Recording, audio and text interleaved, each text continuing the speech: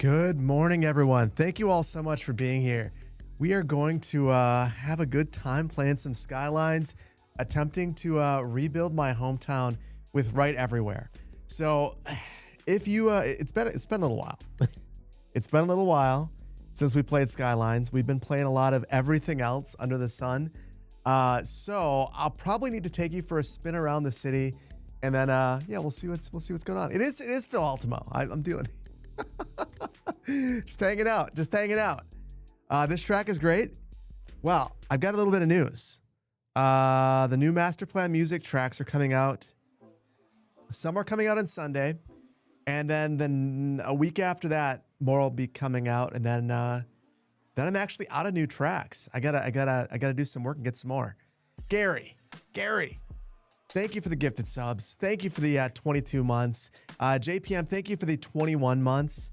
Happy we're back in CS2. Yeah, it's going to be a lot of fun. Vanglorious, thank you. 22 months, almost 2 years, no 24-hour stream. Unsub, unfollow, literally the worst. I agree. All right, just because of that, challenge accepted at some point soon. Let's see. Hello from the UK. Hello from Denmark. Hey, where is everyone tuning in from? I would love to see that. I would love to see where everyone's tuning in from. I'm currently loading into the game.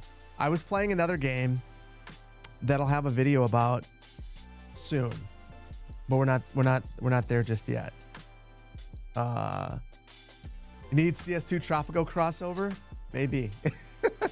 Netherlands, Alberta, Dubai, Sacramento, Vancouver, New York City, Nashville, Nova Scotia, Asheville. Say hi to my cousin.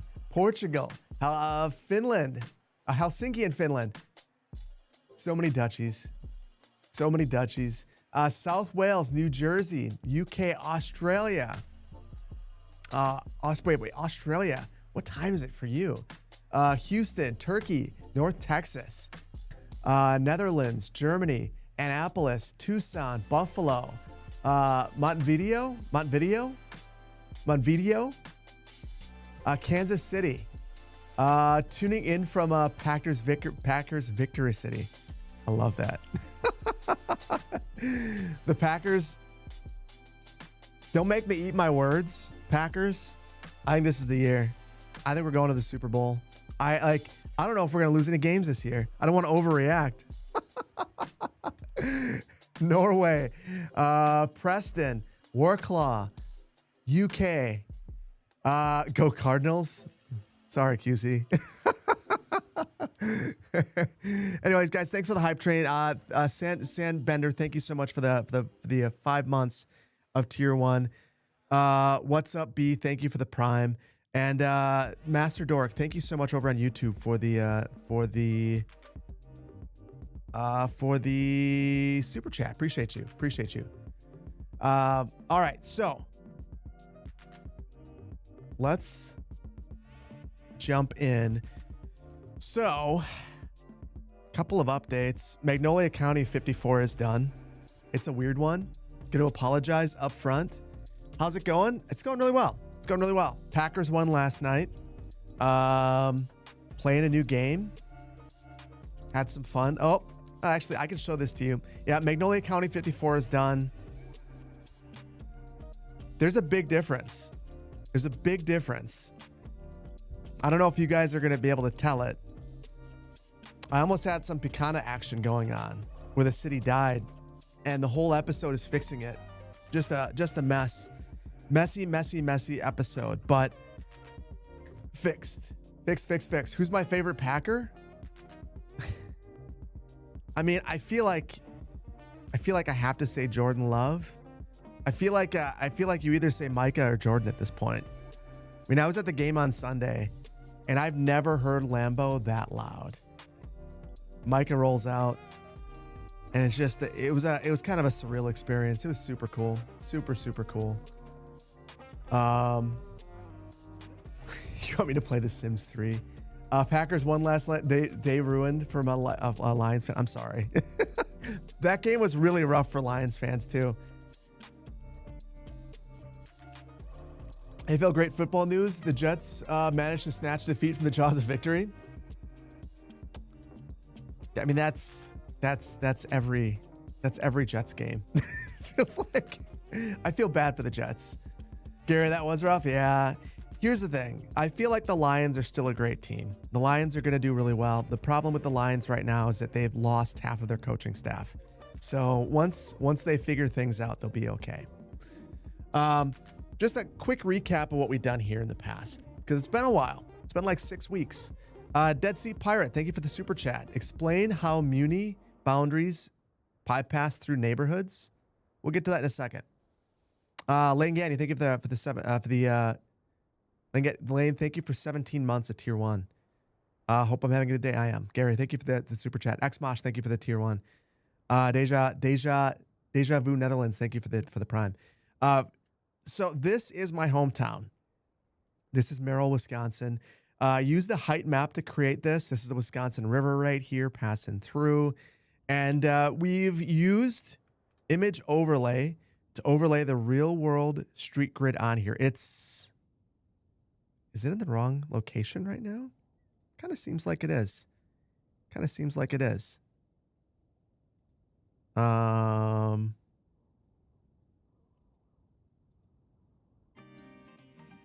Not going to worry about that. We'll get that fixed. We'll get that fixed soon. Got the music back. That's what really matters. Anyway, I've gone through off camera and added in a bit more. So there are some roads right here that I've added in. There are another set of roads back here. This is a trailer park, I believe. And then I went up here, added some of the rural areas, added an overpass right here, Highway 17, heading out of town towards Rhinelander, and kind of just fleshed out some of these roads. So today, what I want to focus on are some of the commercial areas over here. There's a couple of reasons for this. We're losing a ton of money, and I'm hoping that if we add in some commercial, it'll kind of beef things up in that regard. So there's a Walmart we're going to build right here, a Culvers right here, a McDonald's right here, and a Quick Trip. It's also a Tractor Supply and a place called Cup and Cone, which is a place where it's a mini golf place. I don't know if we'll be able to get to that one. Probably not at the top of my list. So that's going to be the goal, to kind of build out some of these areas, try to use static ploppables plus the zoning blocks to make a full-scale Walmart. And then we're going to use right everywhere to create our own signage and try to make the buildings feel realistic and reasonable. So yeah, that's what we're thinking. We'll see how it comes. American capitalism comes for rural areas. Yeah, actually, my dad, when I was born, he worked at Pomida. Probably have never heard of Pomida. Pomida's Pomida was basically like a mini Midwest Walmart. Anyway, he worked at one that was, I believe, right about here. And Walmart came into town and killed it. There was also a grocery store called Drew's Piggly Wiggly that was right here, and Walmart killed that as well. So yeah, Walmart was over here. Now it moved over here so it could get even bigger and do even more damage to this small town. So yeah, building Walmart is a little bit sad because it certainly did a lot of damage to this town, but ultimately it is a major employer, a major part of this community, for better or for worse. But yeah, Walmart does a lot of damage to small towns. So hyped for Culvers. Maybe that's where we start then. Excited to see how these commercial buildings turn out. Well, I think the first thing I want to do, let's see if I can bring back the Firefox view for you guys so you can see what I'm attempting to build.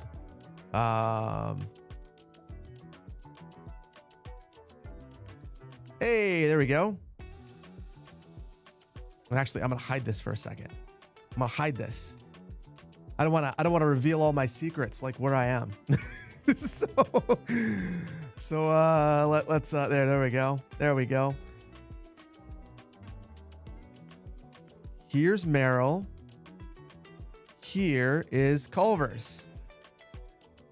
And the area that we're building in. So This is going to be helpful for a couple of reasons.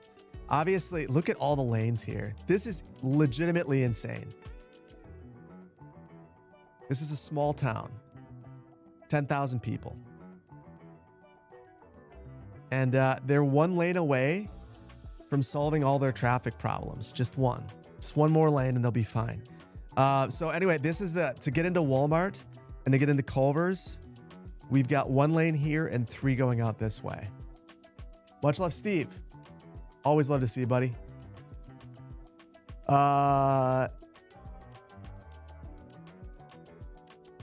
You just want... Wait, what's Madison? What's my hometown? Hometown is... my hometown is where I was born. I was born in Merrill. It is where... the first 14 years of my life where I was. Still have family there. My aunt and some cousins. So still an important place to me. It's where my grandparents live too. So I'm going to do something like this. We're going to start to prepare for our Culvers. Get the lanes right. I think we've got to divide this off though. So let's upgrade. And then add the dedicated lane here. And I'm curious. Just kind of there is no lane math here. There is no lane math. It's one of the things, like, lane math is important in Skylines, but in the real world, not always. Can I make a tutorial about how to use image overlay? Yeah, we can do some of that. So you want a dedicated tutorial? Because I could probably do that. I've been thinking more about that. And truthfully, the last video was almost a right everywhere tutorial. And with the next video, it will 100% be one. Because it basically rounds out the information that I missed in the last one. So maybe I need to do that with image overlay as well. But if I do that, I think I would probably make it more of a map tutorial generally, because I feel like making maps, there's always room for more tutorials about it. It's important. Although I might need to recruit some help from like Poplar Ponderosa or someone like that. That's a true pro. Give you some cheese curds with marinara sauce. So that and the onion rings. The onion rings are my weakness. Okay, so let's see. So we neck down to 2 lanes and then bump it out to a dedicated turn lane.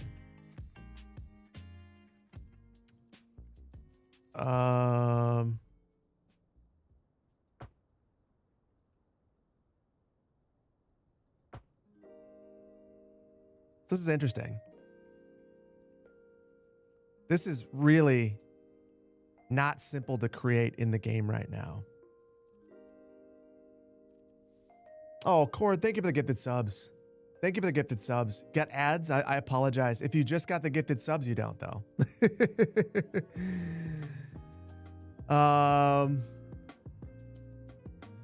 You proudly voted for Poplar Ponderosa for City Council? City Council's gonna get interesting. I finally figured out the appropriate way to use City Council. And I think it's giving City Council their own episodes. But a limited number to add more skin in the game for them. And I think we're gonna end up with some really interesting projects. Or at least that's my hope. Where does this even go? Walmart has their own dedicated lane here.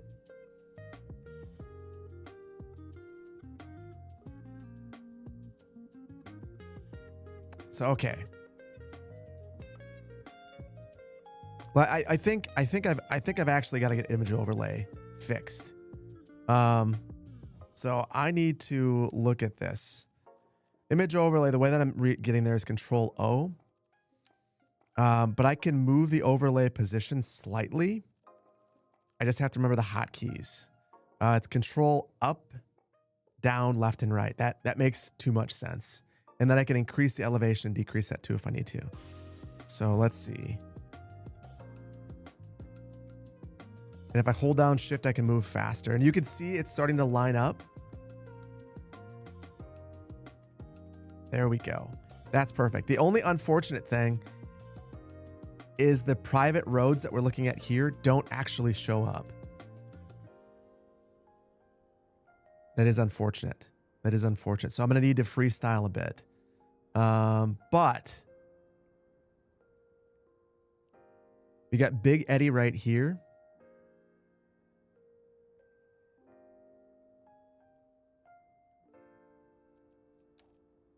I want to say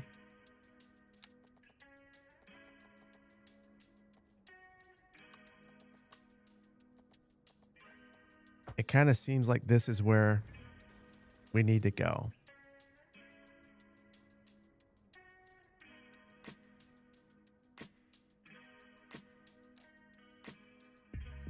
I'm going to freestyle a bit. I know that this is not the way it actually is. I don't really care. We're going to go 2 lanes up here. And then I'll just reverse it here. So I'll add a node and then like do something like that. That looks so much better. Any chance I'll ever do a recreation build of Madison? Yes. Madison's tougher. The reason why I didn't want to do Madison is Madison without the capital is just like not Madison.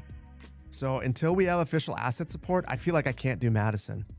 Like the most important piece of architecture, it's actually, I want to say it's like in the states.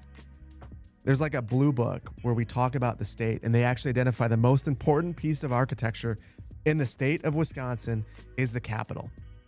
So if I can't add the capital, I can't make Madison. I just point blank can't do it. So until then, no. So someday, but that someday is not today.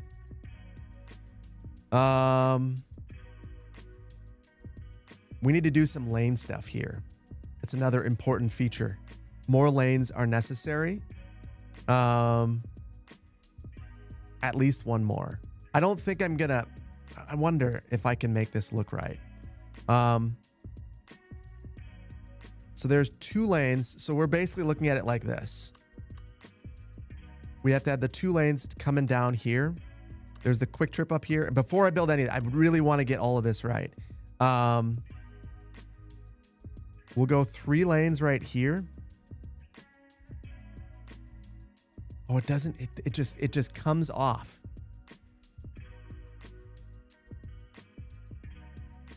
Yeah, we're just going to do it. You just want to see me build big, dense city like New York.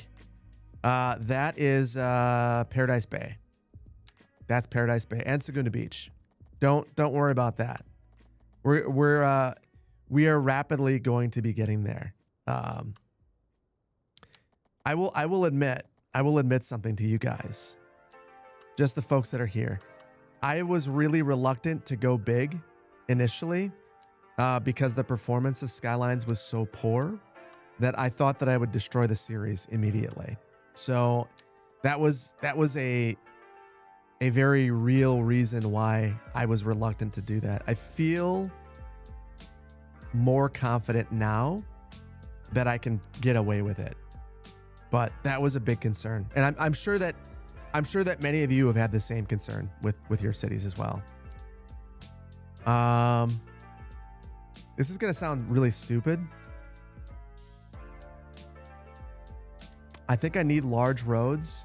I need this to be a super node. So the large roads, I believe that there's an asymmetric. That's not right. It's close.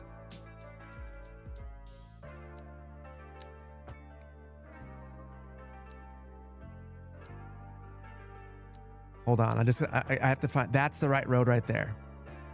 I need this to come into here, and then we'll neck down to the 4-lane road. You always wondered what the simulation speed would be for the city they show on the CS2 stream banner. Oh dear God. It would be horrendous. Absolutely terrible. I've wondered that about, I'm curious. I kind of want to ask $2.20 if he has the save. So if you guys probably know this, maybe you don't. $2.20 made the initial city from all the trailers. I kind of wonder what that city would run like on a modern machine. Not to say that it was, sorry, if the save were brought into a modern version of the game at this point. I'm curious to know if it would run well or not.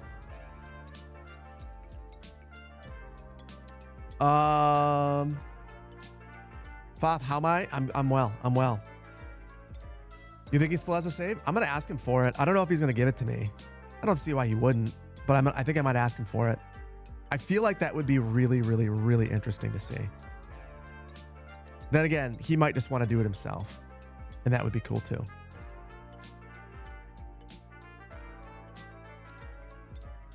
Okay. This is gonna get messy. I'm gonna anarchy this to work. We need 3 lanes here. Need to unlock highways for this.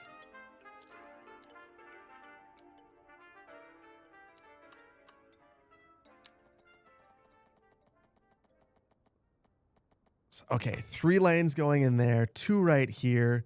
We need to have this get upgraded to be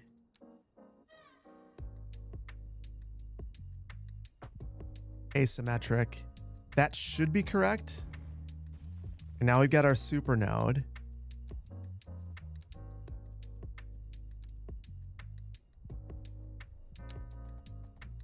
And then I can do something like that. So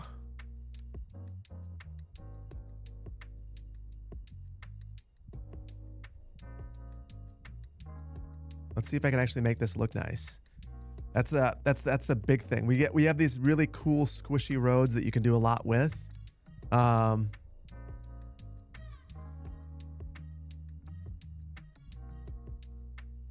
Let's just see.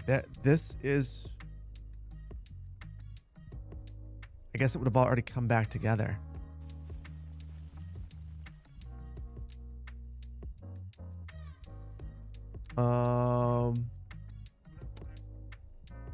You sent your message. Why GPT slow mod?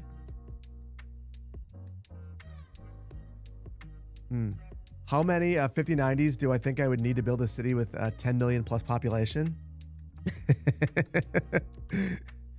We need to bring SLI back. All of them. All of them.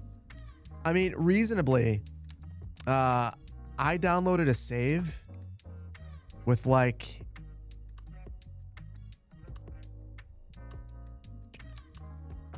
God, what was the population of that save?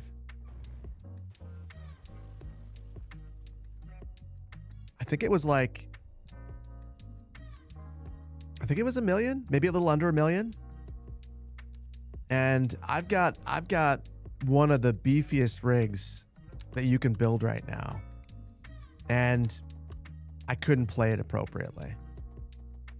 Like the simulation was basically dead. It didn't work, you know? So I don't know. Like, I don't know. We're in a rough spot. This was not the right choice too, by the way. I'm realizing that this was cute, but not right.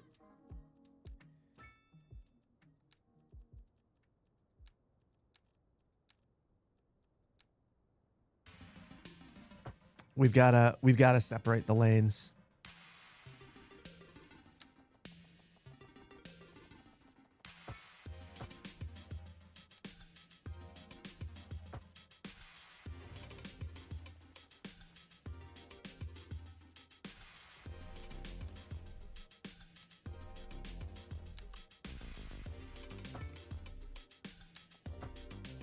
So that looks super jank, but trust me, this is what is necessary to make this work.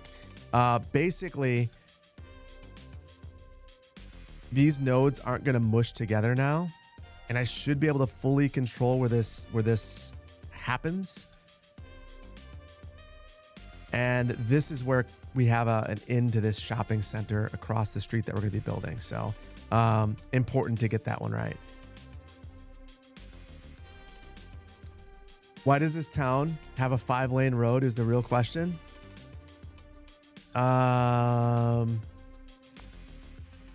Complicated. Well, couple answers to that. It probably doesn't need it. But for all of the businesses moving to this one location. So when Walmart came to town, if you weren't over here, you basically, weren't getting business. So a lot of the businesses in town relocated out of here. It's a story that you kind of see in a lot of small towns in the US. It's how their downtown core got hollowed out.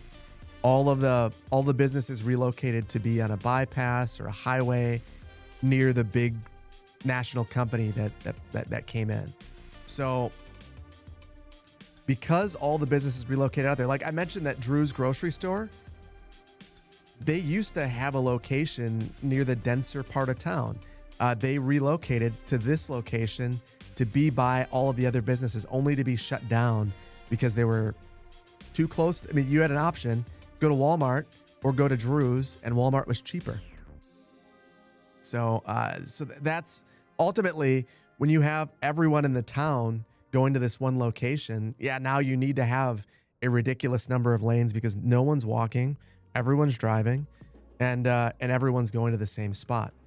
So it ends up feeling like more people live here, and you maybe have more traffic demand and traffic volume on this road than a city of this size would warrant, all because everyone's going to the same place at the same time. It's bad for a number of reasons. Same with malls. Yeah. And the thing is, this was kind of the answer to the mall in this community, because Wausau drew a lot of people away from this city shopping. Wausau being the city that is that way, drew a lot of people away from this community with their mall. That was the place where you'd go to go shopping. And now the mall there is gone. Same fate as some of the shops in this town, beat out by another shopping center. Tea time, coffee time.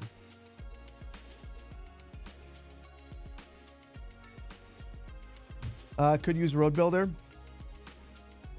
Do I have Road Builder? I do. I forgot about that. That's honestly not a terrible idea. I don't want to get sucked down the rabbit hole though. I'm not today.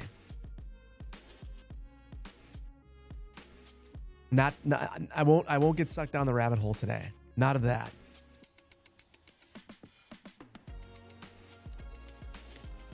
Because we've already got about 1,000 rabbit holes to get down. I'm just going to do that for the time being. And over here,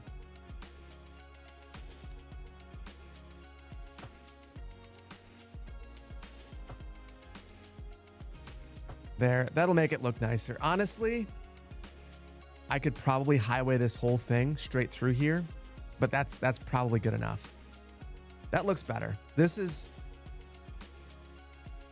I'd say that this is close enough. A couple more improvements.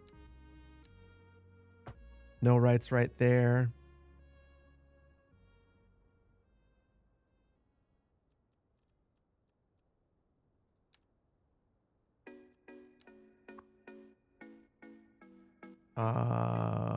Actually, U-turns are illegal. No unsafe movements.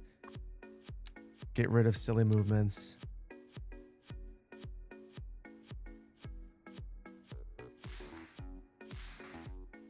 There.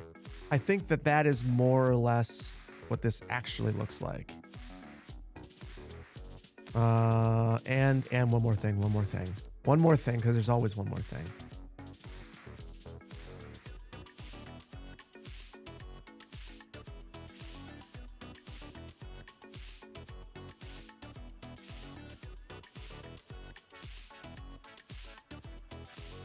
Boom. No arbitrary signalization. Perfect. I think it's Culvers time. So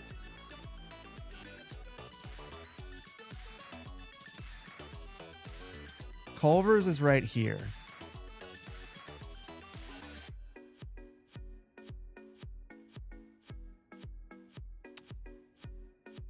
What do you guys think? What do you guys reckon the best asset is for this? I feel like I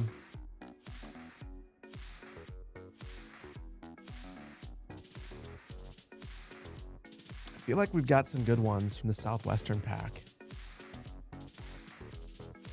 You still miss Culvers? Wait. Vainglorious, you don't have Culvers near you?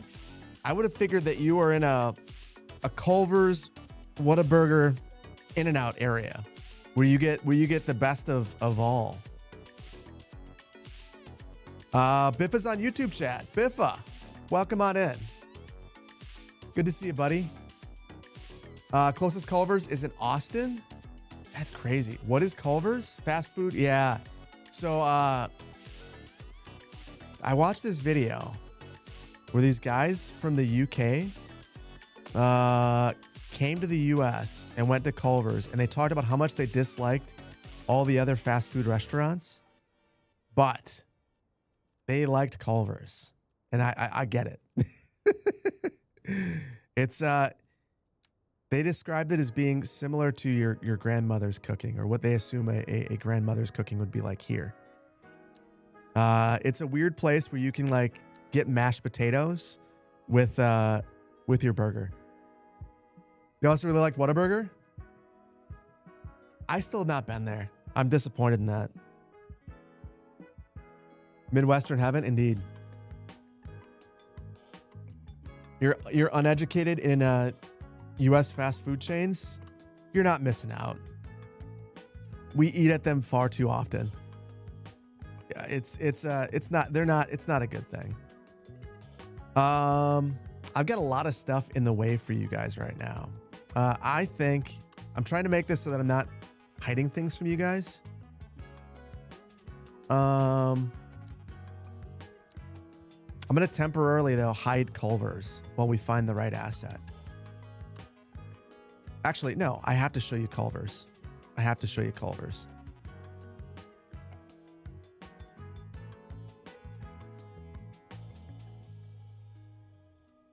So you guys get a sense for what it looks like.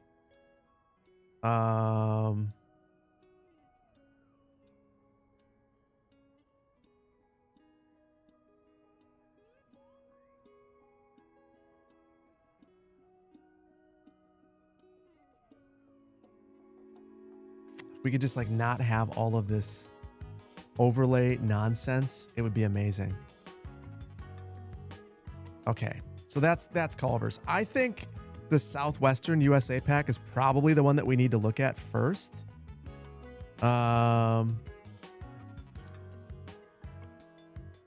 Let's ask what City Planner Plays eats at Culvers. Oh, a Butterburger every time. Unless they have the pretzel burger. If they have the pretzel burger, I go for that. Every time. And I get an onion ring. Normally because I can share cheese curds with my daughter. And then I get a diet root beer with it because they have the best root beer. The very best root beer. Culver's is great. It's delicious. It's greasy. It's the shortcut to diarrhea. Well, you might be right about that. Especially if you're lactose intolerant, you're going to have a bad time. This looks like a tall Culvers. It's honestly pretty close. I'd say it's a little bit too tall.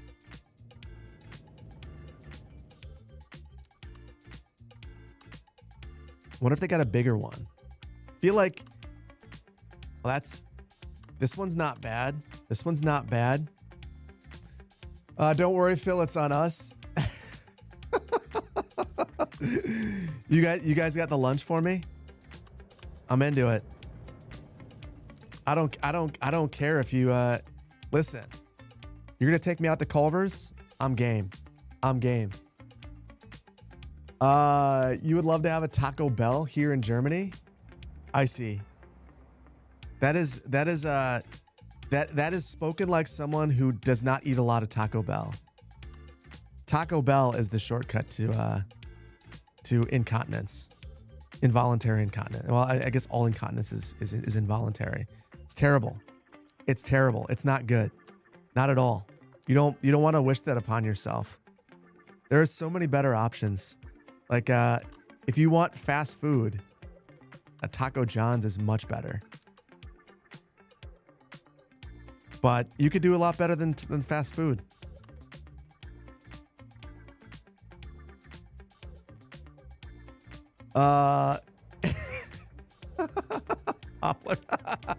Yes. Yeah, Taco John's is substantially better. Substantially better. But truthfully, most of the time, at least here in the US, there's just a lot of little local places, hole in the wall, that are going to have prices that are similar, that are going to be better. So I would much rather go to a small local place, even if it's Tex-Mex. It's going to be a way better option. Speaking of way better options, I've been looking at these. I think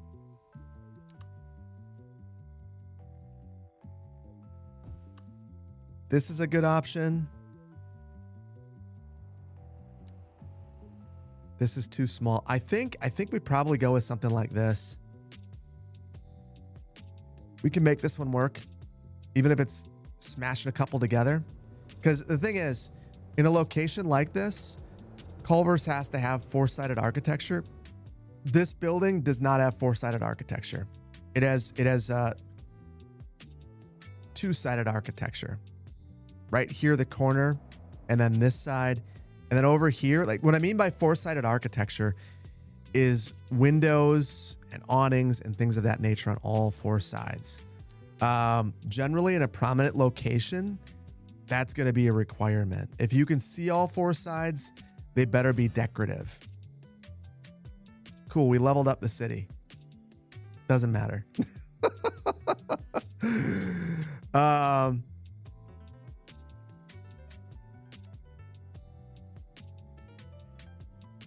So yeah, I'm thinking that we're just gonna smash a few of these together.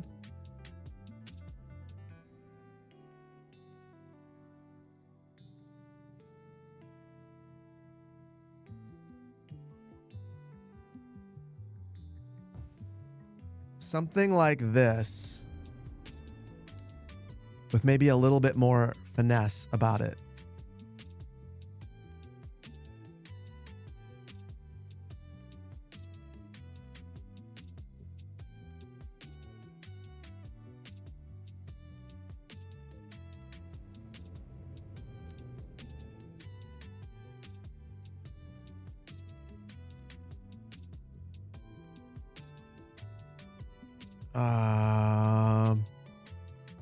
Okay, so I got 3 of these. The whole reason I want 3 is we're gonna have the drive-through over here.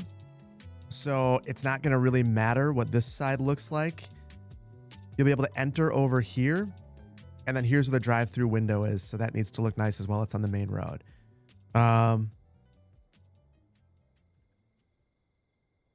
then this is just a big rectangle. So I'm just gonna try to make it look as nice as I can. To get four-sided architecture, put one of the live assets and just the other ploppables. I don't have static ploppables for the Southwestern pack in here, I don't think, though. Honestly, I would like to use 100% static ploppables for this.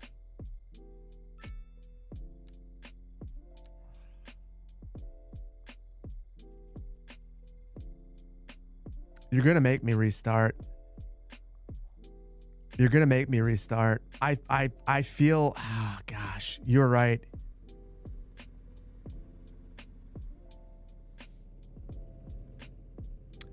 Okay.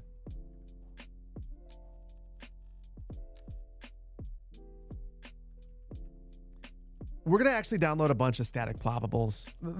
A couple of reasons for this. So here's what I'm actually thinking. I don't necessarily want to have a road all the way around here. I kind of want to draw in our own, like, so we'll use the, and I should make sure I have this as well. Yeah, we have the vanilla curb. So basically I'll just draw in a curb around here, and then we'll have a road in front of here as like the road coming in from the, from the road itself. And we'll overlap this whole thing. I don't know that I need this to go all the way around. If I had the static ploppable, then I could just throw a bunch of blocks in the front. So with that in mind,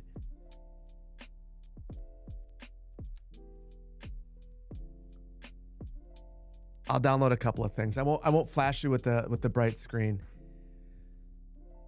Guess you're getting Culvers for lunch now? Steve, get me some too. I've never, and this is going to probably make me sound dumb, I've never used DoorDash or Uber Eats. Just do that. I've never done that. It sounds so ridiculous to have a cheeseburger delivered to you. Or a burrito. It sounds, to me, it sounds insane. It's a ripoff? Well, it's a ripoff except for your first time, I'm guessing. I'm guessing your first time they do it for free.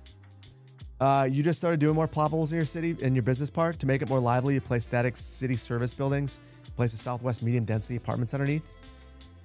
To have it look active and full. I kind of did something similar in Chuckles Park, and it broke eventually, which I was not thrilled about. And now there's a couple of things in there, but not all that much. So we got to be careful with it. That's all. But I think static ploppables are incredibly useful. So just so you guys know, I'm grabbing UK pack.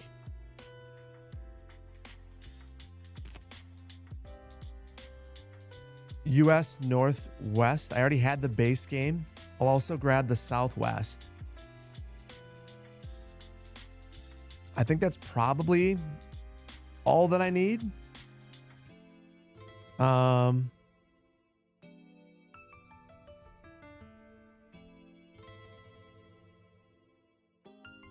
going to get the service blocks. I've never used the resource blocks. We're just going to add them to the mod set anyway. And then the other thing,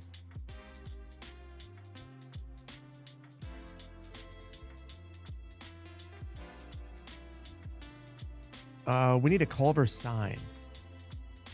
So let's just let's do a little bit of Googling, see what the Culvers sign looks like. Just the general Culvers logo.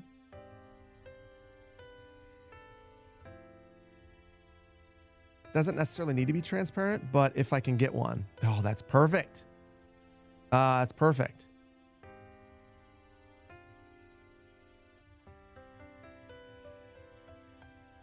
This is super dangerous. I'm like on a random website that I've never been on.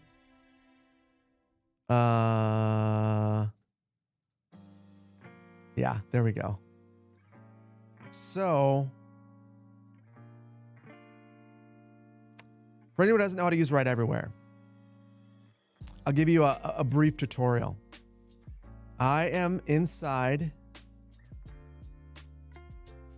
C users, my username, app data, local low, colossal order, Cities Skylines 2, mod data, Collite 45 mods, Right Everywhere. Now from in here,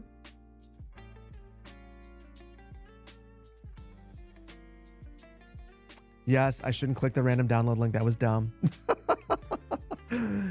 From in here, I'm finding image atlases. And then I'm going to make a new folder called Culvers sign.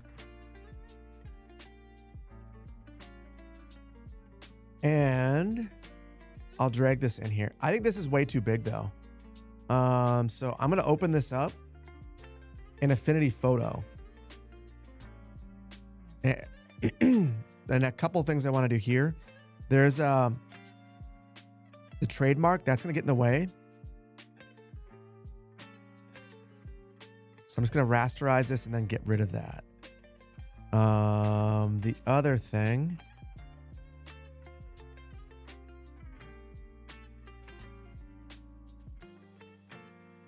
Yeah, it's too big. So right now, I think the Right Everywhere's limitation is 2024 pixels, and it'll throw you a bunch of errors if it's bigger. So I'm just gonna reduce this slightly and at the original ratio. Actually, hold on.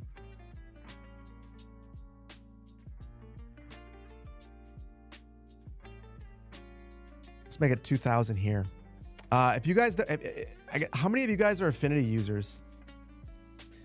This is Affinity Photo. If you are a Photoshop user,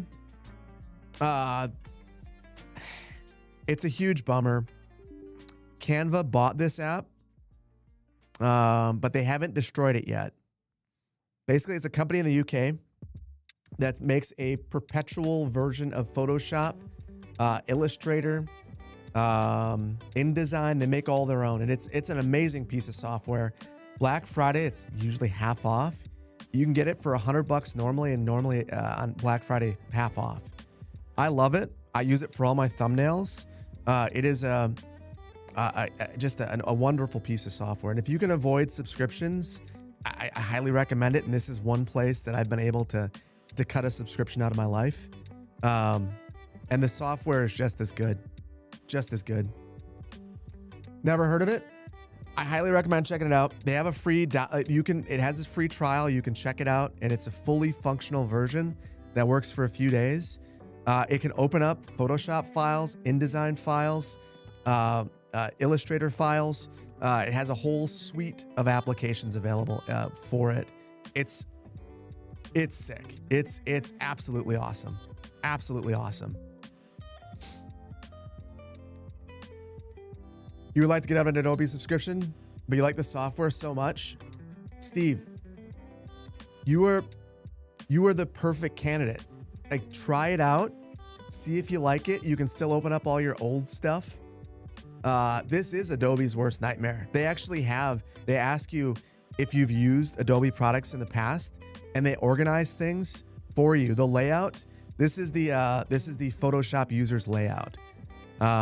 But they have a preferred layout, and it works so well. Everything about this software works very, very well. I love it.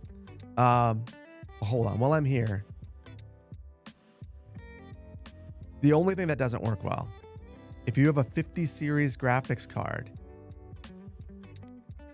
hardware acceleration does not work right now. But the 50 series graphics cards are problematic across the board. It's also multi-platform though, and they give you access to it on a Mac and a PC. And they gave me a free upgrade to the newest version. So yeah, that worked. Good.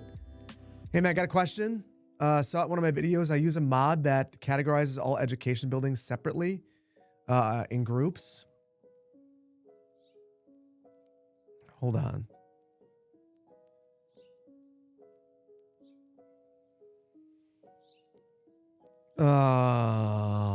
Hold on.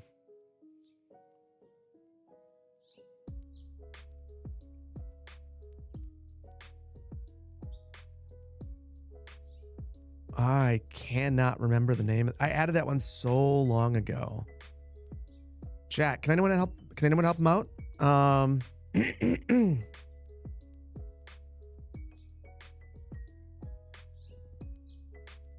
It's in my mod set, which is on my website, and it was up to date. I want to say it's Zone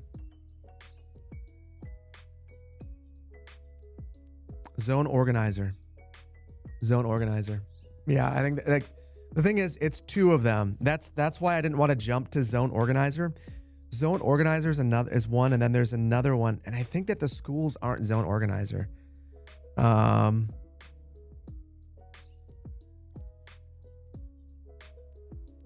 So zone organizer, detailed descriptions, that's another one. And then there's, it's going to kill me.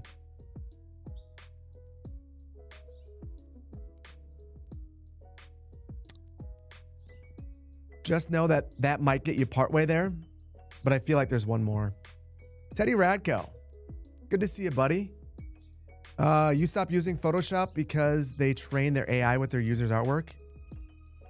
Yeah. So that is the big difference here. If you are someone who likes the AI features of Photoshop, you're not going to like Affinity because it doesn't have any of that. They don't really care about that. Affinity is super bare bones. I mean, it's all of the, basically, I came up on Photoshop CS6. And if you're old like me, you know what that is. It's one of the last perpetual versions of Photoshop. And if you were comfortable with that, it has all of those features. So 2004, Phil absolutely adores Affinity for that. You don't use the Firefly image generation of Photoshop, but the machine learning object background detection works very well. There's good and bad. And like, that's one of the things. So for background stuff, I actually use Pixelmator. So I have to have multiple solutions. I have Pixelmator for that very reason. I feel like background generation, background removal, it doesn't do a very good job of that. And the AI features, those sorts of AI features there are very helpful. So I use Pixelmator for that. Yeah, Apple bought Pixelmator. So far, I mean, I don't mind when Apple buys software. I mean, it means that there'll never be a PC version, most likely. But generally, they like perpetual licenses, with the exception of Final Cut on the iPad, which I don't understand why anyone would do that to themselves. For home and amateur use, it's easy, but you feel like it sadly can't die. They won't change their ways. Oh, you found it? Oh, UI Manager. That's it. Asset UI Manager. Funny thing is, I looked right at that. You use GIMP? GIMP is good too. I just feel like GIMP has some rough edges that are just tough for me to... The thing is, I can make a template. Hold on. I don't want to go too far down the Affinity rabbit hole.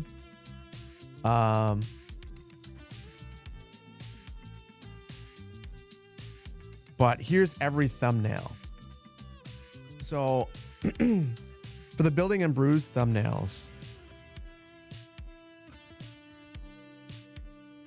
I have it open at home. Different thumbnail.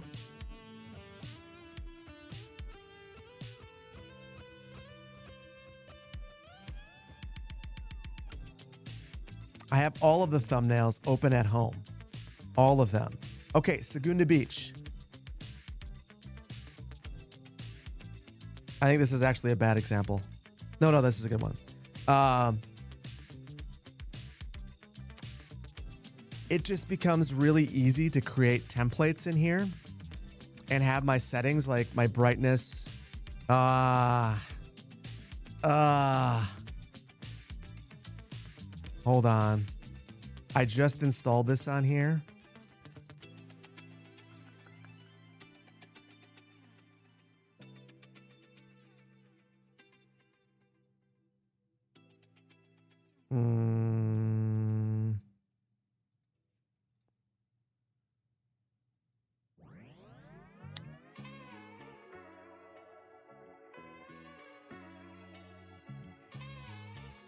Bear with me, guys.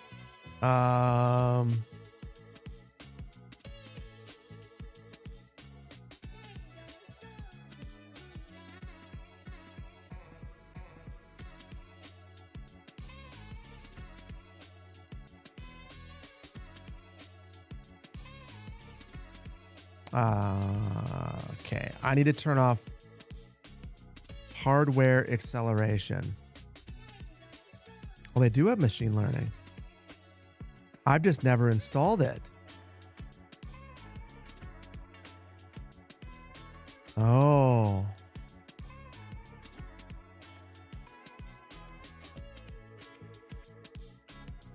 Okay, hold on. I have to restart it. So basically, there's a problem with the 50 series cards. Now I'm curious though. I'm going to install this.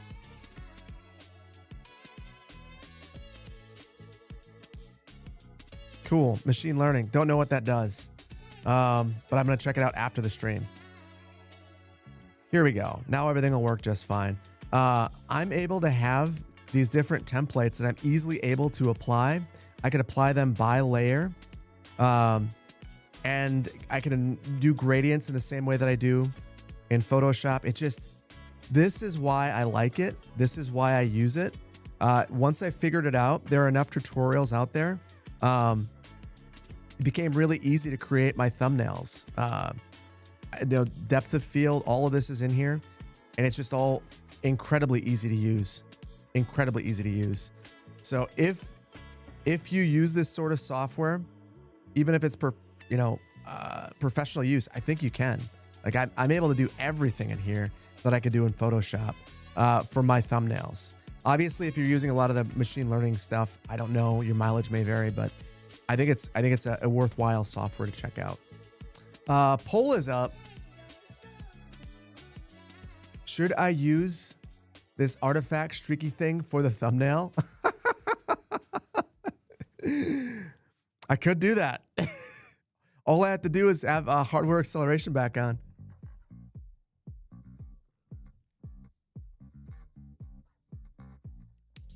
The industrial redevelopment thumbnail reminded you need to finish packing. Teddy, what are you packing for? What are you packing for? I'm curious.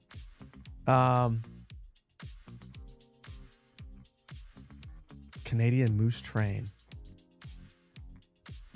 What Canadian Moose Train issue do I have with the rail pack? That sounds like a tomorrow problem. Yes, it's perfection. I'll do it. Will I buy one of the new iPhones or Apple Watches?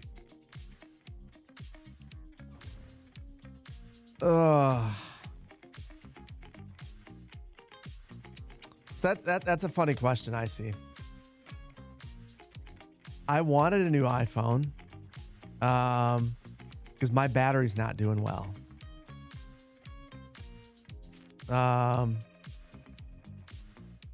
I was a little underwhelmed with the offerings. I was looking at the new iPhone, the base model iPhone, and I was kind of excited about that.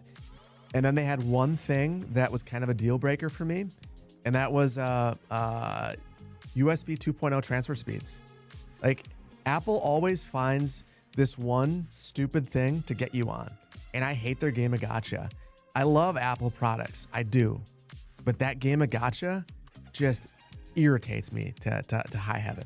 Just like super irritating. And like, they know why they did that. They did that specifically so that someone like me would look at that base model iPhone and go, it's not really an option. Buy the Pro.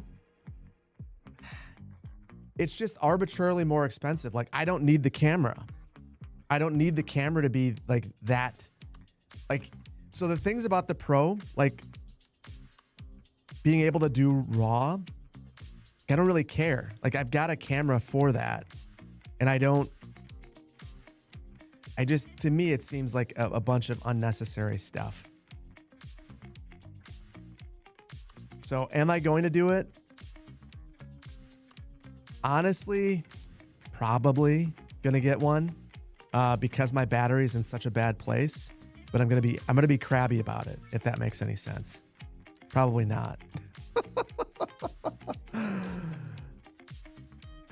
Will I do an explainer explaining metros? Yeah. But the big thing is your city has to be big enough. And I don't feel like any of the cities that I've created so far have enough density to justify it. I'm waiting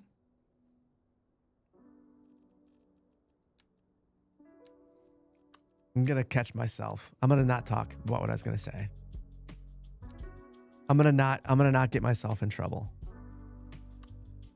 Needless to say, yes, it's just not, I'm waiting for a little bit. There's a couple of things in Segunda Beach in particular. I think that, Segunda Beach, if you look at the build, it's running out of space. It's not very big, but we're already running out of space. And I kind of agonized over where the port would go. The placement of the port where it is prevents me from doing something else that I was considering doing. And as a result, there's only really one place to go from here, and that's up. Up and maybe over. Up and maybe over. So yeah. Once we go up, like I think that one of the things that people screw up in Skylines, and then they wonder why their city doesn't look realistic, and I used to do this all the time myself, is you build a metro system for a city with 30,000 residents. Like, that doesn't make any sense. Like, it's the most expensive form of urban mass transportation. Like, you just, no, you don't do that. New DLC will be coming. Well, yeah, I mean, at some point.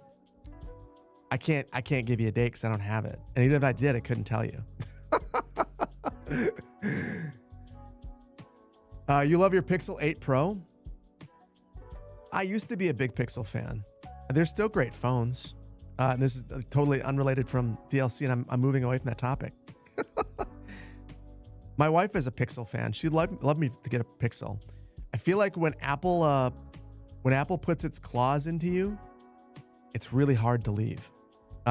And everyone has their reason for wanting to stick with their ecosystem, whichever ecosystem they're in. For me, it's Apple News.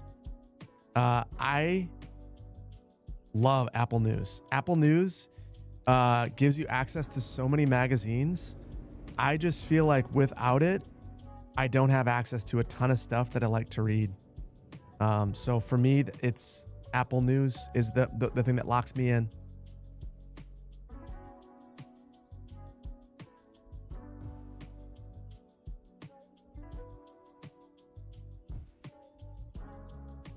The OSs are so different, it's hard to make the change. They are, but you get used to it. I mean, they all do basically the same thing. I don't know. Like when I switched from my Pixel to my iPhone, it was tough.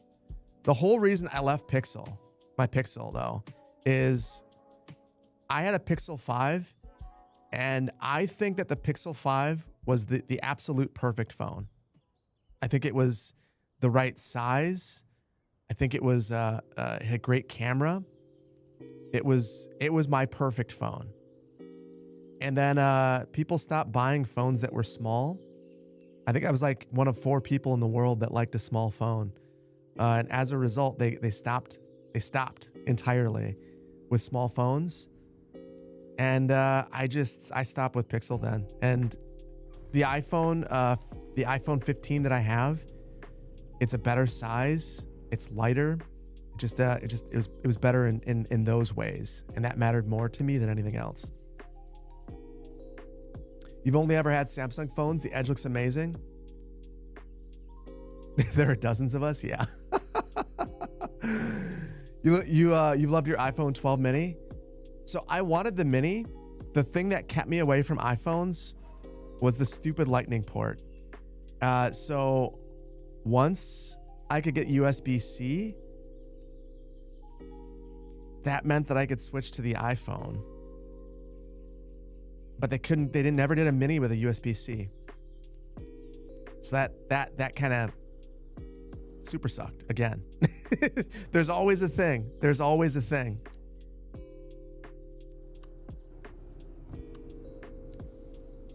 Small phones are so peak. You have an iPhone 12 mini? Yeah.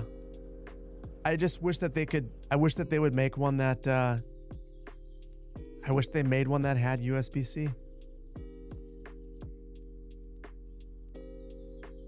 That's my only limit. It's the only thing for me. The only thing.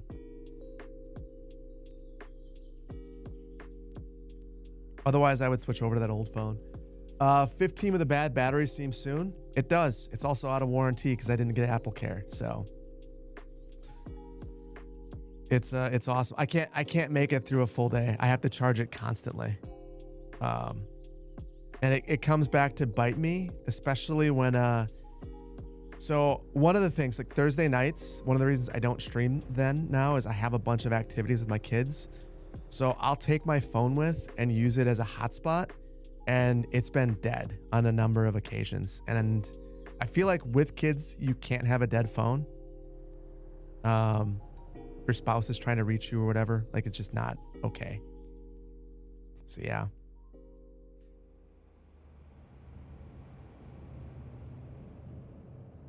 This is just not going to look perfect, and I need to be okay with it. How do I feel about the iPhone Air? It's funny. When I went to the Packer game, I went with my buddy, who he and I we're polar opposites. Love the guy though, awesome guy. He is a big truck loving dude though, and we went in his big Chevy truck. He's always been a Chevy guy, only drive Chevys, and he wanted to talk EVs. So we talked EVs for a while, and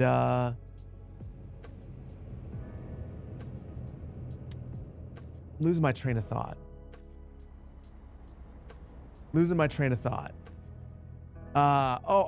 So he asked about my car and the range, and talked about why he wouldn't get one.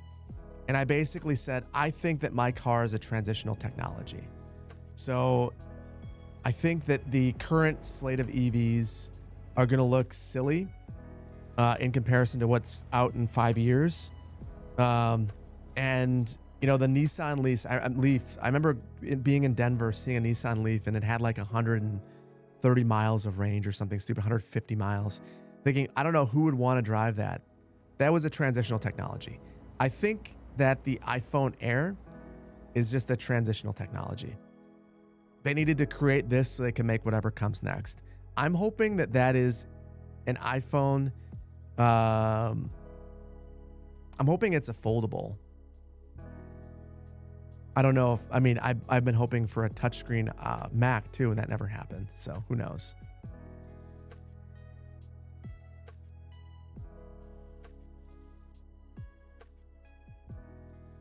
Losing my train of thought is consistent with my rail. Difficult with my rail philosophy. Yeah. Foldable phones already exist. Yeah, but not an iPhone. No, I hear you. But I told you they sunk their teeth into me. Their teeth were Apple News. Now that I'm an Apple News fan and I read all my magazines through Apple News, I'm stuck. So I can't get a Samsung. I can't get anything else. This is what I'm stuck with. So either Apple makes it or I just don't have it. That's how you can tell a real Apple fan. I'll just be sad. I'll look at the Samsung, know that it's objectively what I actually want, but there's this one thing that prevents me from switching, and I just won't do it. And I'll just be sad about it. And I know that is ridiculous and stupid, but I'm just telling you my truth. Basically, old man yells at the sky. Yeah, basically. That's where I've moved to in life. Canuck Aaron, good to see you, buddy. Hopefully you're doing well. Hopefully you are doing well today. We'll be seeing quick trips around on every corner. Once we get the signage, there are two. So not every corner. But here's the thing. Once I make them in this build, I can bring them around to other builds. That looks so bad. so bad. It's the red. I can't get rid of the red.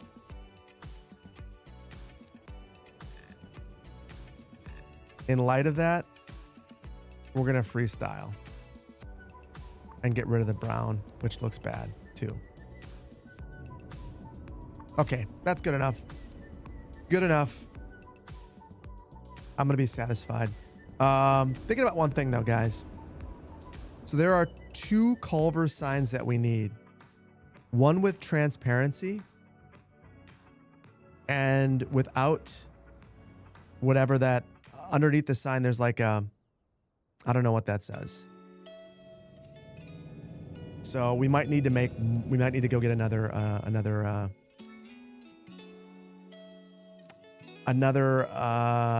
Culvers logo. I want to remember the shortcuts. It's Shift Control W. So we can't click on this to get there. We actually need to Shift Control W. And I need to find an object to put the sign onto.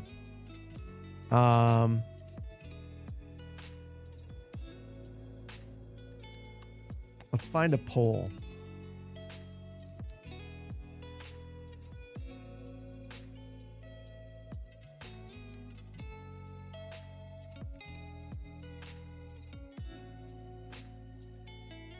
So that's a flag pole. I'll Shift Control W this, and now I can set up my Culvers sign. So I'm going to add a node, empty at root. This is just basically creating a new layer. So I select the content type now. We'll name this Culvers pole sign.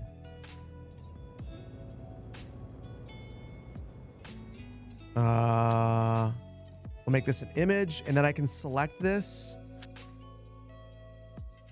from my atlases. And I have my Culvers sign already that I created, and there's only one image in there.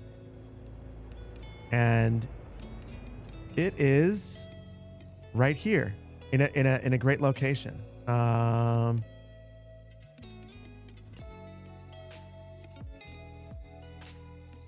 it is.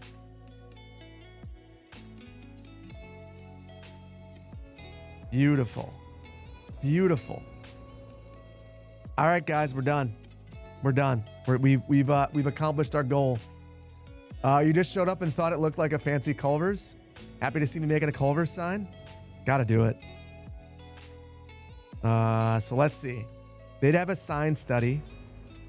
They'd want to see from this spot in the road, how big is the sign and what is the biggest sign that Merrill will allow? Merrill doesn't have a planner, so they'll allow an extra large sign. There we go. 350. I need to rotate this thing now. So this is the part of this that I still experiment with a bit. So there's the plane. I need to rotate this around the pivot position. Maybe that's, nope. Right here.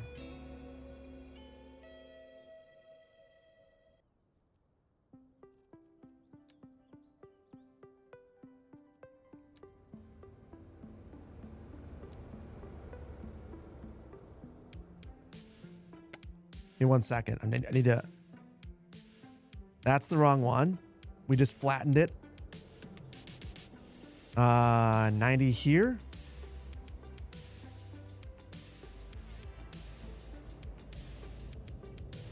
There we go. There we go.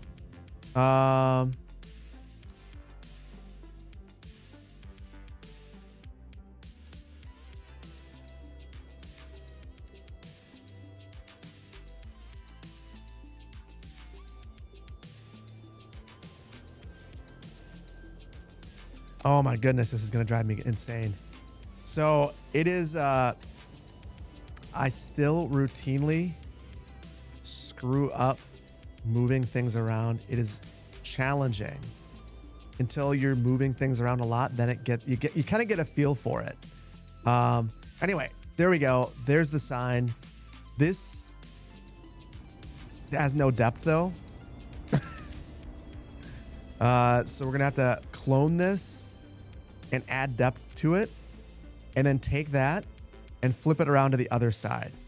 So to do this,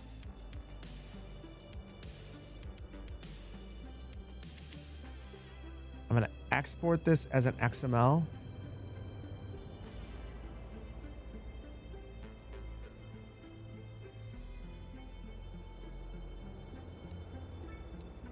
And then import it as a child. So this will be underneath here, so it's one full sign then. And now here's the Culvers pole sign. So now, I click on this, you can see that it's nested. And I can offset this slightly. Say 0, 0, 0 because I want the position to be. I screwed up. I screwed up. I screwed up. Eek.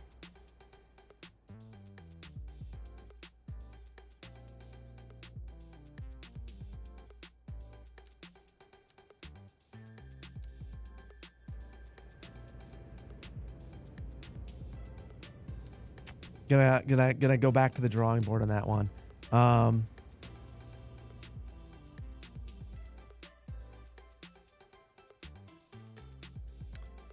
So I need to find the depth, and basically increase this by or decrease it by about 1/10 of a meter, and then save this as its own thing.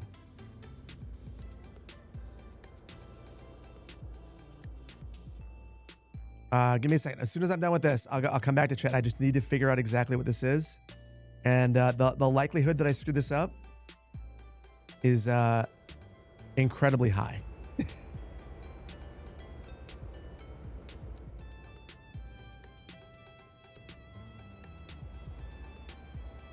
Maybe it was a full meter.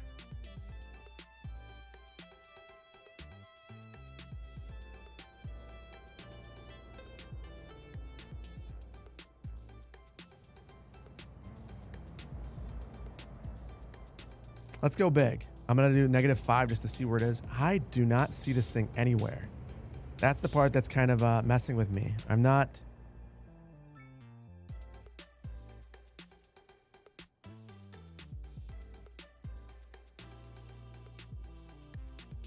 Yeah, the science paper then. So what I'm trying to do right now is if I get this right, I can basically take these.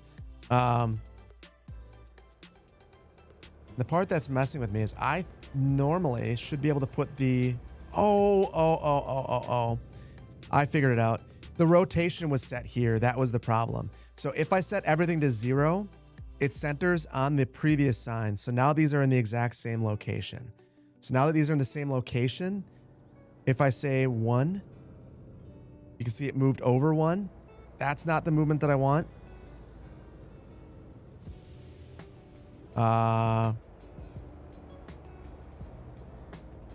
This is up 1. That's not the movement that I want.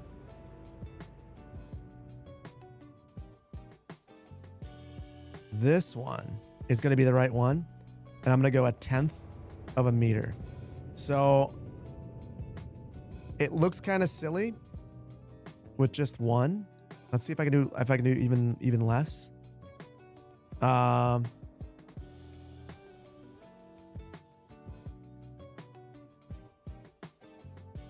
I'm going to make this Culvers pole sign child and then save this as another template.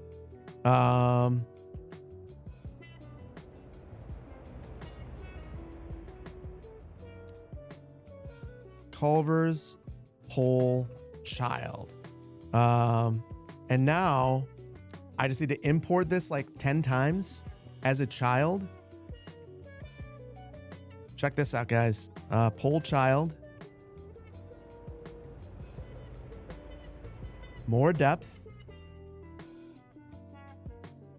And then of this, I just keep doing it. And every time I add another layer.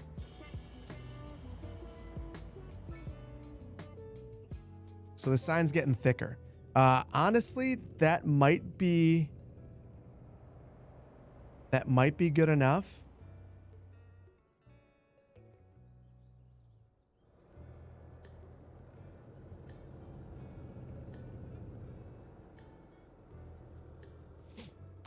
I've already got another problem with this.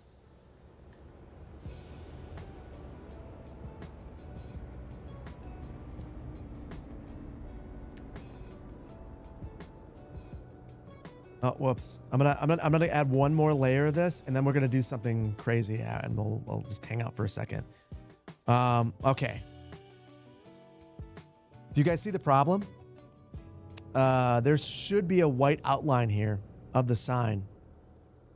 And I feel like if we add the white outline, we won't see some of the crazy blue from the side. So I am going to do something in Affinity quickly to fix this. Am I okay? Yeah, I'm good. I'm good. I'm going to go insane? No. This just requires a lot of focus. This just requires a lot of focus because I feel like it uses a lot of terminology that is just not really... It's not intuitive to me necessarily. Once you figure it out, it kind of makes sense. But yeah. It requires more patience than you have. It requires more patience than I have. But I love the results. Like, I think it's super cool, the results that you can have here. But I am going to go back into the sign and open this back up in Affinity.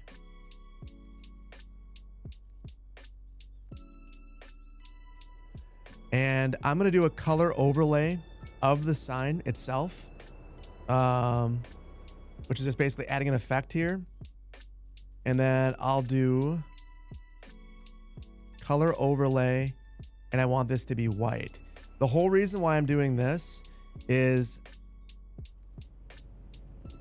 I can export this to be the exact same size, maybe even a little bit bigger. No, I can't make it bigger because that'll screw up. It'll screw up right everywhere. So I'll make this Culvers outline, and then I don't have to restart for this. I just have to go back into right everywhere and just refresh all sprites. And now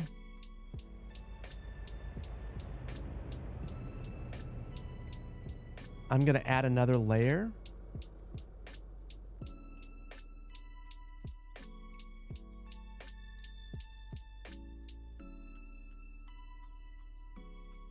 Empty as a child, because I want this to be the same as the pole sign. And I'm not sure if this is the right way to do it, guys. We're gonna have to find. We're gonna be experimenting.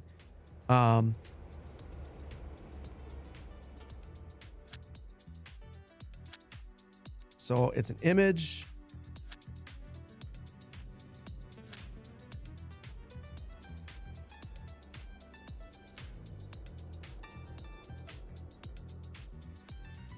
I'm going to do one other thing, actually. So I'm going to import this as a child, but I'm going to actually import the Culvers pole sign again. And then I'm going to change the image. So this is going to be getting really tricky, but I'm grabbing the image and I'm changing it to the outline. And then I'm making it bigger here. The whole reason why I'm doing that is if I do that, it should be perfectly centered.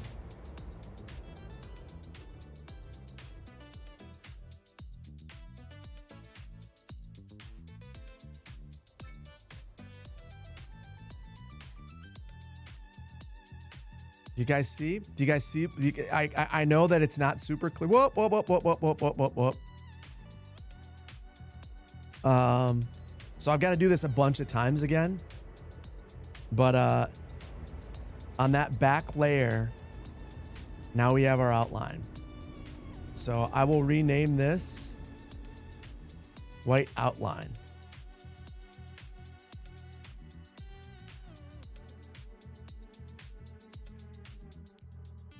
And export this.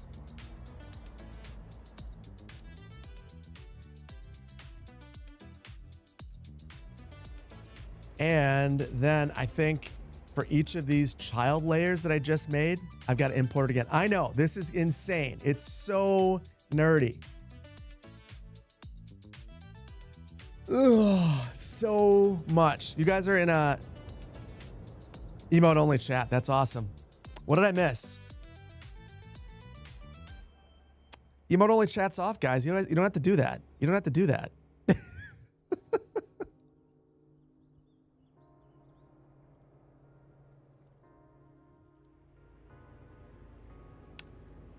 But it's fun. Real quick, because I'd not looked at activity in like 1,000 years. The App Geek, thank you for the tier 1 3 months. Papa Ponderosa, thank you for the emote only chat. Xavier, thank you for 70 months of Prime. Lapis, thank you for the Prime. Anthony Williams, thank you for becoming a member, a planning director over on YouTube. There will be the next Magnolia County up probably today. And then a top secret video on Monday. The Fletch, thank you for the 15 months. Speed of Snail, thank you so much for the for 5 months of tier 1. REP Old Town Centers, yes. Cord, thank you for the 5 gifted subs. And I'm sorry that I missed that. Or no, I didn't. Maybe I did. Maybe I didn't. I think I did. Either way, I'm sorry. DMC, thank you for 14 months of being an associate planner on YouTube. Arizona checking in. Thank you for being here. Alan, thank you for 15 months of being an associate planner on YouTube. Pagan Scorpio asks if I got the stuff. I got the stuff.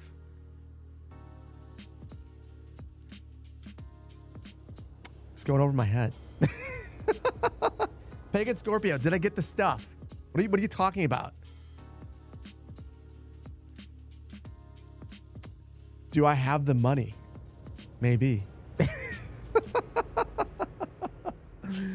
Out of left field, but you really like the the Tropico videos?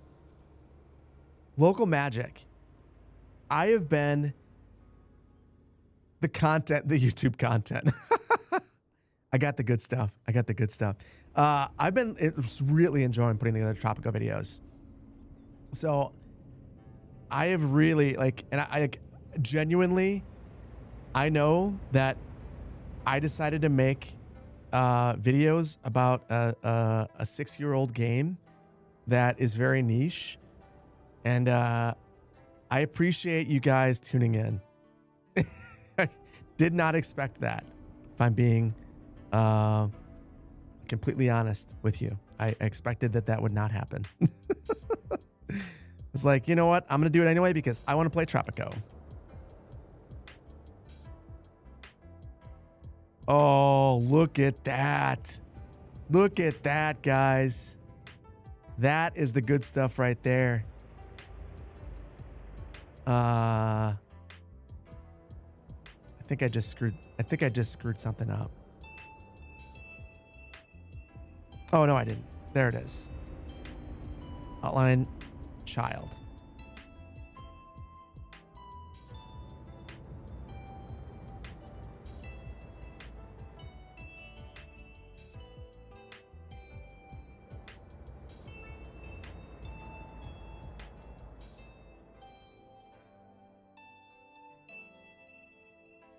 Oh, I'm confusing. There are so many different layers of Inception here. I'm so confused. I'm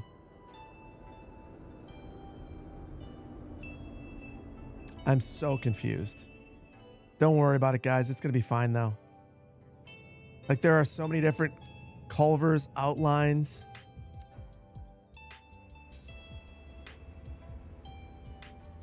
Like, what are we even doing here?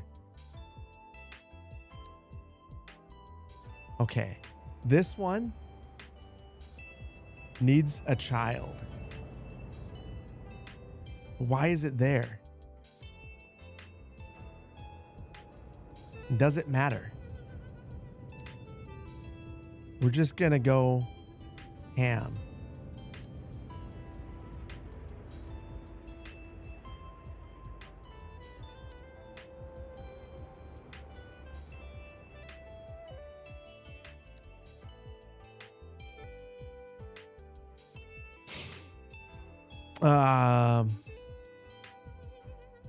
So I've done some things,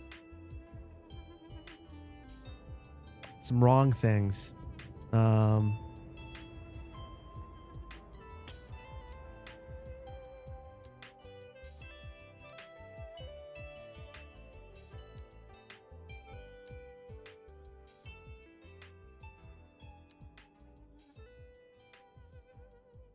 4 pinned comments.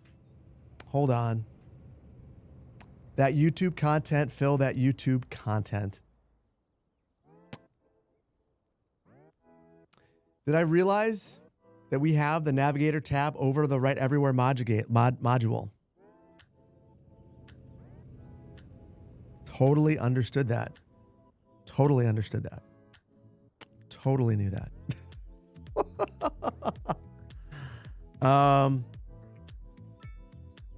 I'm sorry.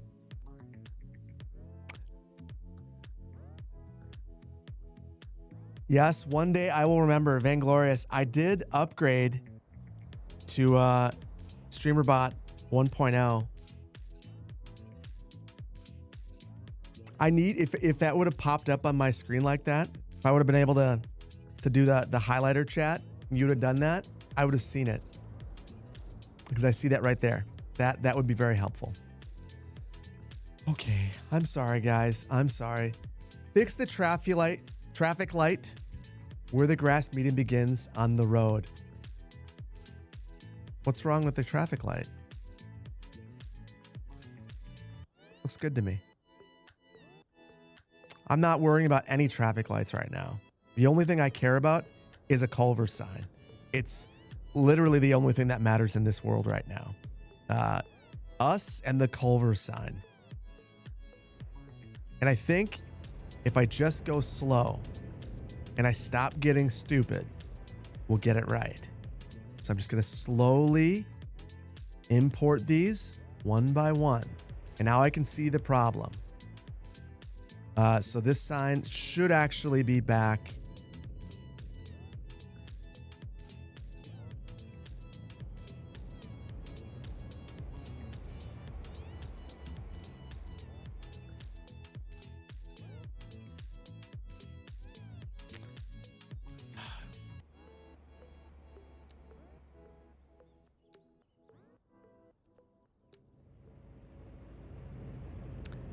I should actually get the first one right. If I get the first one right, all the rest come after, and they're super easy. So I'm just going to do the first one right and be sad about it. Because if I get this first one right and I export the whole thing together, then I can layer that.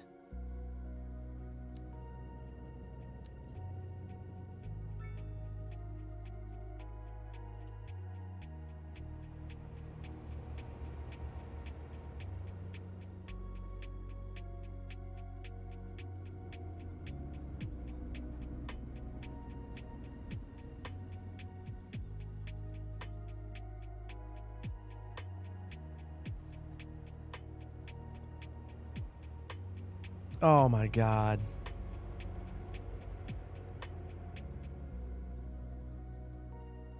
Oh my God. Why did I do this at all? Do you guys realize if I would have just added the white outline to the Culvers PNG, I could have avoided all of this? You guys have been watching me slowly slip into insanity.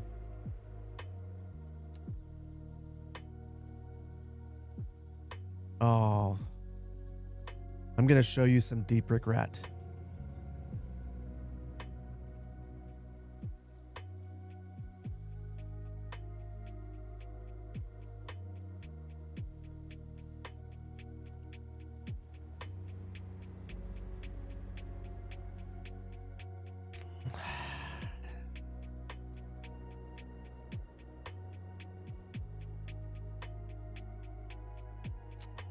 So,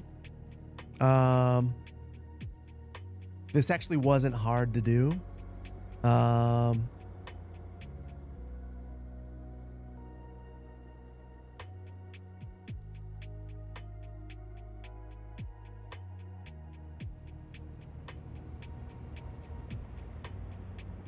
Woof. Oh. That's embarrassing, guys.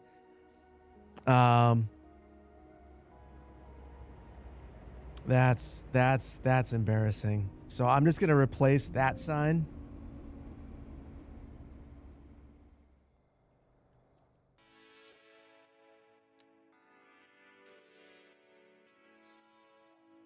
Oh, oh, oh, oh. What was I thinking? What was I thinking? It is not bad on performance, actually. I've actually added a whole bunch of Right Everywhere stuff in here, and you guys didn't even notice it. Like Firthmore Street signs. That's not the name of this street, but yeah, I added street signs. So now we should be able to see. We got our Big Eddie sign. Oh, it's not Big Eddie. This is Big Eddie. Oh, it doesn't label it here. Eventually, we should get a sign for Big Eddie. I'm just going to temporarily add this. That street's not actually there, but yeah, super sick. And it adds this to every single street, the street signs. So yeah, it's not that bad on performance. At least in my experience. I added it to all of Magnolia County at once, and it hasn't been bad. Every bus, every train, every tram, every street sign, I went absolutely ape with it, and it's been fine. Okay, so the advantage of what I just did is the poll child should work just like it did before. And I should just be able to import all of these quickly.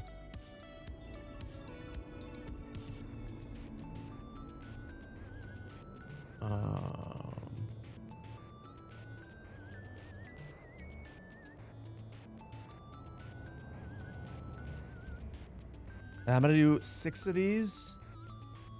So let's see. There's 5, one more. 6. Perfect.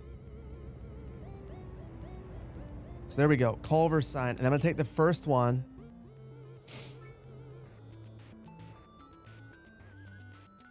And now save this as a template. Or export it as a template. So Culvers full sign. And then I'm going to add an empty. Actually, hold on. I did that wrong. Add XML from root. That's the full sign. And now it has all of those children. And I did that because I'm going to spin this one around.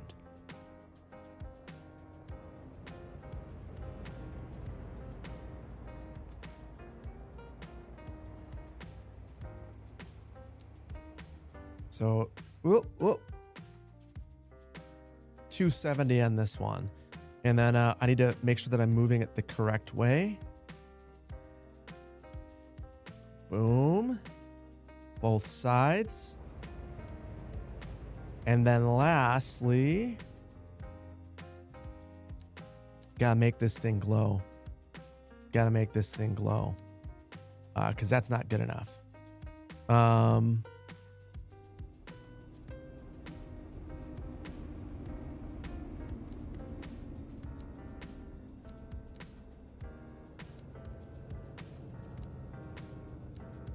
I gotta remember how to do this.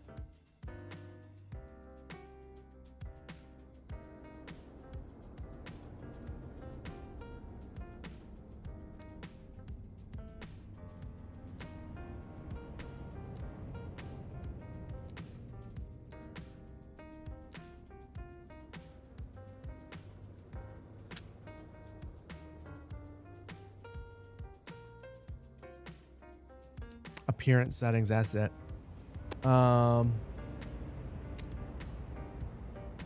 Yeah, on screen is Twitch 323. All I can do. Emissive intensity. Which side am I looking at? There we go. How far away can I see this sign?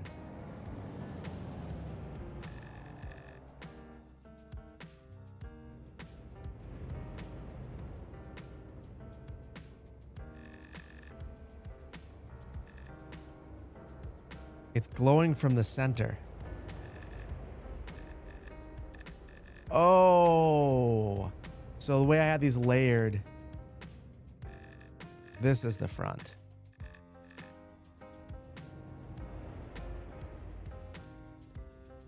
Super sick.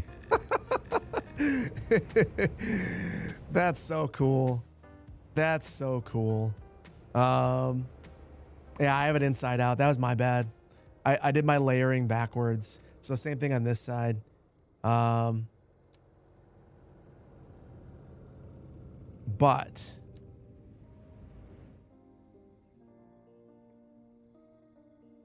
now on both of these, it's right there. I kind of want them all to glow though. So I might just paste it on all of them. And I'm going to keep it 100,000 with you guys. I'm going to let you guys vote on whether or not we just kind of spam this sign. Because I don't know if you want me to continue to just make Culvers signs for the entire stream. And it's so time consuming. That's kind of where we're at. There we go.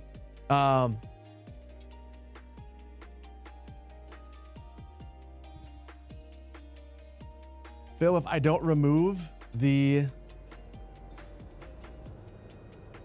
stoplight where the road split, you're going to start a riot in Paradise Bay. Oh, that one.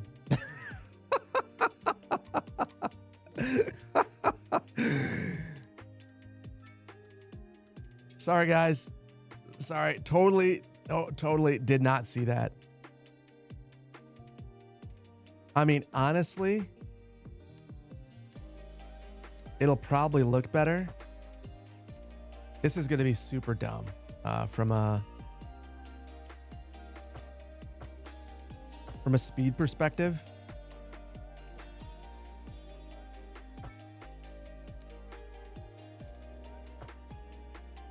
Yeah, that looks a ton better.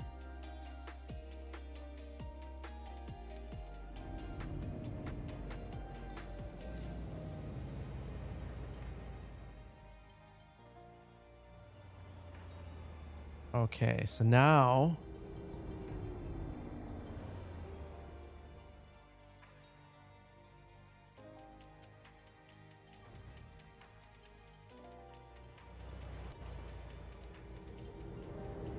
drive up the road. Oh yeah. That feels Wisconsin now. There we go. Non-functional. But you know what? I dig it. I dig it. We're going to make it work. So spam this sign versus Culver's sign making only. Lenny Bronx. Thank you for the beer glass giveaway. Thank you so much. Rama, thank you for the 10 gifted subs over on YouTube. Aaron Canuck, thank you for 13 months of being an associate planner. Lenny, thank you for the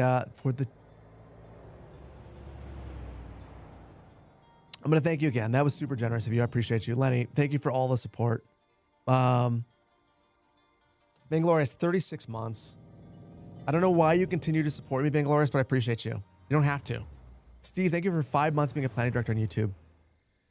Thank you for all the content. I feel #1 watch channel by far. Appreciate that, man. And thank you for always being here. Thank you for being kind. I appreciate that. Katsu, thank you so much for the biddies. Dead Sea Pirate. Explain how municipal boundaries pass through neighborhoods. Municipal boundaries are strange. A lot of times municipal boundaries deal with utilities.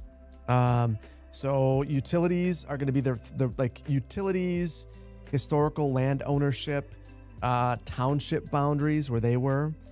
Sometimes cities like. Let's take a momentary break and hang out for a second and talk. Looks like we're gonna spam the sign. So while I spam the sign, we'll talk about how all that works. And I'm sorry it took me so long to get to that Dead Sea Pirate. In Madison, for instance, we have had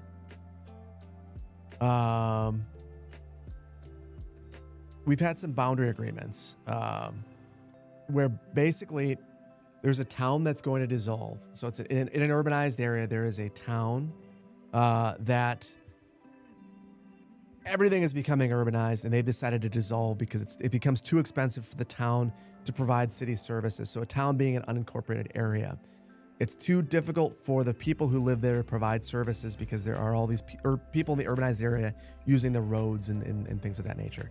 So they decide to dissolve, and the cities around them will decide what they can actually serve with utilities, what they can actually provide. So in some cases, you will have that town, which might feel like its own neighborhood at that point, divided up. And the boundaries become really arbitrary at that point. In other cases, the communities are looking at tax, like what they need from a tax standpoint to actually provide services. Here's an example of that. Give me a second. I will show you guys.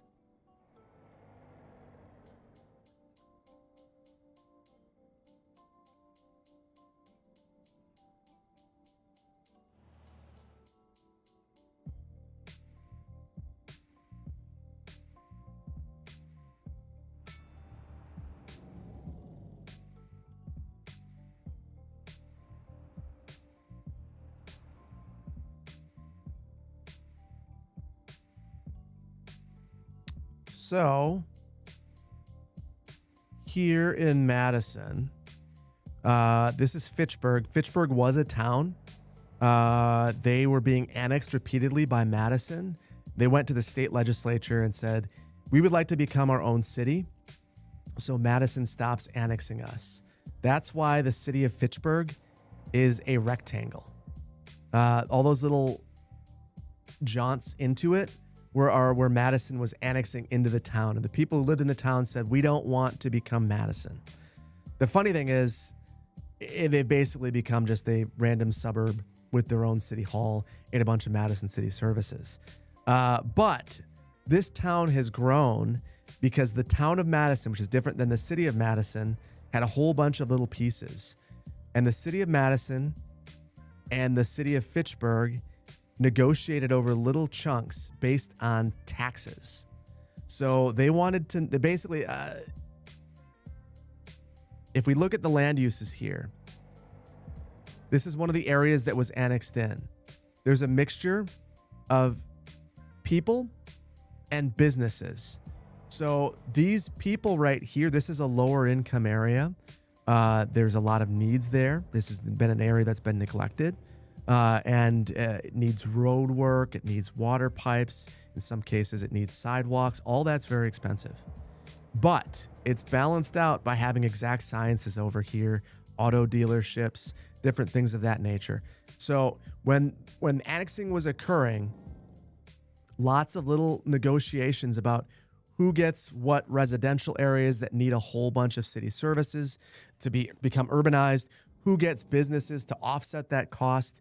And honestly, it ends up becoming a pretty big thing. In Madison, they annexed this area right here, which, if we take a look at this street, this was a town street. And as a result, look at the way it looks. This does not look like an urban street. It is what was a rural street, no sidewalks, absolutely horrendous road conditions. There's no, I believe they're on Madison water and sanitary sewer, but there's no storm sewer here. So you need to add storm sewer, redo the roads, add sidewalks. That's really expensive. And then probably use eminent domain because there's probably not enough right of way here. So all of these are just like, you're like expense upon expense upon expense, but the town was being dissolved. So these are the kinds of things, these are why those sorts of things can happen. It becomes a negotiation over who can afford what and how you can offset those costs. And the other thing is, these folks only agreed to come into the city of Madison if they didn't pay city of Madison taxes for, I want to say it was like 20 or 25 years. So they're still paying their town taxes, even though a whole bunch of work is going to happen. And now they're being provided with city police, city fire, city plowing, city garbage collection when they had, private collection before. So it's a very challenging thing. So anyway, this is all a long way of saying the reason why this can happen is a lot of complicated things that happen behind the scenes, negotiations to be able to pay for infrastructure. Everything comes down to infrastructure and money. Everything. You live in Las Vegas and your sidewalks come and go on a whim. Vegas in particular has so many little communities where it's incorporated then unincorporated, where you couldn't tell that you're not in Las Vegas if you're not a local. But I think as a local, you probably know what community you're in. This happens all the time, where it's little tentacles of community. I mean, and that to me, like look at this. So you're in Fitchburg right here. You're in Madison right here now. But there was town of Madison, the little spots. And that's where it gets really messy. So you end up seeing that the physical scars of this on the ground are that sometimes, look at this, they worked on the road and they stopped because this is Madison. You're not going to do the work right here. So they must do some sort of chip sealing in Fitchburg to try to extend the life of the road. Madison doesn't do that or hasn't gotten to it in this area. So there's a line on the road where the boundary ends. And these scars, I mean, when you see those things, you're legitimately seeing municipal boundaries. Look at that. There's a line right there on the road where the municipal boundary ends. It's crazy. But yeah, that happens. And every boundary has its own story. So it's difficult to generalize because they all have their own stories. Have I ever played Satisfactory? Nothing like Cities Skylines. I bought it and I haven't played it yet. And part of the reason I bought it is I like that the developer seems to be doing it right.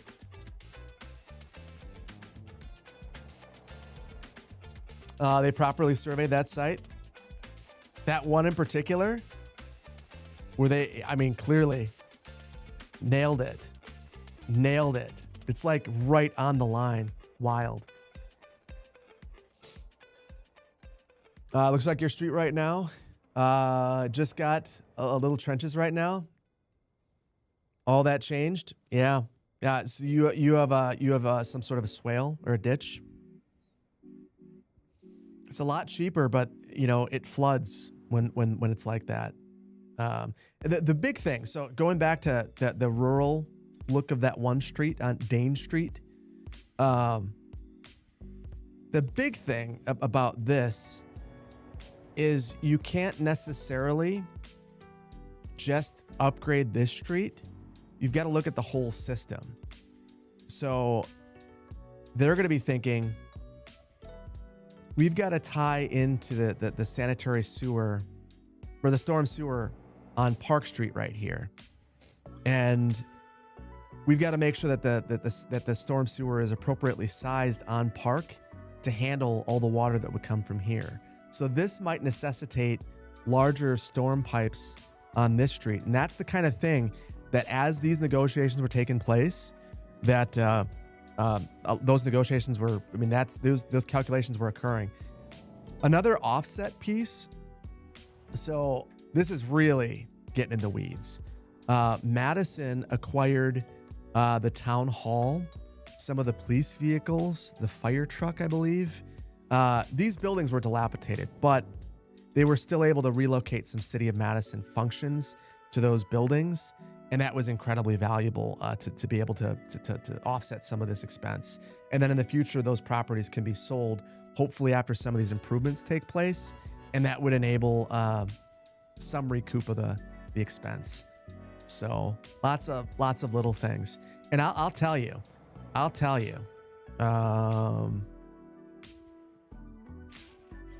there are other places where this is occurring. I used to plan, I planned for Madison and Sun Prairie. But one of the big things about this area over here is that there is a town that is disappearing. Where is that town? The town of Burke is disappearing.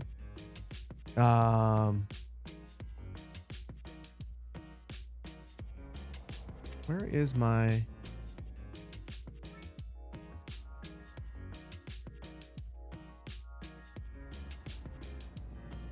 So check out what this looks like. This is the town of Burke. It is an absolute nightmare of annexations, and they're just calling it basically. So I believe it's 2032. Burke dissolves, and it's no longer a town. It'll be annexed into both Sun Prairie, actually, Sun Prairie, Windsor, Madison, and maybe DeForest are getting little chunks of this. But what this came down to is who can actually provide the services, and where this gets really interesting. So Reiner Road right here, there are locations along this. This is Sun Prairie. It might seem like this area right here should end up being annexed into Sun Prairie, but Sun Prairie couldn't provide water because of the elevation of this area right here. So this becomes the City of Madison. And they wanted pieces of over here in Sun Prairie to kind of offset that, in particular because of some of the development patterns over here. So it gets really complicated. I think this stuff is fascinating though. Like, to me, this sort of thing is just really interesting. Another one,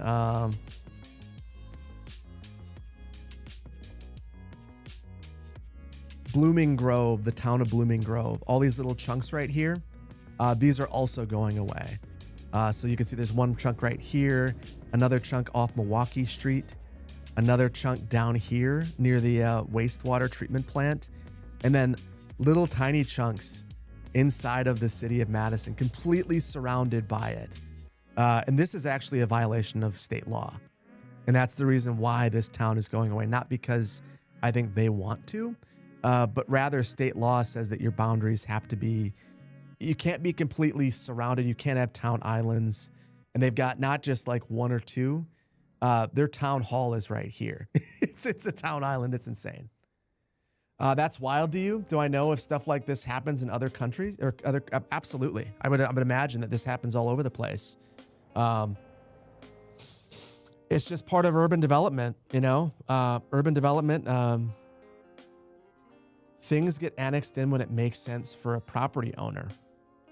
So, you know, that sometimes things don't happen in the correct way, quote unquote correct way. And then in other cases, a property owner might decide, I'm not going to annex in because I don't care about city services. So this area right here, fascinating area. Again, looks rural. The developer might have decided, you know what? I want to have all the benefits of the City of Madison without the taxes, except for water. Maybe we don't care. We'll put wells in the backyard. You know, like crazy stuff like that happened. Crazy stuff like that happens. Less so now because cities have extraterritorial jurisdiction, which means that they control the planning around them. They're able to actually say, like, here's an example. If I were to buy property right here and say, I want to develop a neighborhood off Buckeye Road right here. That is not in the city of Madison. The city of Madison ends, my guess would be probably right here. And this is the town of Cottage Grove. I believe, let me look.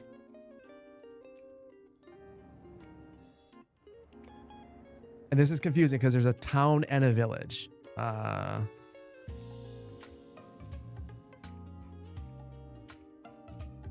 Yeah. So this is the town of Cottage Grove, which has the village of Cottage Grove in the middle of it.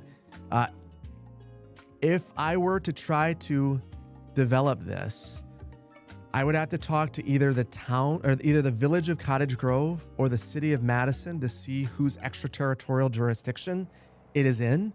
And the city of Madison, I can tell you, they already have plans for all these areas out here. The city of Madison is super proactive about it. And not every city does this, but they've already got the arterials, the collectors, and in some cases, the local roads already laid out.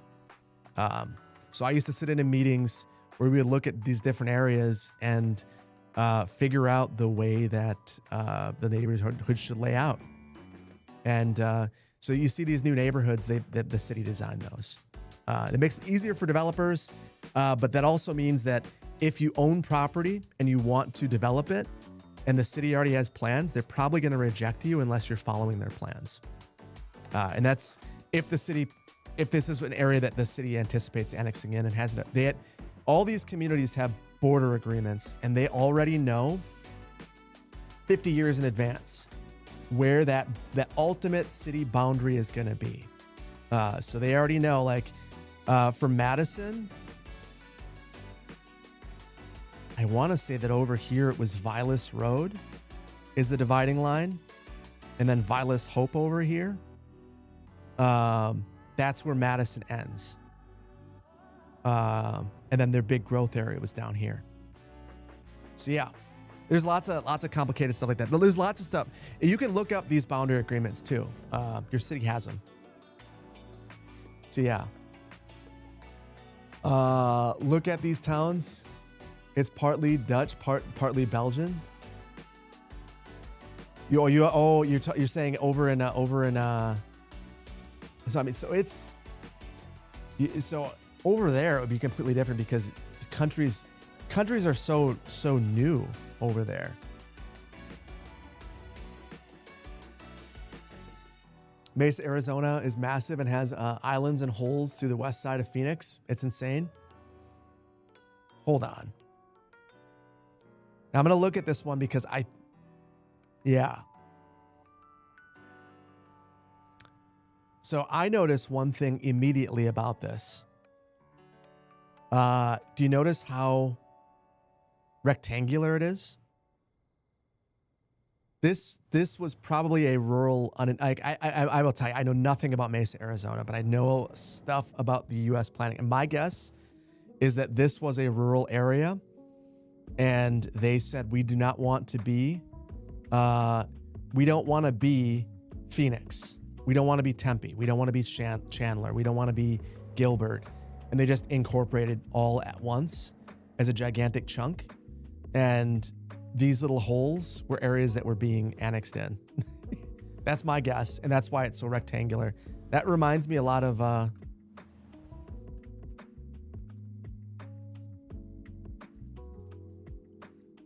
Broomfield, Colorado, was an area that was being just chipped away at, and they said, we don't want to do that anymore. So they incorporated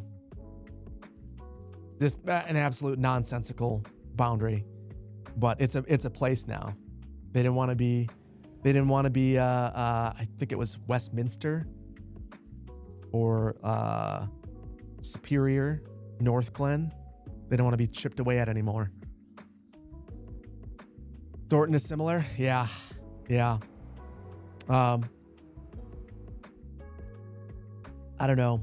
I have really mixed emotions about it. Because when there were planners but I'm sorry guys, I'm getting really sidetracked. There were planners from Jacksonville, Florida that I spoke with.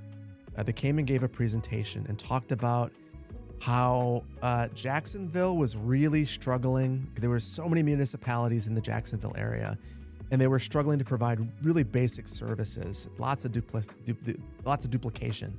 So if you have, let's imagine. So here's Jacksonville. Just bear with me for a second. This is Jacksonville. This whole thing, all of this unincorporated rural area. And now here is Chicago. Chicago proper is right here. And then you have all of this, which is also Chicagoland. All these different cities and suburbs.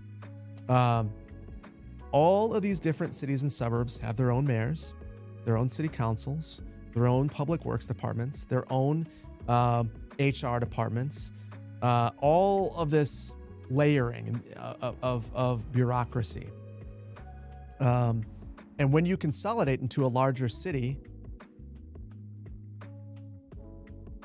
you eliminate a lot of those redundancies, and you can provide services, in theory, better, because you're getting rid of all, and then lower taxes, because you don't have 50 HR departments, you have one larger HR department with one HR director and not 50 HR directors. There's some truth to that. I think it really benefits the primary municipality a lot. I think that the suburban areas probably suffer a little bit because the level of focus on them is probably less. You also are much more equitable in your distribution of taxes because you're not, it's just reasonably like there would be concentrations of wealth. And you'll see an area like maybe a Broomfield where a lot of people have homes that are $500,000 each, and those taxes are being concentrated in that small area. And then when you do this, you can spread it out to the entire region and hopefully provide a more equitable region as a whole. I know which way I would lean. I think that this is probably a better way of doing it. But I don't know. I understand why, from a preservation standpoint of one's own small community, their own fiefdom, why they'd want to do it the other way. Anyway, I'm super sidetracked. We're supposed to be building the Culvers. I'm talking about Jacksonville, Florida. I don't know what I'm doing. You love these trips into real life cities? I enjoy it. It's a lot of fun. You love that I'm in Madison. Grubson Flyboy. You're a college student here and you love how I include the amazing city in the videos. Do I watch the football games? You're in Badger Band. I'm gonna make you really sad. Grubson Flyboy. I have two things. I have actually lectured in classes as a guest lecturer in Madison, but I never attended it. Never attended Madison. So as a result, I've got this from the one time that I went to a Badger game, but I've only, and you get, it's cutting off. I've only been to a Badger game one time. I went to Colorado. I'm sorry. I went to Colorado. I didn't go to Madison. So, I know. I went to Point, and then I went to Colorado. So I just, my allegiance, it's in other places.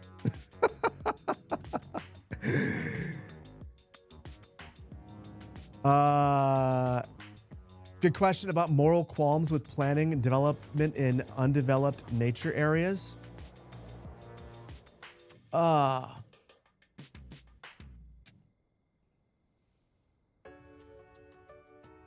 It all is really dependent upon the area.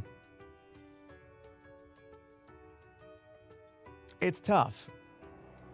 I think especially in an urban area, those little pockets of nature can be really special and very, it can be very few of them. So anytime you talk about developing in an area like that, you're talking about potentially making that nature inaccessible to the rest of the community. So yeah, I got a problem with that. Also, though, if you're not developing it, that might mean that you're sprawling. So it's tough. It really depends on the specific instance.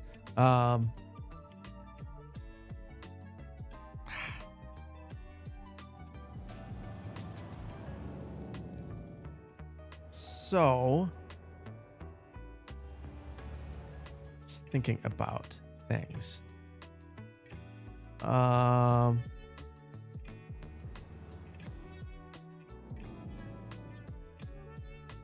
Tolkien Creek, Tolkien Creek Nature Reserve, right here.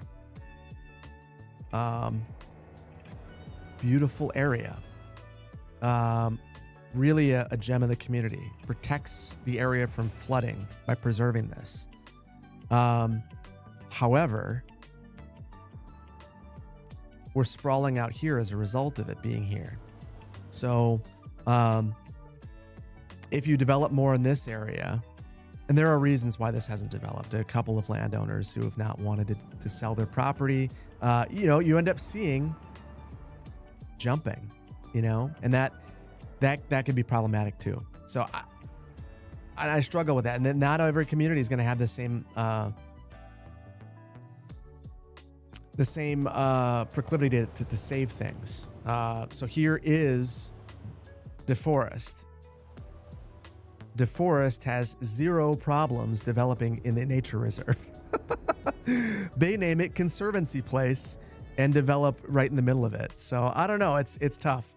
It's tough. Every situation is different. So I would say if there is development occurring in a place like this, I really hope that they do their best to preserve some of it. Middleton,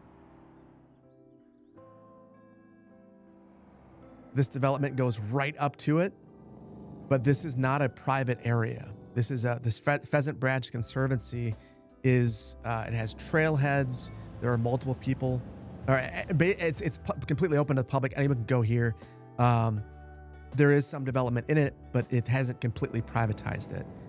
I guess I have more concerns about it when it privatizes green space, because I have a problem with private green space generally in an urban area. I feel like green space is so limited in some urban areas that it needs to be accessible to the public. So if you're going to develop it, I feel like the green space it can't feel private.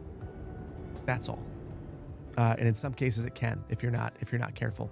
This is probably an area where it probably does feel private, where they have that conservancy behind it, but due to the layout of the neighborhood, it feels like you can't drive in here, park, and take advantage of all that green space.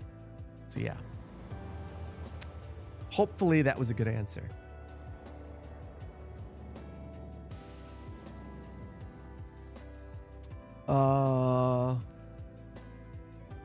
Green space and beachfront. Oh yeah. That's a whole other can of worms. We've done a very bad job in Madison of early on in the city's history privatizing waterfront, and that's you end up. I mean, I personally don't think it's right when waterfront access ends up privatized, but it happens. So back to Culvers. Let's go back and get some cheese curds, guys. I'm taking the sign from right here. I'm attaching it to this building right here. And I'm probably going to attach all the signs to this one building so it's a little bit easier for me to work with. I'm going to adjust the size. So we'll make it maybe 200.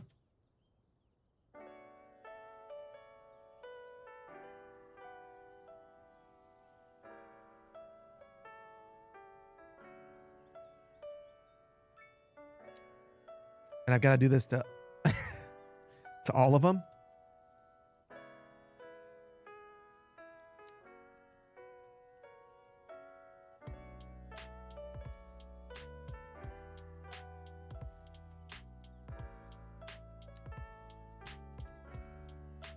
And I must have missed one somewhere. There it is. So now I've got this smaller sign. and I can export this as a new sign, but I'm going to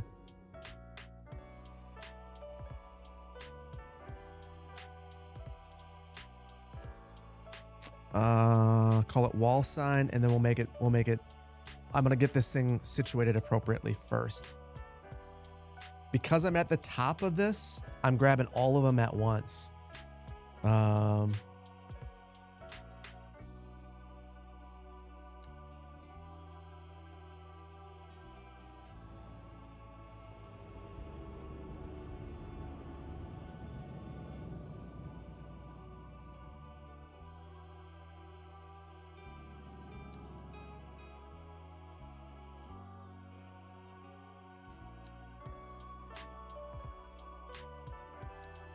Bear with me, guys. Boom.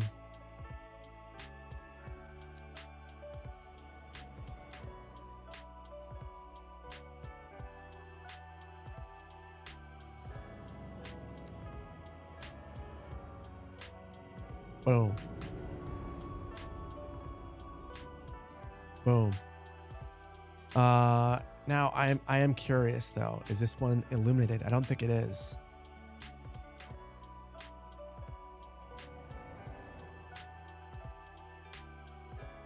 I don't think I think I got to this one. I saved my template. I saved my template at the wrong time before I added the illumination, which was 0.35, I believe.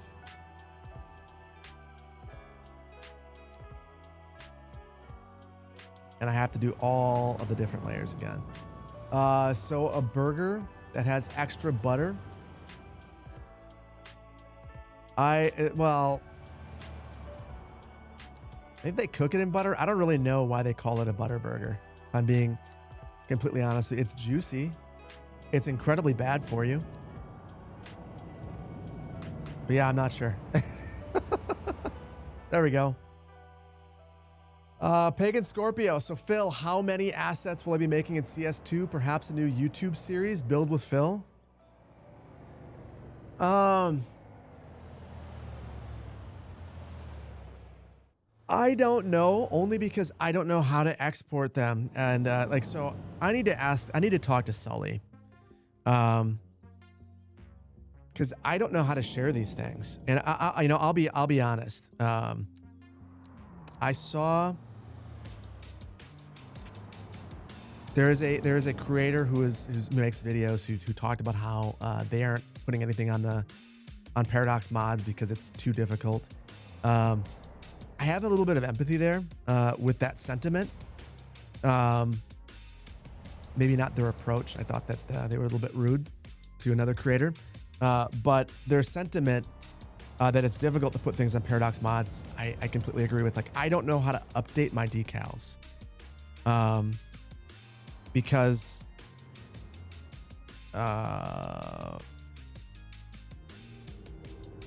just to give you guys some context,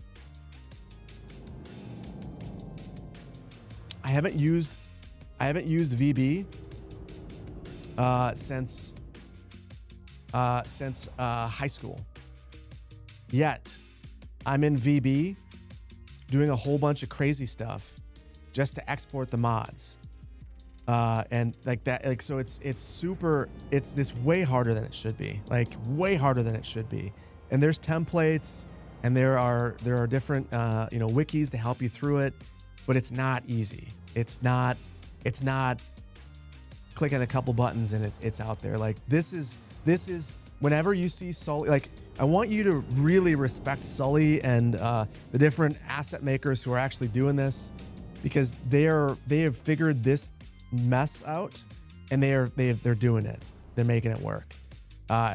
It's not easy. It's not as easy as it could be. I'll put it that way.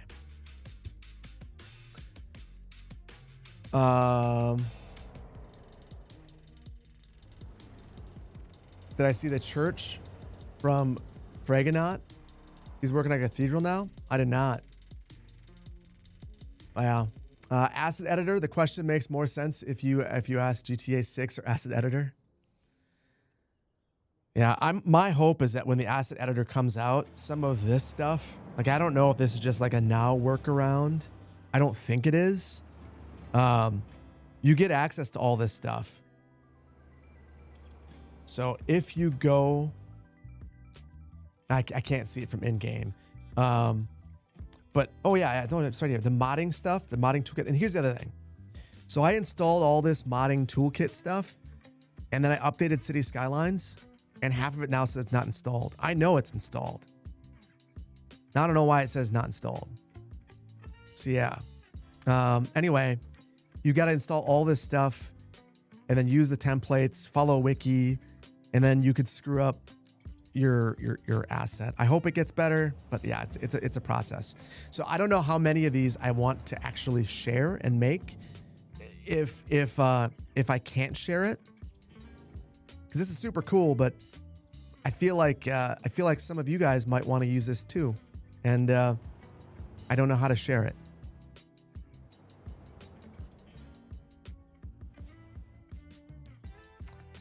This could be a good poll. What comes first, asset editor or GTA 6?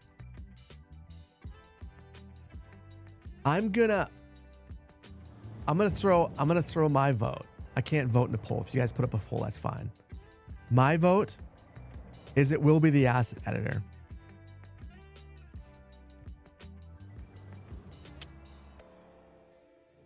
I feel like they man, how much longer can people wait?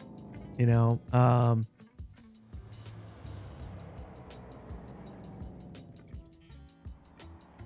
however, my big fear about it is that it comes out in just a ridiculously poor state. So that's my fear. And this isn't because I know something, I know nothing.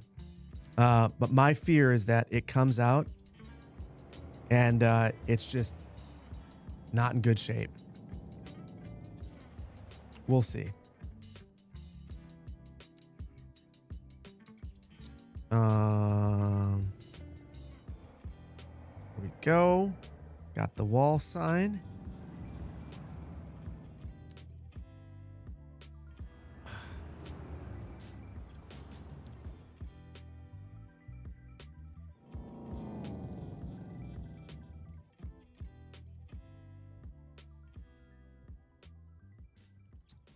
Bear with me, guys. I know this shouldn't take as much focus from me as it does, but I feel, you guys know I have guppy brain. And if I don't take 100% of my mental capability to do some of this stuff, I screw it up hard.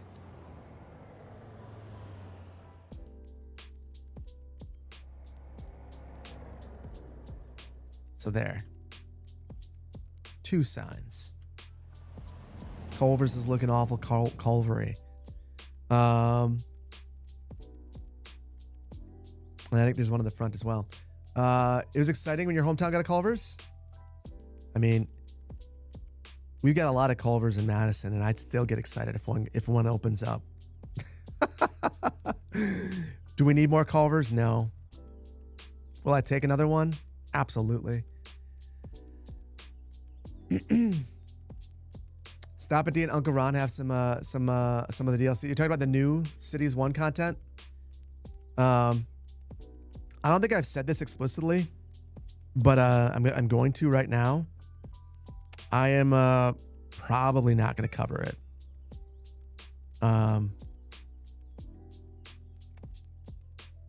Which I know will probably disappoint some people.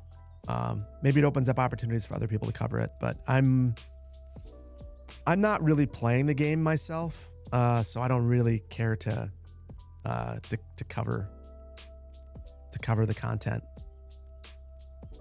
Which go and support them, like the content creator packs. Both of them are very talented creators. Uncle Ron, I met Uncle Ron. Super nice guy. Also a planner. Super cool. Super cool, but I just if I'm not playing the game, I don't really want to I don't want to make content I don't want to make. And I just don't care to make it. Which I know is probably disappointing to some folks. You were disappointed by the trailer? Which one? I've heard some mixed emotions about the Japanese trailer. I mean, both of them. I don't know. The way I see it, there's a lot of people who that's the only game that they can play for one reason or another, or that's the game that they prefer. And if it's a content creator pack, it's a content creator that's making the pack, and not Colossal Order. So it's not stealing resources from the development of Cities 2. So I guess I kind of shrug my shoulders at it, and I go, well, good for folks who are kind of starved for new content. The part that makes me sad about it is, like I have not used the emerging downtown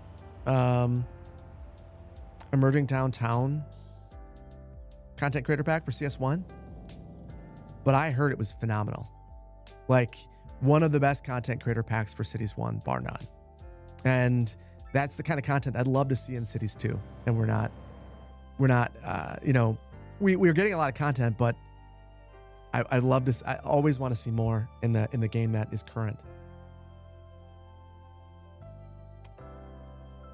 Wow. Everyone says GTA 6 is coming out first. We'll see. We'll see.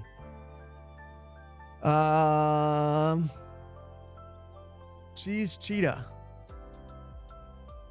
I'd love to talk about that. But if I were to talk about that,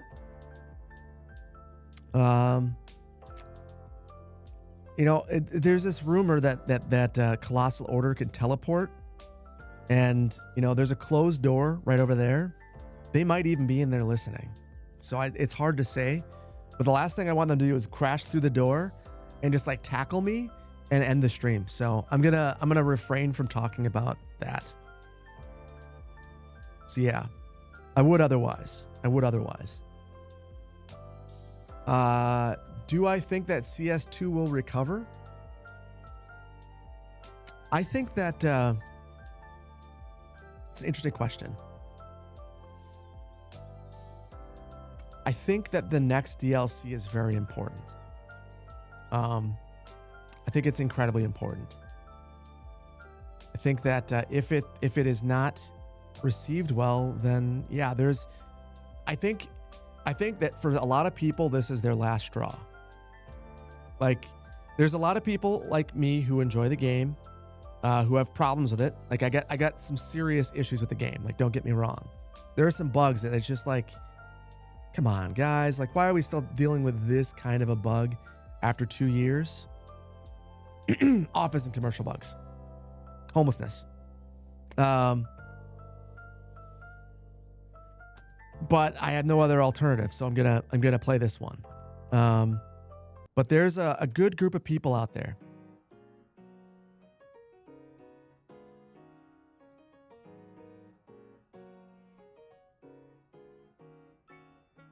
I would say at the current time, it's about 8,000 people.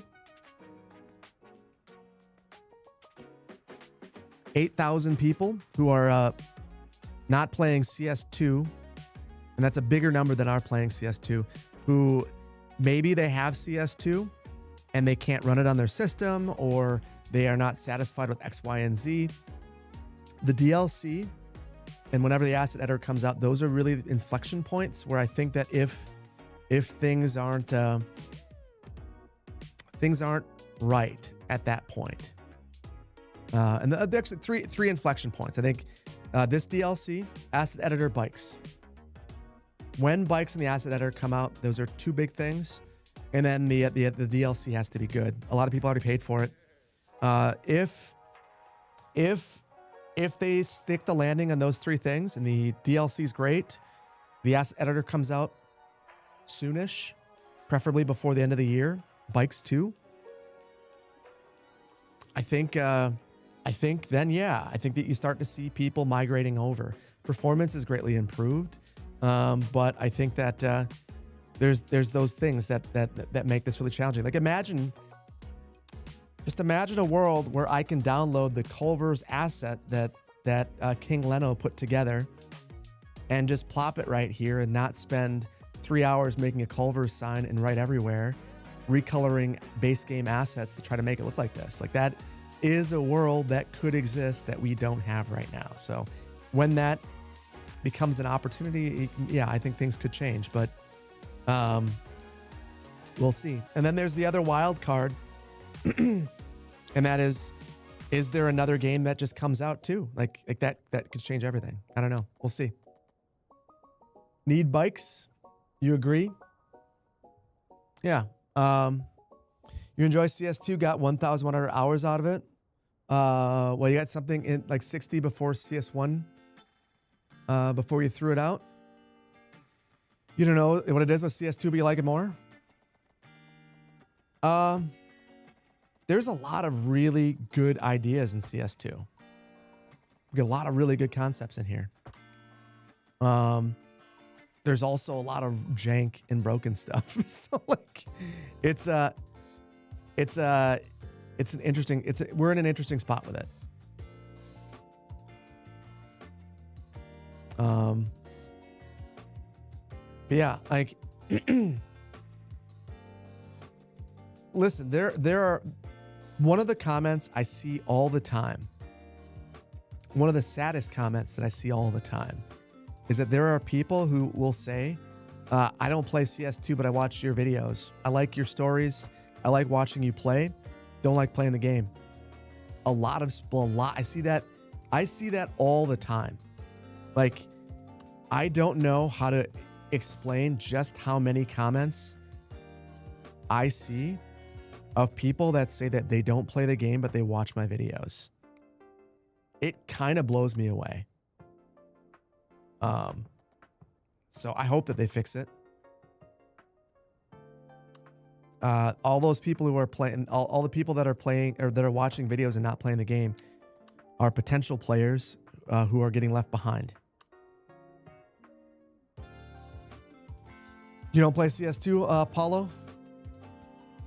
So what reason are you not? Like, I'm curious. Brandon, well, first of all, Gary says, it doesn't matter much, so you just love the genre so much, so they only risk losing me if SimCity comes back? Yeah, I think I feel like we're in I'm gonna be very careful with my words. Do you know when SimCity 2015 came out, there were a number of people that were happy after a couple of updates. They weren't happy about the city size, but there's still the people that play it. I think that I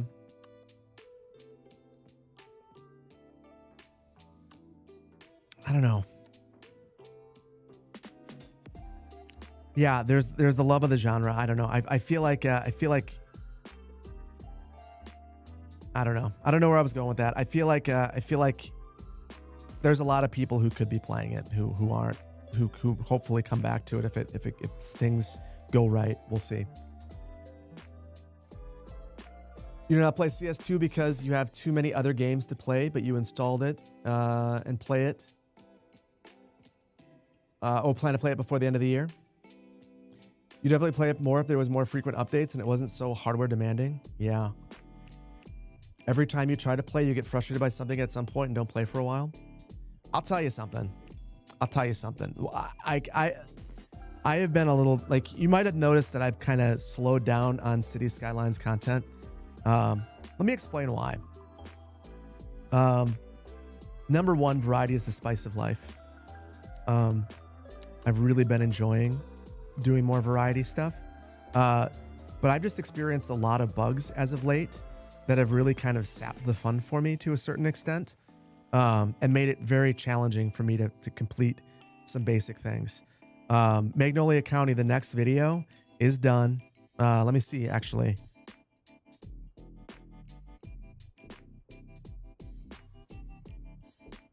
Yeah, my editors finishing up a couple of things. Anyway, I started having the Picana problem where my population started declining, and I couldn't reverse it. All my office demand disappeared, and I started to think that, my goodness, Magnolia County is done.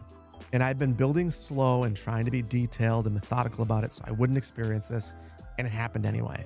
That kind of thing is just like, it shouldn't happen. But it made me it just saps my desire to play. Thankfully, I was able to fix it. But that sort of thing it's really frustrating. It makes me empathize with why people are like, I don't want to play. Like, I hope that they can get past some of that stuff, because it just gets really frustrating, really, really frustrating. And that's what I've been dealing with as of late. Really, really frustrating. Same thing happened to you. You couldn't recover it. Hopefully I can provide a template for some folks to fix it. I don't know if it's going to be the most exciting video, but just bluntly, because of what I'm doing.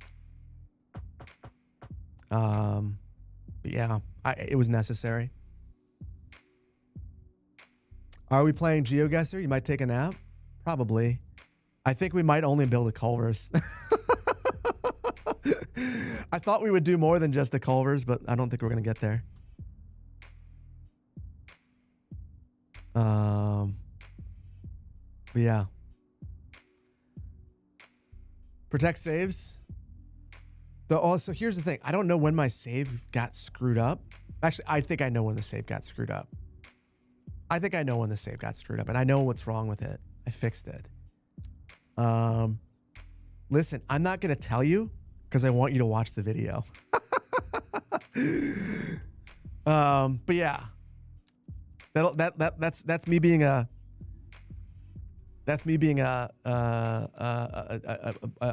jerk of a content creator. Watch my video so that I can show you how I saved Magnolia County. This is Culver Planner Plays. I'm glad that you're enjoying Culver Planner Plays, where we just make Culvers. Culvers didn't even sponsor anything. They wouldn't have to. Same with Quick Trip.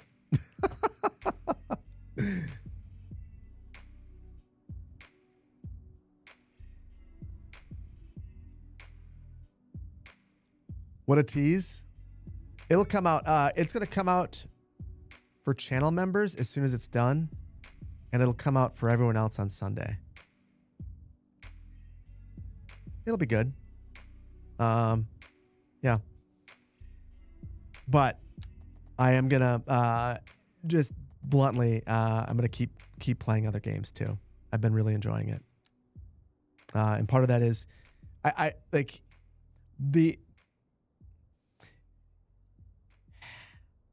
I can both love and hate Skylines at times, and that's the bugs have been getting to me, really getting to me.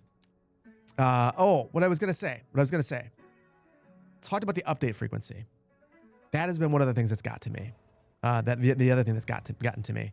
So I looked at the wiki. Hold on.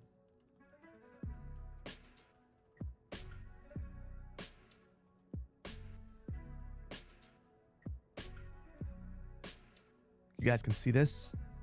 Teeny tiny. No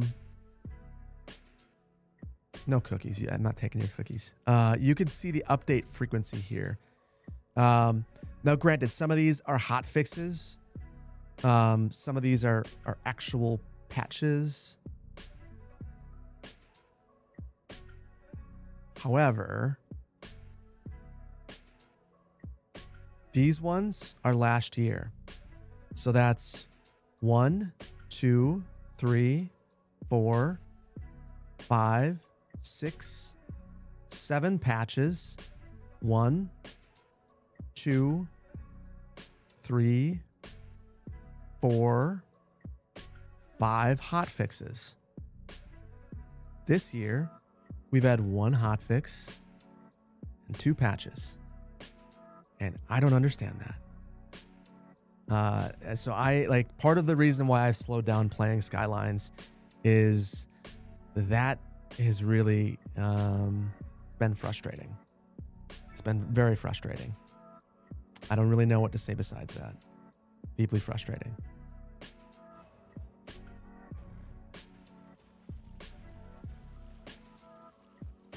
Yeah, and we're 3/4 of the way through the year. So I don't know what's going on. I saw the Reddit post with a bunch of speculation and whatnot. I'm not going to speculate on anything, but like very, very disappointing. So yeah. But as if Colossal ever communicated with us? Yeah, I mean, they did release something not long ago. But yeah, it just feels like the pace is like slowed to turtle pace, and I like it's just, you know, it's just it's demoralizing. And I guess the other thing for me, you know, just like talking more content creation generally,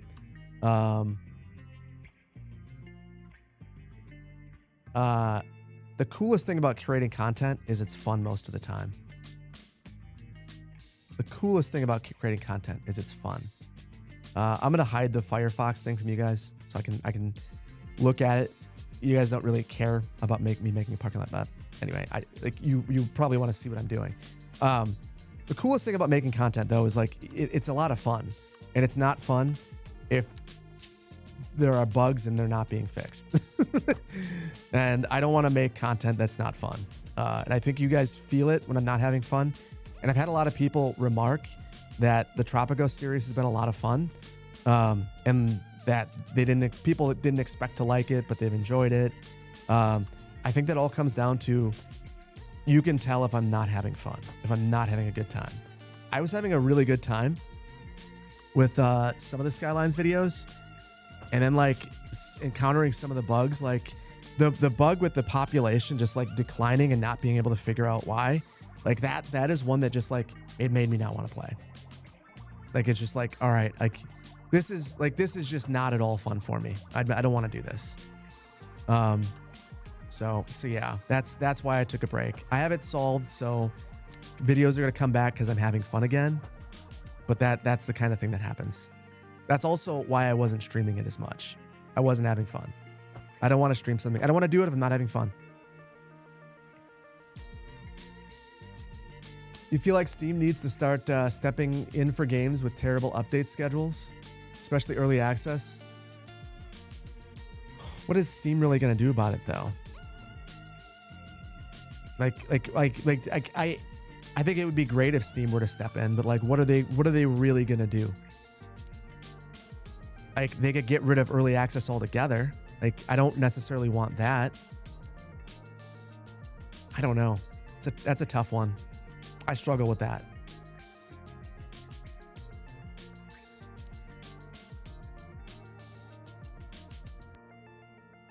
That's the fun and the risk of early access. You know what you're signing up for? Yeah. Yeah, no, I think the bigger problem is not early access. I think the bigger problem is legitimately when you don't know the quality that and the state that the game is in. That's probably the bigger concern.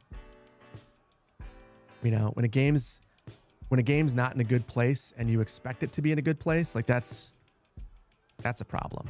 And that a lot of games now are being released in, you know,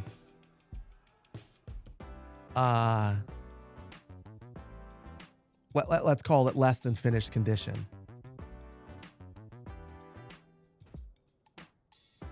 You know,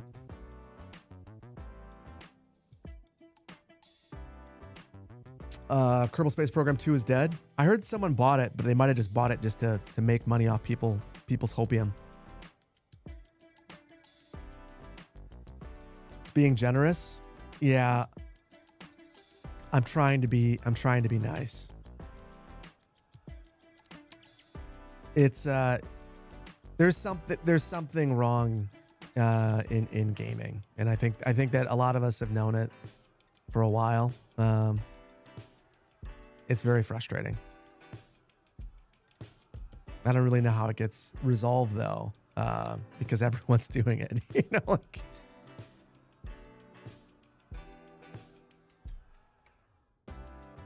Hopium's a new one for you. Oh, I think a lot of people they're just like hoping that you know, something improves. You know, hoping that I don't know. Hold on, I should be explaining what I'm doing. So I drew the invisible roads in here, and then I used the area bucket. This is the local version that I got on the Cities 2 modding Discord to fill in my net lanes. And then I'm going to use the service blocks on the road backed up with a specific pedestrian entrance, which you can specify using that to get this to function. Because I think that this looks nicer than having all of those crazy roads that I had. But I put this lane in the wrong spot. So when I filled this in, it's not in the right spot. So my hope is that I can use Move It to grab the surface pieces and put them in the right spot. And then after that, I will move the invisible paths. No one's going to use this path anyway, reasonably. So it's really me just like being a little bit insane. But you guys know who I am at this point. That's what I do. You were just thinking the exact same thing? People need to stop supporting broken games. The only way devs will move. Only way to see if devs care or not about the game. Listen, I don't disagree, but I also think that in some cases it's difficult to know the degree to which something is broken until you play it. You know, I will say that with this game. I don't think I fully understood, and I'm constantly surprised by things that are broken that I didn't realize were broken. That's like I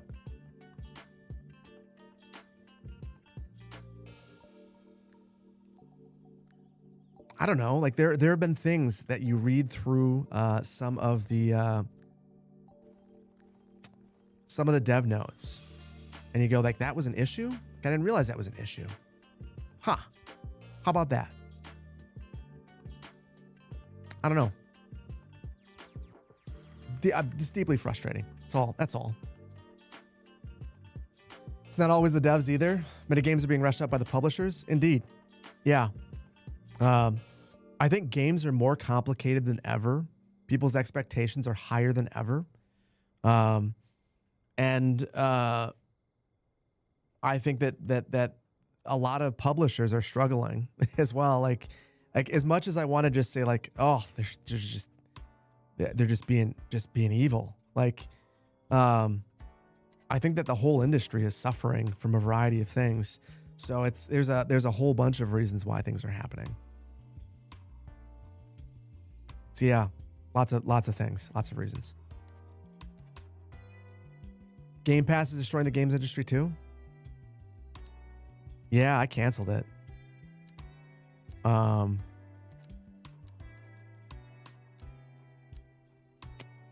Yeah, I started to think more critically about that. I don't begrudge anyone who has it, but yeah, I don't think it's good for the games industry.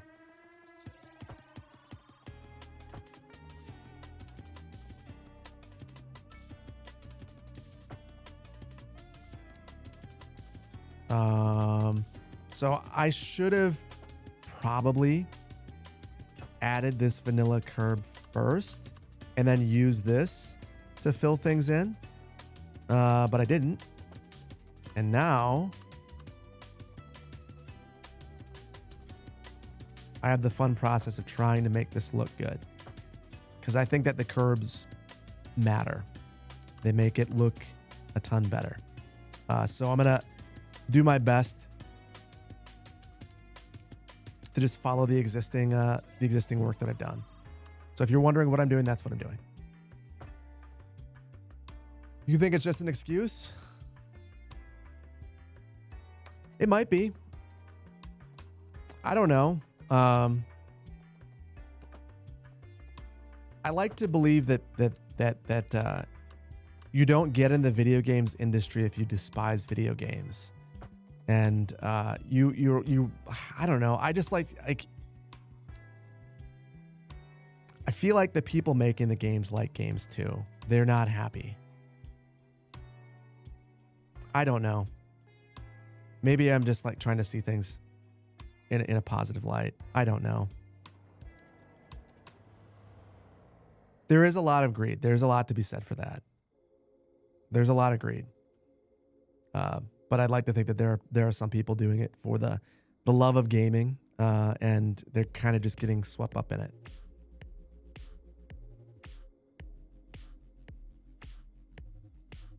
Oh, Game Pass is an excuse? Oh, I don't believe that. I think Game Pass is a huge problem. Game Pass completely fundamentally changes the way that games are monetized. And it changes the incentive structures. You know, like,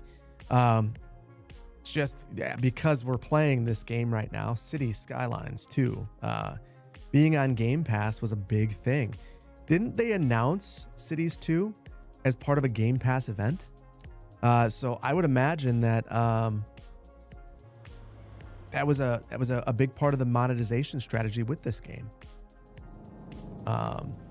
So they were projecting a certain number of people playing on Game Pass at a certain time, and they had to hit those numbers to make everything make sense. That'd be my guess.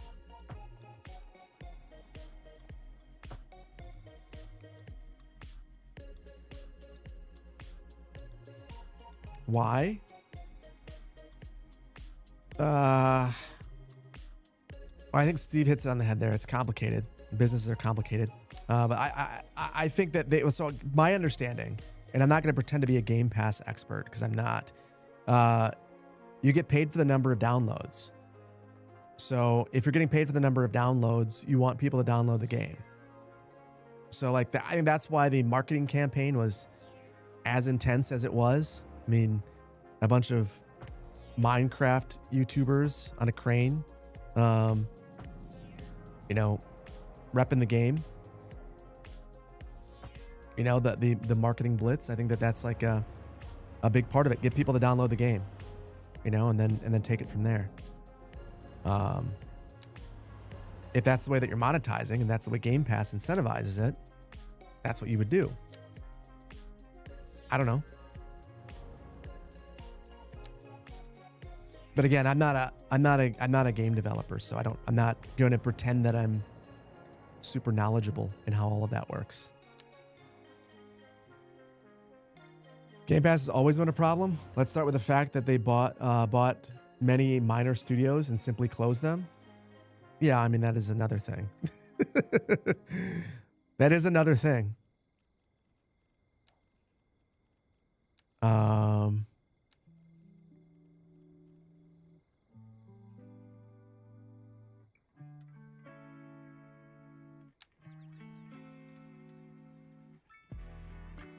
Okay. Just a quick intermission from being upset about Game Pass. I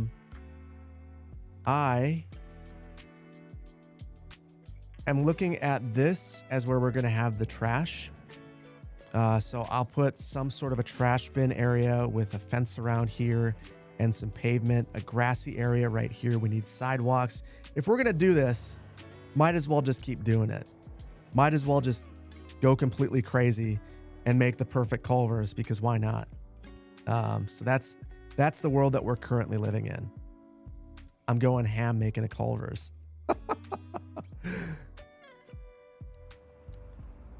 So this will be the greatest Culvers. I'm gonna change the thumbnail of this stream to just be we spent 6 hours designing a Culvers.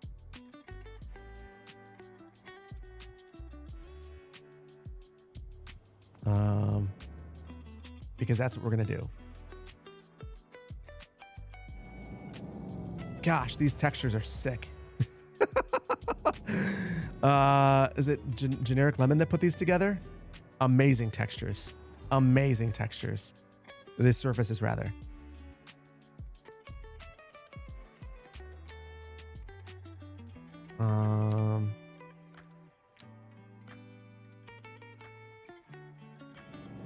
So there, this will be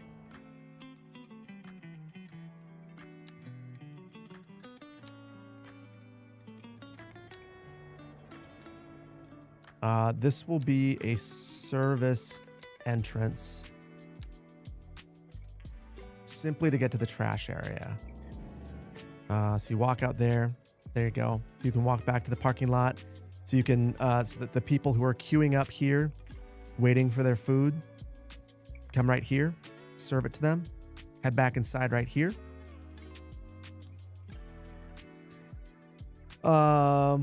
You thought I was making a White Castle? You've never heard of Culvers? White Castle is my daughter's new obsession, but they're just the little frozen ones. We don't have White Castle, except for in Kenosha.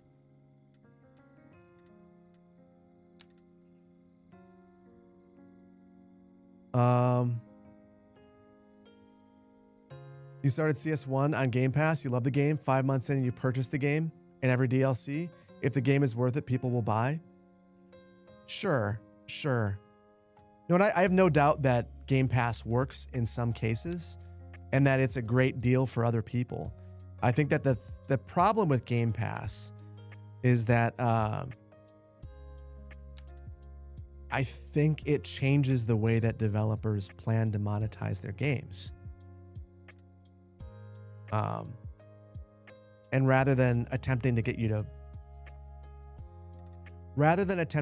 buy a game by making the most complete, best game ever, they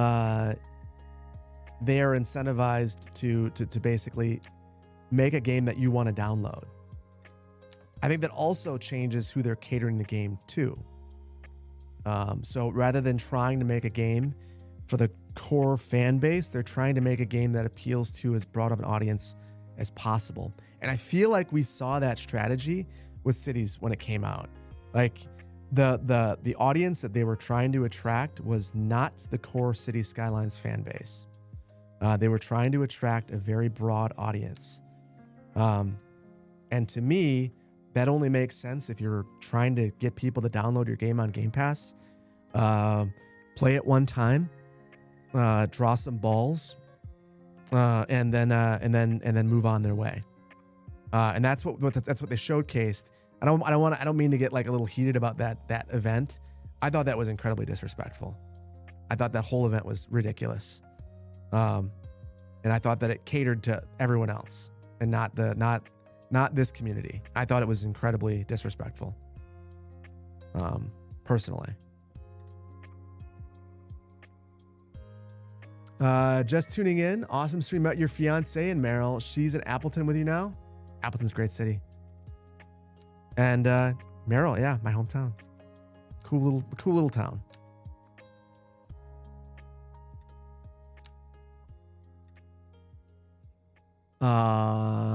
You despise Soulburn games, but even you can admit they're good games. Never played it. Soulsburn games. Should I? Works just like Netflix, similar problems. Yeah, I mean, and they're just kind of churning out content. I don't know.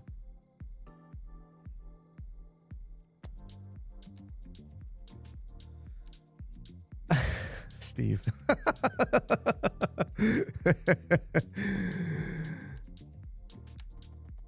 Thank you for lightening the mood there. I got salty for a second. No one wants to see that. Just a guy sitting here, grumbling into the abyss. How easy is it to enter Canada and re-enter the US? Some days after entering Canada, guys. Oh, I don't know. I think that's a tougher question now than it has been in previous years. Have I saved today? No.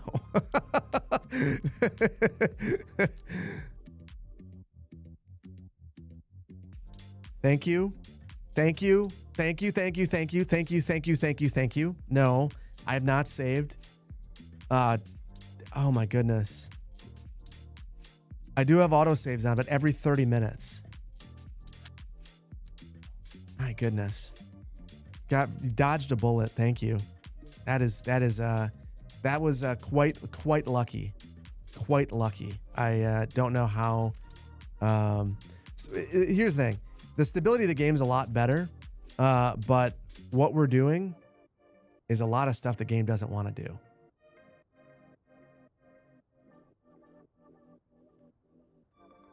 So yeah. So, thank you guys. That was a close call. Yeah. Can we get some thank you to Steve's? Super helpful. You just noticed Tygon released the Tramp Infrastructure Pack. That means that Tygon came up with the thumbnail. I gotta check that out.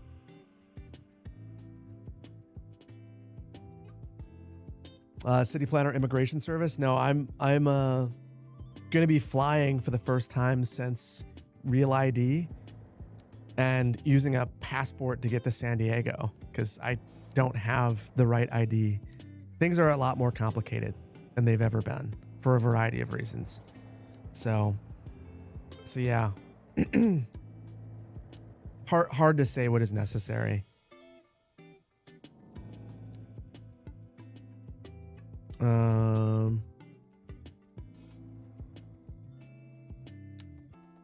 So this will be where we store the trash.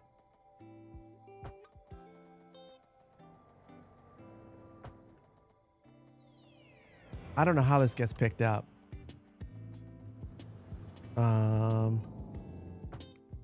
I'll do something like that. So this, like, when you're doing an area plan for something like this is just a little bit about my background. So for years, I worked in transportation at a very high level. So I worked at an MPO for a while, Metropolitan Planning Organization. You do regional long-range planning. And then when projects come along, you have to get the region together to approve them. I did that for a while. I worked at the DOT working on long-range state plans, compliance, not the sexiest stuff, but definitely stuff that has to happen. And then I went and I worked in a suburban community, and I did everything from transportation planning, like just like big picture, like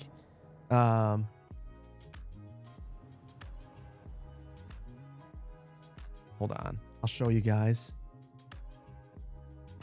I'll show you guys a project I worked on. So this city, Sun Prairie, didn't have a bus service at all.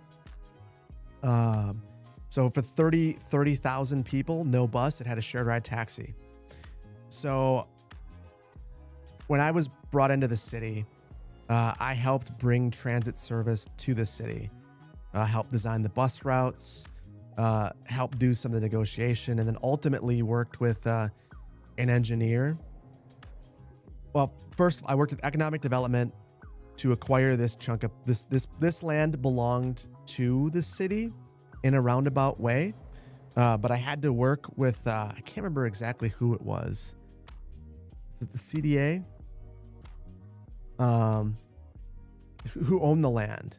We were trying to find a location for the park and ride. The first thing I did is I talked to every one of these businesses over here. And I said, hey guys, I want to have a bus that comes to the city, and it comes to the city in the mornings and the evenings Would you be willing to sponsor a park and ride? Target, look at your parking lot. It's empty. We'll go in the very back right here. Can we have a park and ride? And they said, well, let me get back. We got to talk to people in Minneapolis. We'll get back to you. Costco, can we do it here? Wow, look at our parking lot. It's super full. You just actually worked on this right here for us. We clearly have no space. No, we can't do it.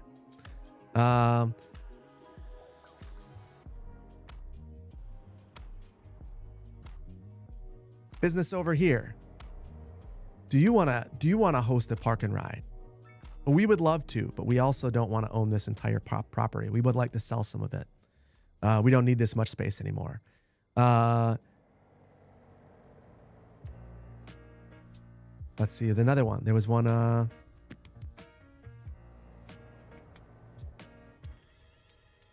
There was a building over here as well. And in speaking with them, we found out that they were actually no longer owned by the company that we thought owned them. And, oh, right here. This building. They were the patio warehouse. They were purchased by a Chinese company. And there's like no one in there. And they were like, we're not talking to you. So, ended up coalescing around acquiring this chunk of property, worked to design it, then ended up working with Madison to bring BRT service here, kind of. It's an end of the line spot for the BRT, but only every other route. So it's not true BRT service. It's every 30 minutes, but it's significantly better. Brought local bus service here. I helped pick out this building for this facility that keeps disappearing. Did everything from acquiring the shelter. Speaking with this company in Michigan that actually has all the shelters. Worked with them on that. Bike racks, picking everything out. Now there's this electric bus charging, like all of that in a variety of roles. Started at the MPO, switched fences so I could work on this project. This is like one of the big reasons I switched jobs, is to have the opportunity to work on bringing bus service to a city. And then got to really get in the trenches, and now it's pretty successful. So felt good about that. Don't know why I'm talking about this. I forgot why. Completely forgot why. Apologize. Now I'm just ranting. Thank you guys for the hype train. And I apologize. I feel like I have done an exceptionally bad job of everything related to streaming today. I have not thanked you guys enough. I have not spoken with chat enough. The Zay Game, thank you so much for the 13 months. Jay Whistle, thank you for the Prime. Sir Pinguini, thank you for becoming an associate planner. Zerdum, thank you for 13 months. Don Wally, thank you so much for 20 months. Yeah. STL, thank you so much for the Prime. SDJ Elena, thank you so much for 10 months of Prime. You guys really appreciate all the support. Thank you for the hype train. Thank you guys for everything. Poplar Ponderosa, 18 months, dude. Thank you so much. You're not heckin' leaving. Appreciate you, man. Rant. Yeah, I feel like I've been ranting a lot today, though. I had all these big plans. We've made a non-functional Culvers so far. I guess we got to fix that and make it functional. The colors aren't even right.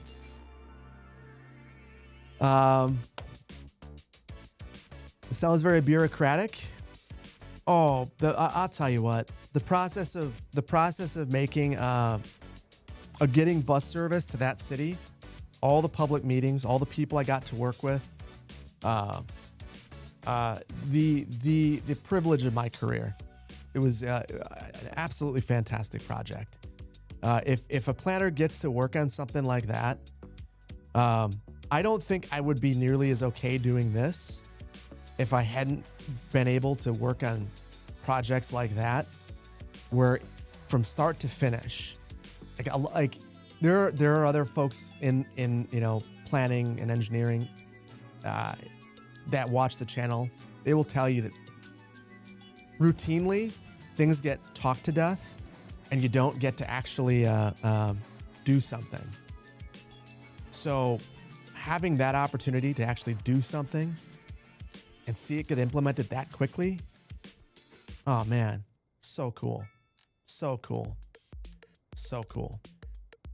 I still when I have the opportunity to go past it and look at that, it's a neat feeling.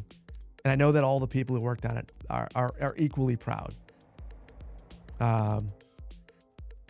And having the opportunity to talk to people who actually got to use it afterwards and how it's changed their life, how they've made decisions about where they live based upon that existing. So cool. So cool.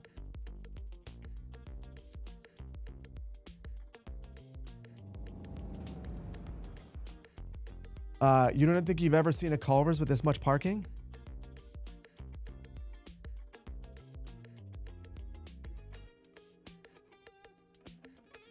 Hold on. Wait for it.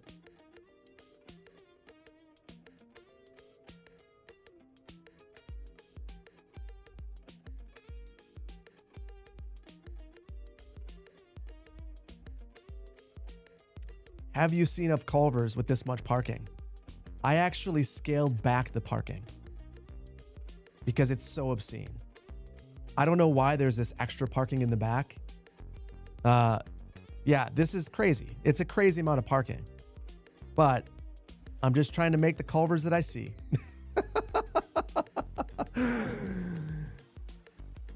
You like the details making this project look more modern? Thank you. There are some things that are missing that I just don't know. I think I might run out of steam for them today.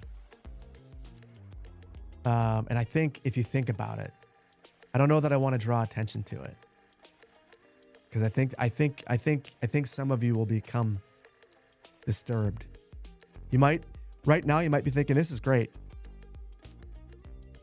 but if I tell you that one thing, you're gonna say, "Oh, Phil, you gotta do that one thing."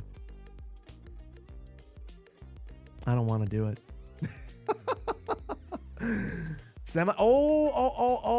The reels. Okay.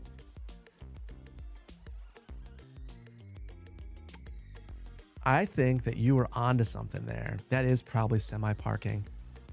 And you know why? Look at where we are.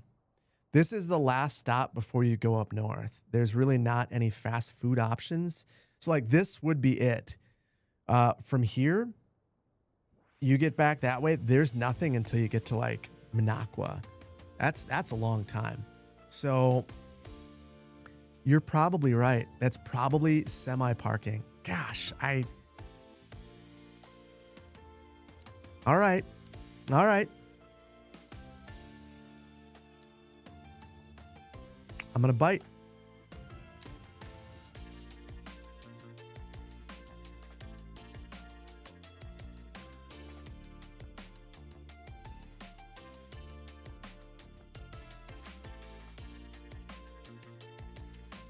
I think I probably went a little hard.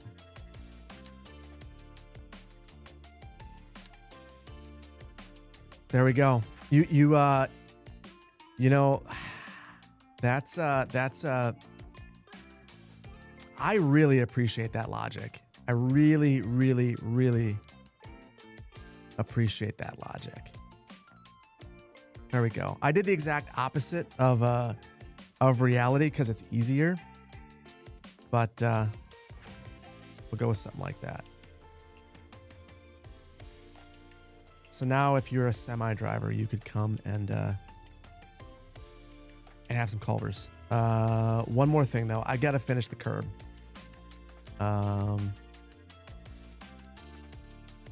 Or I'll go insane. I'm already there, but I'll go crazier. You guys don't want to see that.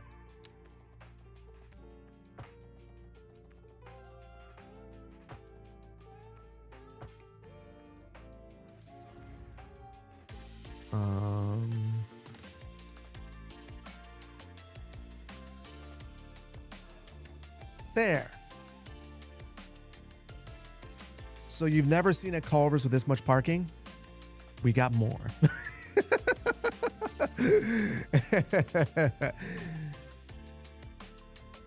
Guys, thank you for the hype train guy again. Super, super cool of you guys. I appreciate all the support.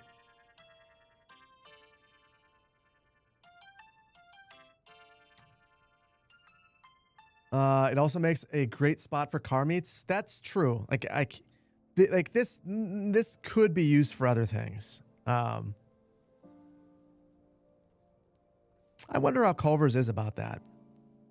Because of how busy they are, like all the time. Like like for anyone who hasn't been to a Culvers, like these places, I did. There was a. Where is this?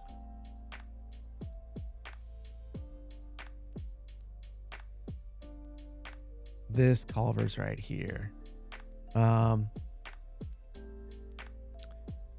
There was lots of concern about the drive-through here at this particular Culver's, and you can kind of see the solution. Double drive-throughs. The way that Culver's works, they don't give you your food at the window. You go in this line, you pay at the window, and then you park on the side, and then they cook it fresh for you as you're ordering. That's like their shtick. So it's always very fresh, but it also means that there's a lot of queuing after the window. And because it's so good and so popular, there's a lot of queuing at this line. So it starts to wrap around. So for all of these, they're incredibly busy all the time. A lot of people parking, they have drive up. So there's a lot of traffic. They generate a lot of traffic on the way in, on the way out, in the parking lot. I don't know how much they'd be willing to share any of their parking as a result. Fresh food in the U.S. We do have fresh food. It's fresh fast food. And is it the kind of fresh food that you're thinking? Probably not. It's fried food. So it's a burger and fried cheese curds, Is it good? Sure. Is it good for you? Probably not. Can you get good food, or food that's good for you there? Some. You can get a salad. You get some soup with soggy noodles. It'll be delicious too.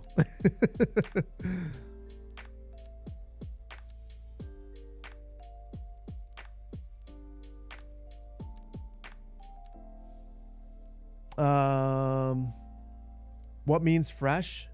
Fresh and fast don't combine? No, I don't believe that. Fresh means that it's not frozen. Fresh means that it's made to order. But fresh and good for you are certainly not always the same thing. Like, I mean,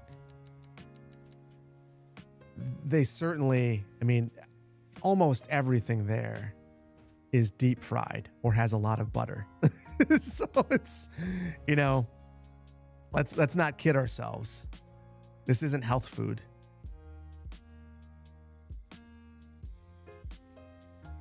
Freshly cooked, yes. Five Guys is very fresh? True. I'd say it's a lot like Five Guys in that regard. And I do like Five Guys.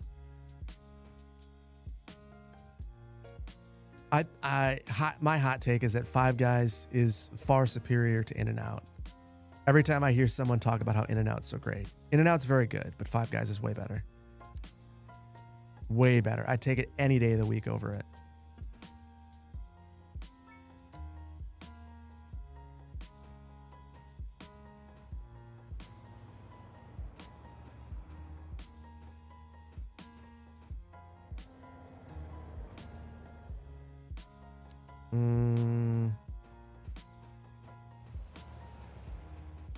These are way taller than I want them to be, but I want it to feel like someone from the drive-thru shouldn't walk into the store. So I'm loading this up, and then I think I'm going to sink them into the ground. In-N-Out. It's because it's one of the most allergy-friendly fast food places. It's one of the reasons it's good. There was a local chain called Smash Burger that was really good.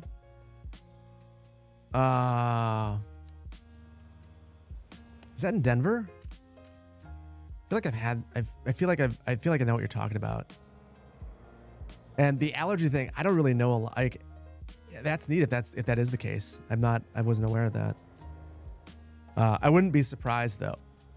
My problem with In-N-Out is that I just feel like the fries aren't very good. The only way that they're good is if they like load them up with cheese. Otherwise, they taste like garbage.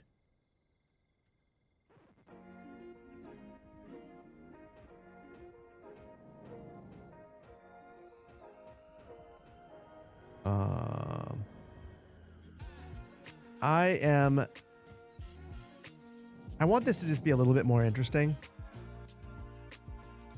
And I feel like if we're going into this level of detail, it's okay to go into this level of detail. This is going to be just like a stupidly detailed Culvers in a city with a bunch of British buildings. So I'm just like,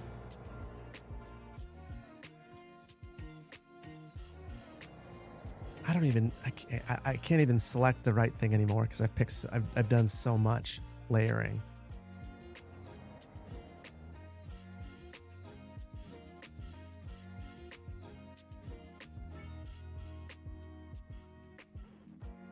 If I were to do this again, I think that I would probably, I'm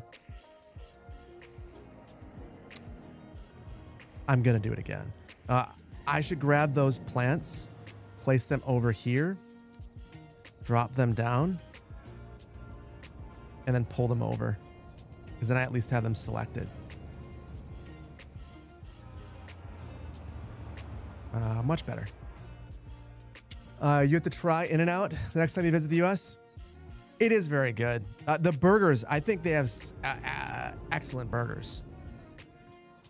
Like, I would be lying. Like when I went to Tucson.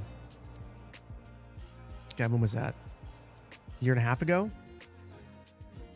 Or Sedona, rather, not Tucson. When I went to Sedona and I flew into Phoenix, I told my wife, I was like, we've got to go to In-N-Out.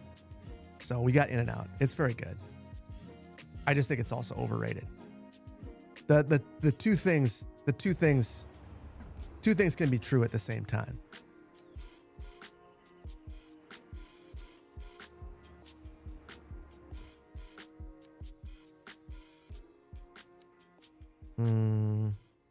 I think I'm actually actively making this much worse. I think it looks bad now. And I think I'm just going to leave it.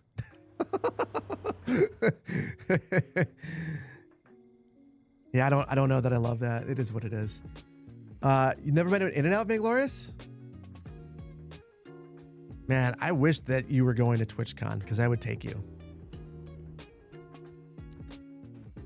I know that that's a super, super exciting. That makes me wonder though. I've got to ask. So if you're going to TwitchCon, I actually did book it. Whoever's going, like, want to hang out, go to TwitchCon. I'm gonna be there with my editor. It's gonna be a lot of fun. And I have to see if he's ever been to an In-N-Out. And if he hasn't, I'm gonna have to take him. We'll figure it out. We'll take the light rail or whatever to get there. You had In-N-Out once when you were, and it was fine. Not good enough.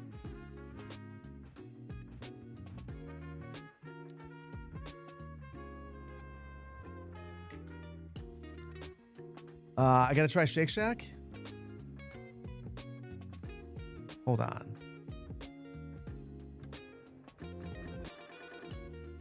I'm trying to remember. I screw them up. Okay. Shake Shack. So we have a Shake Shack in Madison. But when I went to the Bahamas, at the place I stayed, they had a Shake Shack. And I ate at Shake Shack so many times, I don't know that I can do it again. I think I might be Shake Shacked out for life. Like, They have very good breakfasts though. But yeah, I might have overdone it on Shake Shack. It was like the one thing that my kids are usually not very picky eaters. But they also like have expensive tastes. They were like, I want to go to the fancy restaurant. Like, we're doing that one time. We'll go to a nice restaurant once. Okay, Dad, then it's Shake Shack every single meal. And there's only so much Shake Shack that any one man can have before it's just like, that's it. We're done with that.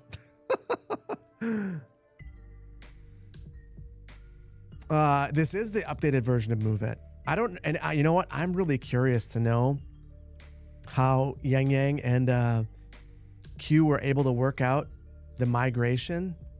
Now I don't know if Yang Yang has done anything to make it more stable, but it seems like some of the things that were crashing me before, like what I'm doing right now,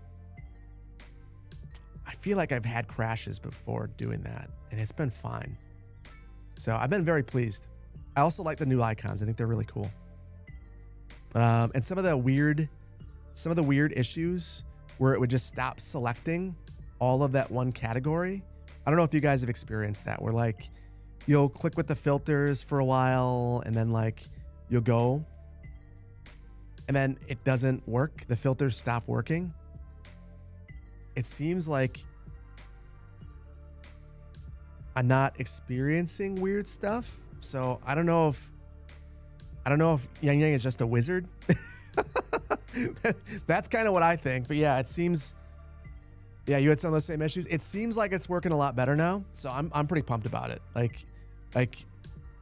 I really, I have mixed emotions. I feel like we all owe Yang Yang a like huge debt of gratitude for just like being the city's goat. And like I'm going to keep it 100,000. Like if Yang was not creating all the mods that they're creating, I don't know that I would want to play the game as often as I do. Like one of the things about cities, and I know if you're playing on a GeForce Now, this is gonna be very frustrating to hear. I feel like the game is not super playable without mods. Like it's the reason why Segunda Beach has mods. I just wasn't having fun without the mods, and without a doubt, Yang Yang's mods have like extended the fun in the game so much for me that it's just like it's kind of wild to think about.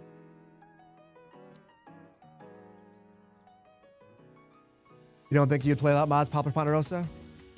Oh, I mean, and for what you do for map creation, like his mods, like if you've never made a map, like there are certain things that are just like impossible without mods. Water spawn points in particular, like I don't even like doing it without it. So yeah. Does Road Builder work? Road Builder is a mod that will sometimes crash the game for me. Like if I were going to use Road Builder right now, I would save first, because sometimes clicking the icon will crash the game for me. But on the balance, it works. And once the road is created, it works. But it seems like every now and then it crashes.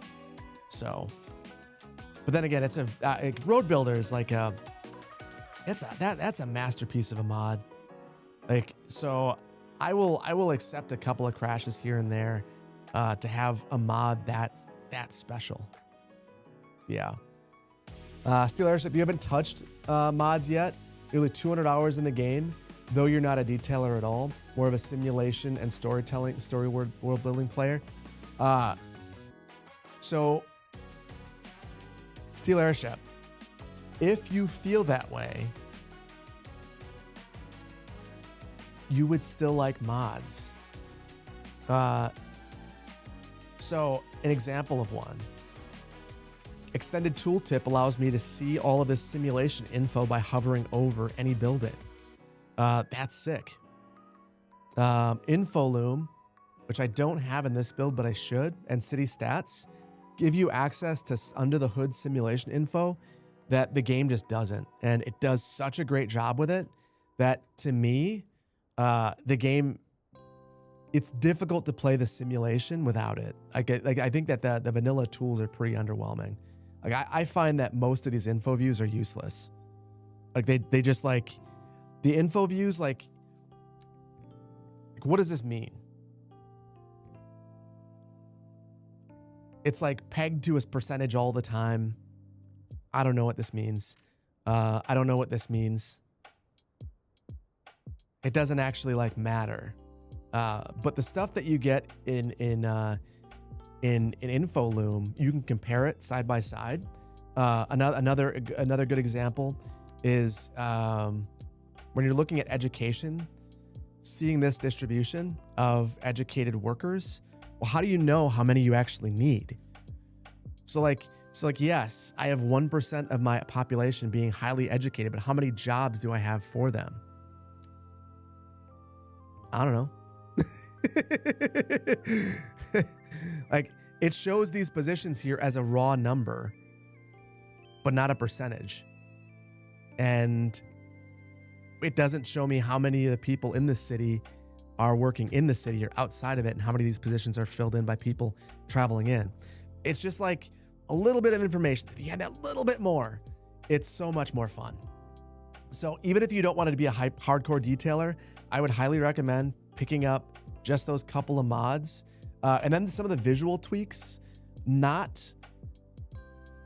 feel like the game flashes at you too much, the colors, and being able to click on the zoning tab and not having it constantly flash colors at you, to me, is just really helpful. And that's another mod.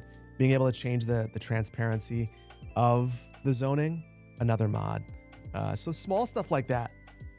Maybe I should make a video where I go over mods for people who play with the simulation.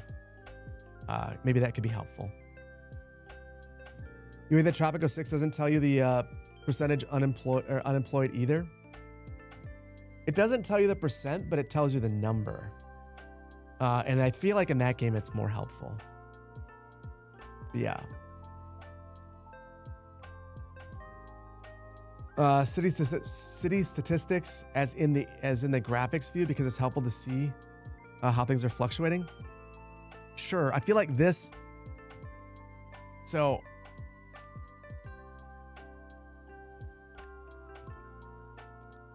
I just feel like a lot of these are not helpful. Like I don't know what they mean. I can't turn things off. Like this jobs number could be helpful. But it's kind of complicated. And I feel like InfoLoom does a little bit better of a job allowing you to narrow things down. And being able to overlay commercial jobs with population is not possible, but you can compare it side by side in InfoLoom. So yeah, stuff like that. Some of this is also like wildly not right. Like wildly not right. Like, what does this even mean? So, and then this is good. This is good in comparison to like Magnolia County. It's like -$6 trillion per year, per hour, something stupid. So yeah. Adam R, thank you for being here. How about a mod tier list video? Yeah, maybe that's what I'll do. Well, I mean, there are so many mods that I would say like are S tier, though. Most of them are put together by like the same group of people. I feel like honestly, Yang Yang is like, at this point, like it would be like mod tier list video. How many does Yang Yang have, and how many does TDW have? You know, it's kind of crazy. Okay, real quick though, before I keep ranting about random things, we got to get this thing working. Oh, wow. The other thing, Steel Airship, not to keep calling you out, not calling you out. I don't want it to be an A and B conversation with just you and me, but I'm going to continue. Some of these mods allow you to control the simulation in ways that I feel you should be able to. Like, I feel like warehousing and industrial is just broken. Like, it's not done. Being able to zone specific zones, and then look at the demand with InfoLoom is just super cool. I hope that comes to the vanilla game at some point. I don't know. Booty Addict, good to see you, buddy. And congratulations. Congratulations on the Moose competition. Super, super great build.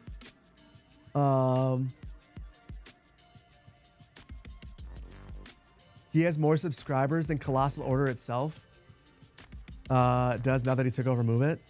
That's hilarious.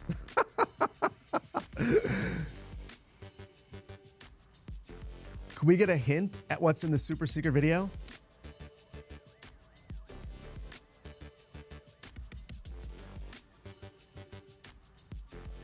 I think it's just embargoed, so I don't know. Yeah, I'll give you a hint. It's a game that I've already showcased on the channel.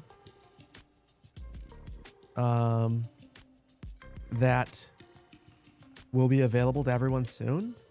And it's not Anno.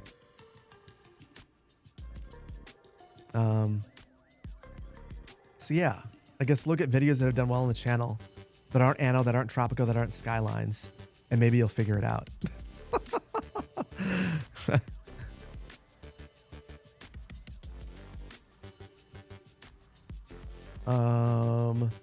Commercial block, low density. And I want it set back. So I'm going to place this on the road like this. And then let's see.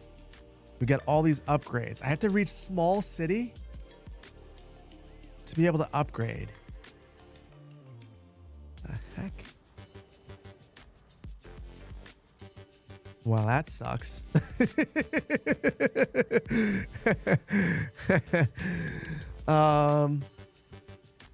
It's going to be fine. Let's make sure that we're selling the right thing now. Convenience food.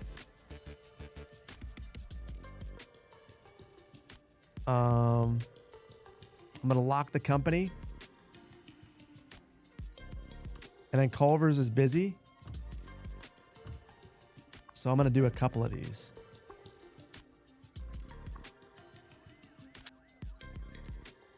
Convenience food. Convenience food. And then we'll lock these. Now. So what I really want to do is there is a way.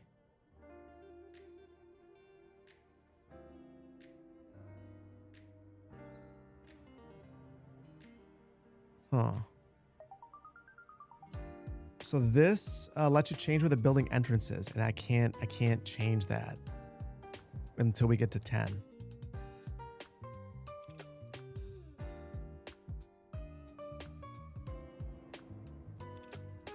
I shouldn't be a bad guy, but I might be a bad guy.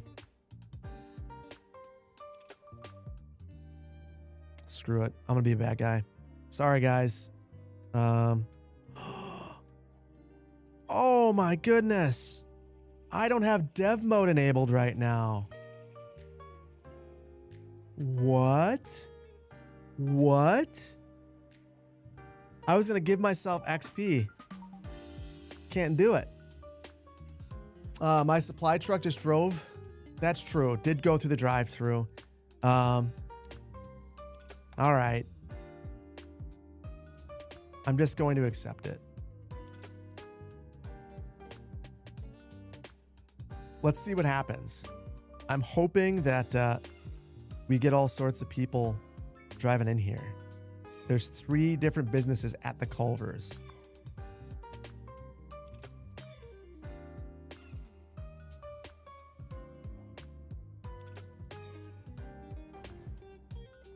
Did you see that? That's the problem. It just despawned right here. Oh.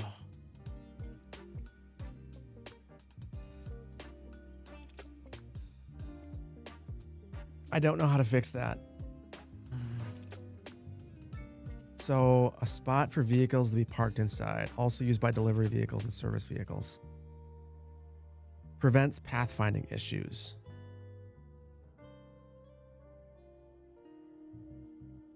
I need this. I need this.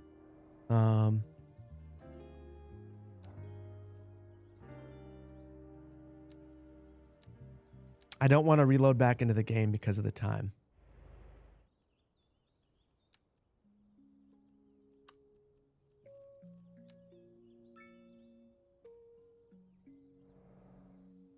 So, I'm going to be a dirtball. How many XP will this give me if I place this? This will give me 100 XP. This one's 300. 60,000, 16,000, 30,000, 100. We're going to get strap in, folks.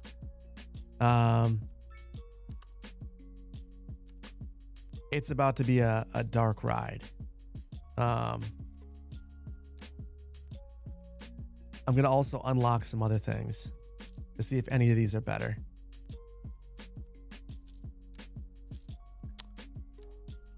I wonder, actually.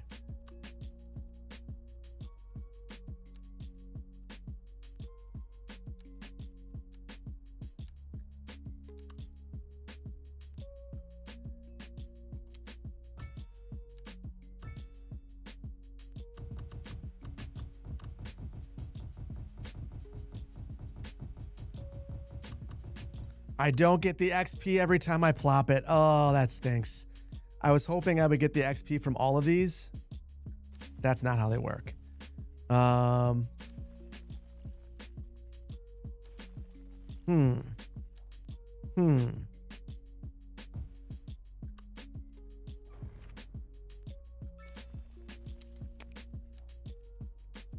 Okay. Keep it going. No, I'm gonna. So Toady had a video on what was the most effective thing to spam to level up. And I wish I knew what that building was. 500 XP for 60,000. Any chance I'll make a tutorial video on how I got my custom logo on the transport vehicles? Lenny, you're gonna love the next video. You're gonna love not only Lenny. Not only will I make that video, I'll release it to you today.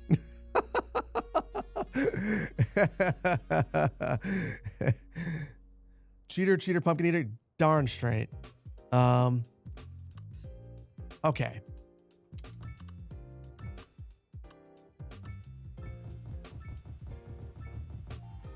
Okay, big town.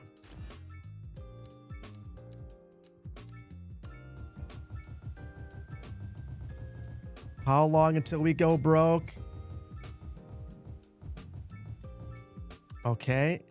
Now I'll recoup some money.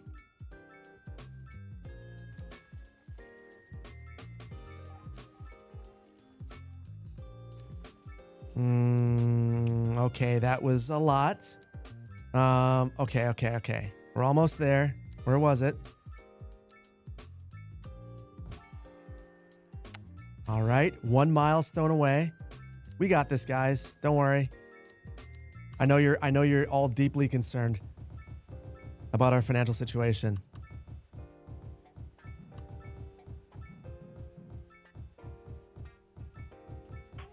Okay. There we go. Unlocked all of the things. And now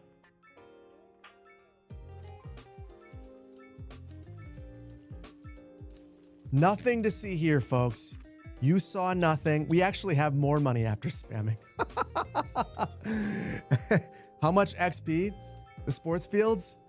We didn't need that. That was perfect. So that was $60,000 for 500 XP. That was the best one that I saw. So I think, I mean, besides, I'm sorry, all the dings, guys. I feel like that guy on Breaking Bad just, you know, like, yeah, sorry. I can't stop it. I remember before the game came out, in one of the Dev Diary videos, I said, boy, I really hope that we can mute that sound because that's going to get irritating really fast. No way to do it. No way to do it. Did you hear GeoGuessr? Dear God. Hold on.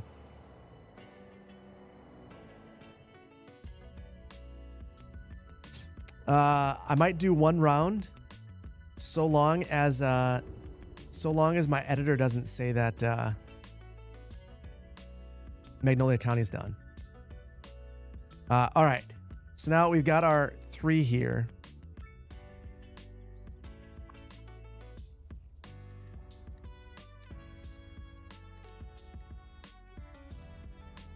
I gotta save. We're about to have a bad time potentially. There's a 50-50 chance I think that we crash.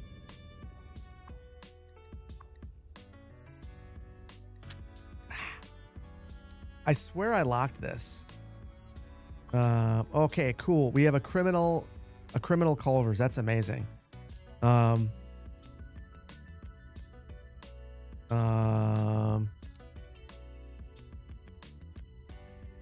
Okay. The front door is right here.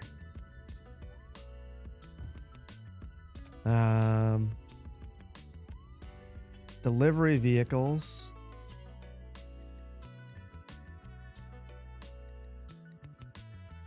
Ooh. Oh,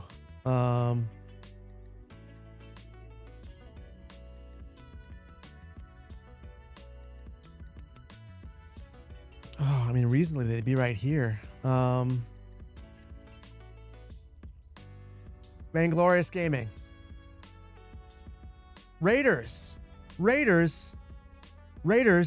Hold on, Raiders. Raiders. Who's raiding? What am I missing? Just 24. Raiders, welcome on in. Thank you for being here. Raid 30 minutes ago. I see 3 minutes. There was a raid 30 minutes ago? I see 3 minutes.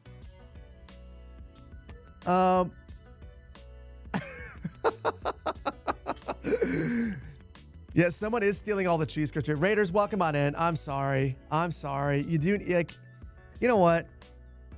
I need to find a way to let Vainglorious take over my entire screen and flash things at me. I'm sorry. Welcome on in, Raiders. We are playing Skylines. Felt like 30 minutes. Well, I apologize, guys. I am nothing if I'm not bad as a streamer. We are playing Cities Skylines 2 for the first time in 6 weeks. I had all these grand plans of building out all of these great things, and we've built 1 Culvers. So if you're interested in that, welcome on in. If not, I understand. So yes, this is what we're doing. I play a lot of city builders. I'm Phil, City Planner Plays, and this is what we do. So welcome on in. What did you guys play today, and how's it going? How was the stream? It's high quality streaming. Listen. I've never said I'm good at this. And that's why Crosszilla, I missed you 35 minutes ago. I apologize. Spirit, I missed you. Thank you for the prime. Boulders, thank you for the 6 months. Lenny, thank you for the biddies 5 minutes ago. Appreciate you all. Opens many options. This contributes much to the economy. It does, eventually. You did Anno. Oh, nice. 1,000 population challenge was a challenge for you as a beginner. Anno is really tough until it clicks. Once it clicks, I feel like it gets a lot easier, but it takes a minute. It does take a minute.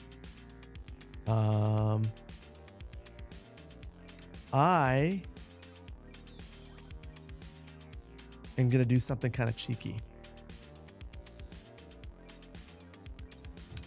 I'm going to put deliveries right there. See,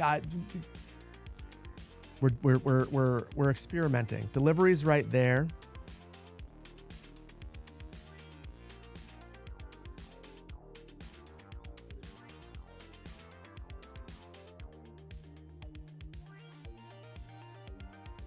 Ooh. Are you guys picking up what I'm putting down? You shouldn't be. It's wrong. I was thinking that I could just pop this right here and clean that up and make it look nice. I'm going to draw some fake lines.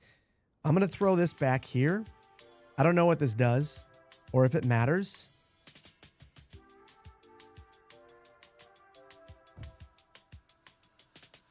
And then I'll need an invisible road. Cool. One down. Another one right there.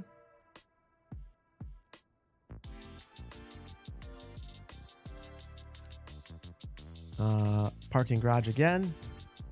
And then I'll put the parking spots over here. And then the last one. So yeah, Anno. Hopefully you guys had as much fun with it as I did. I've been enjoying it a ton. Looking forward to full release. There's a very high likelihood that there's a lot of Anno on the channel after release, because I very much like the game. I know that this was supposed to be our semi-parking. I'm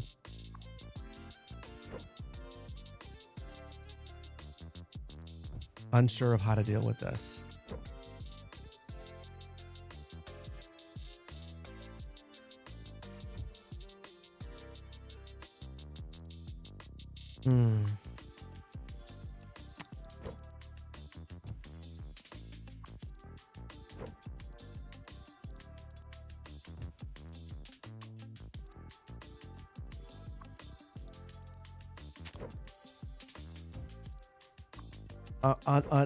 I'm becoming unhappy by what I'm doing. Something's not working right. I think it doesn't like the overlap. So, with everything that I do, I make it worse.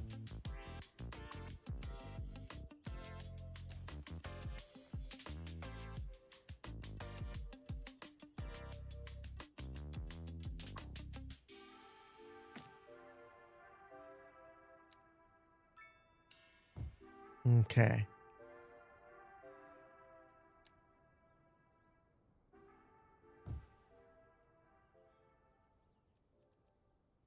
Okay, I think now it's not mad. I got a spot for all three. Okay. All right. Well, you guys are now Raiders. You're getting a full taste for my scatterbrain mess that is a stream, and I apologize. I also will probably never change. I will probably always be an absolute disaster of a streamer who is all over the place, and I won't apologize. Oh my goodness. I do apologize for that. That is a mess. That is the ultimate problem. Also, that I've got a probably a bad idea.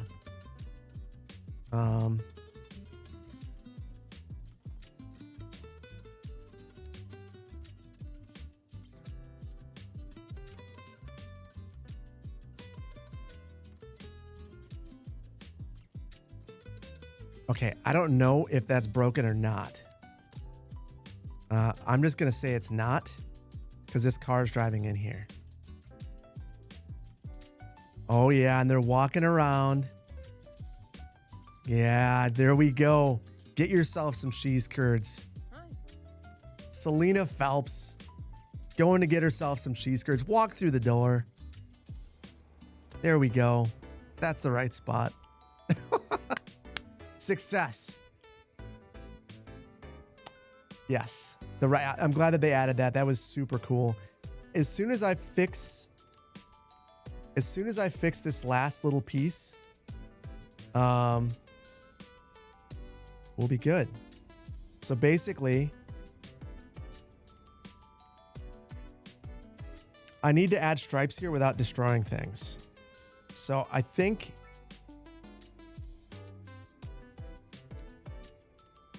that if I were to add the parking decals,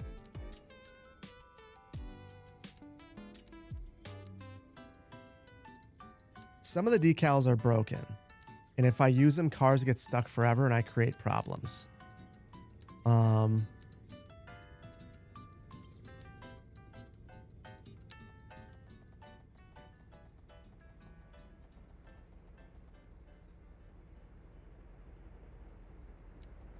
But this North American Highway Edge, this looks right. So I'm going to draw one for myself. That's a guide. Then I'll snap to 90s and the existing guidelines and then pull it up.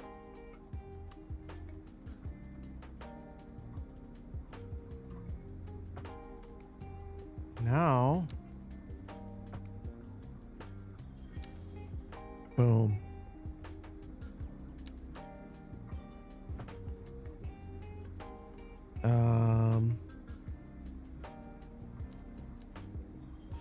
Oh, that gigantic mess of stuff is going to create problems for me here. So I'll need to freestyle one, but it's fine.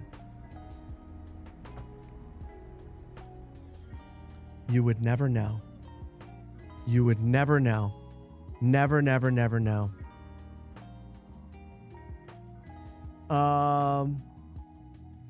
It's not a real Culvers because there's no long drive-through line. You're right about that. You know what? After I get this parking, I will fix that. We've gone absolutely ham on this, so why not just like really take it up to the next level? I've got an idea.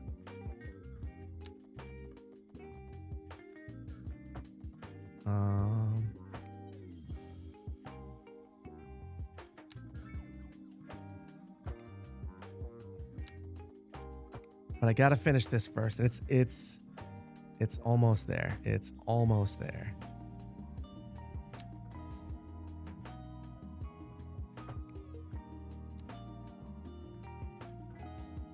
The guy doing the striping just got fired from his job. Didn't do a quality job. That's okay. We'll let that one slide. So did you guys notice the thing that I didn't do? That I said you guys would be mad about if you figured it out, but that I'm definitely not doing now, even if you guys care. Save patio. Oh no, there's no. Well, there might be a patio here. I didn't do that. It's not the patio. There's no drive-through sign. I think I could have solved that. But I didn't get one. Didn't make one. I deeply regret that. Deeply.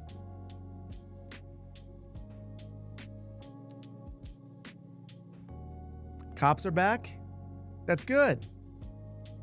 I'm glad that the cops at least going through the line. Go get them. There we go. Circling around, doing some security work. I'm into it. So because this is Culvers, we should have cars backed up. Basically, all the way back to here. And apparently they're all black. I'll have to solve that. And then also a couple waiting here for their food.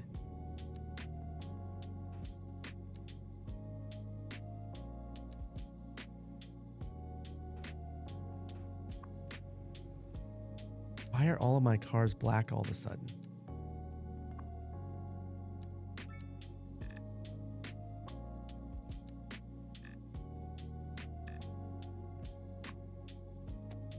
Um,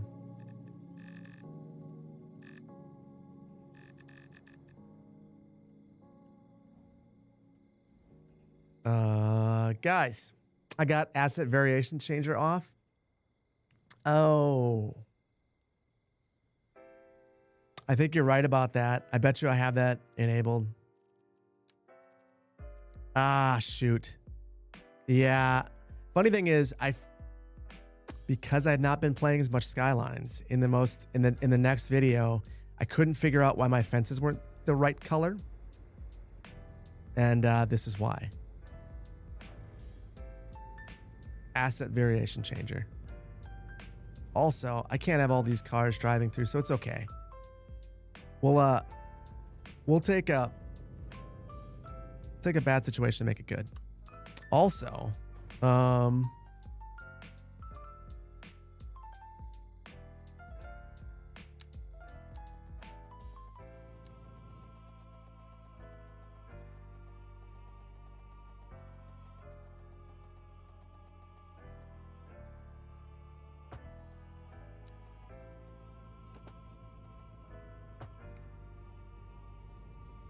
there. That guy's just a jerk now because I've clearly said that this is the only way to go. And also,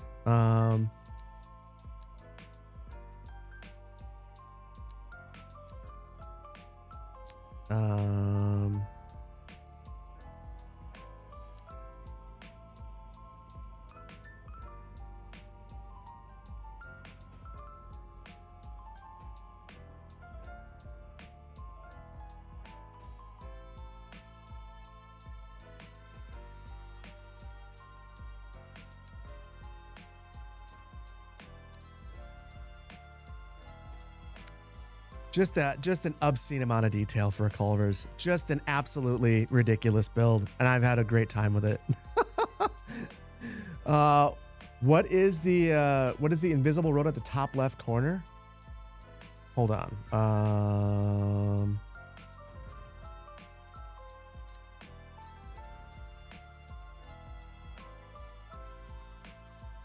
Are you talking about this mess? That's my bit of shame. Oh, are you talking about these? I forgot to connect those. I was supposed to connect those. So thank you. I'm supposed to have this. Otherwise, those are completely non-functional. And I don't know if that worked either. Shoot.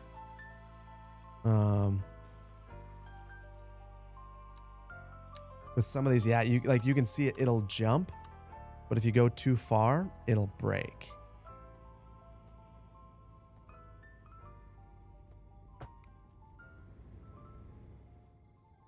I don't know that that's working.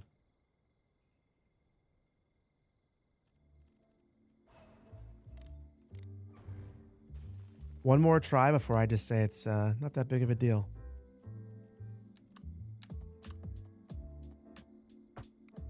I saw the jumping lines. It's just not showing it to me. I'm not going to worry about it. I don't think it's that big of a deal. No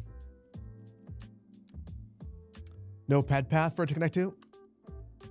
Oh, yeah. That actually makes sense. And actually,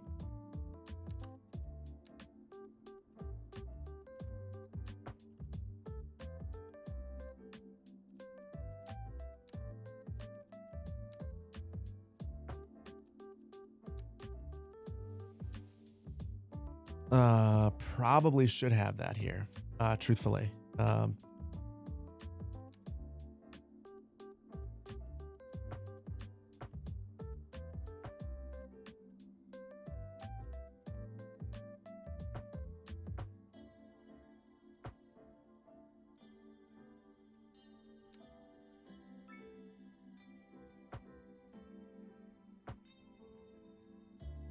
Okay, stupid amounts of detail. But now I don't think that the cars they're going to drive on the right side. Yeah. Totally unnecessary. I don't really care. We're just doing things at this point. Also,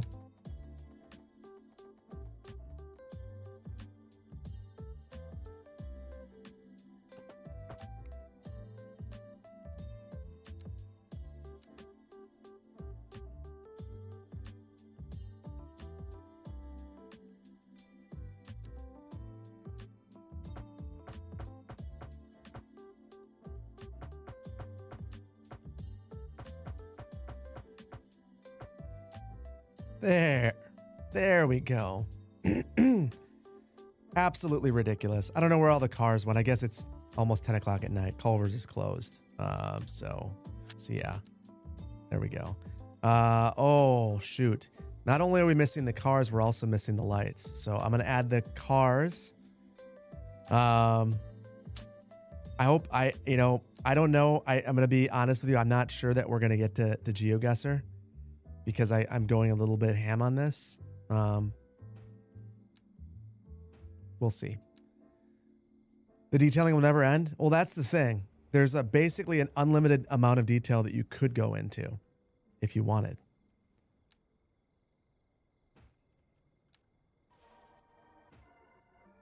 And I feel like because we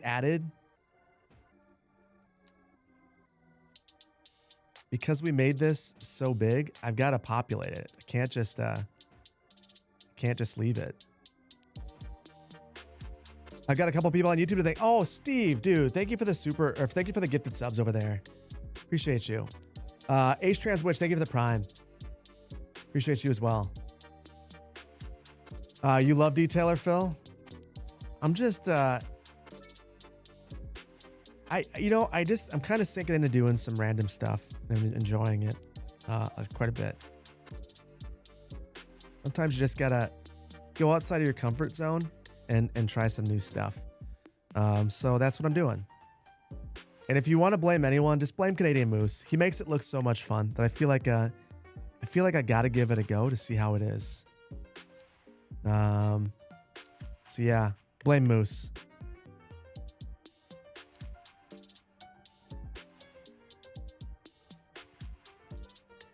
You're in real Houston, so you understand you can't drive 5 minutes without construction? Year round, or just every now and then? Woo! That's some light there.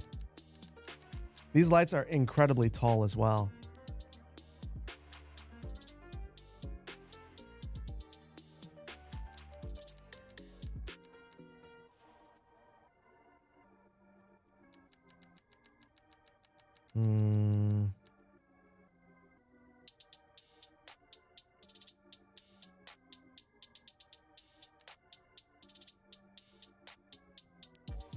Okay, so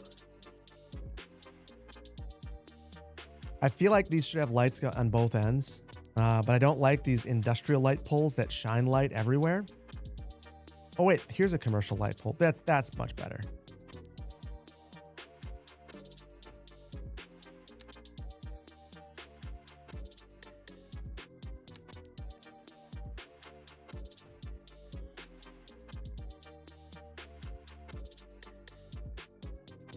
I'm going to leave that unlit back there. And then,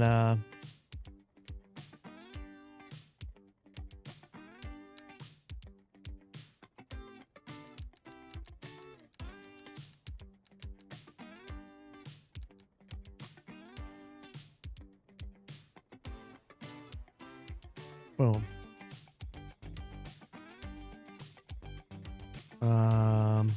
Couple more small things. Since we're looking at lighting, I feel like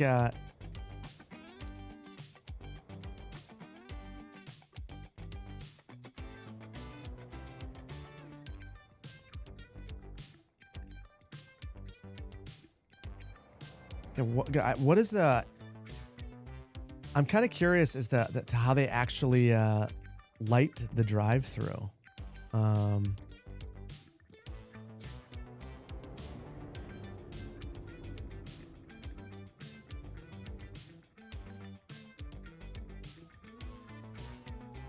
Right there. On the outside, they light it in. So it would be like this.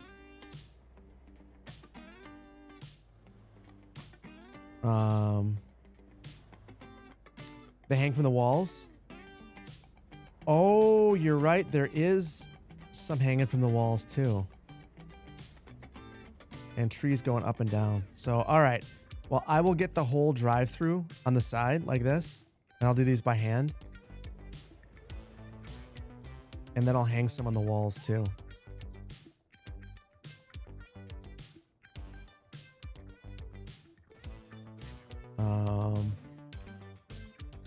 Did it have lights in the building? Yeah, yeah.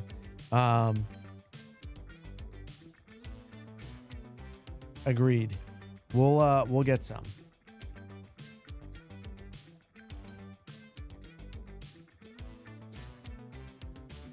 I think.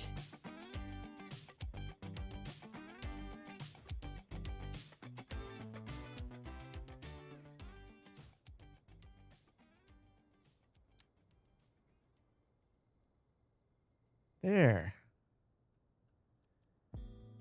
And you guys said on the building too. So I kind of feel like they have lights that look like this. I wonder if, oh, there it is, the wall light. So I just need this to snap to the wall.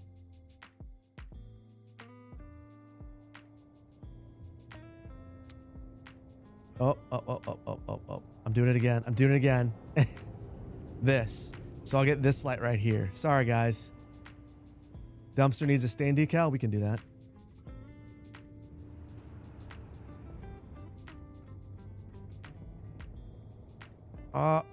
I'm going to turn on the variation chooser again because I don't want these to be changing the colors.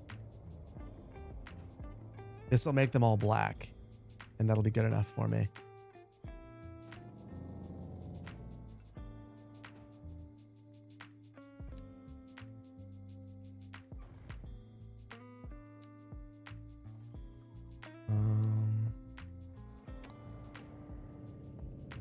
Those are all crooked. I'm going to try to fix it.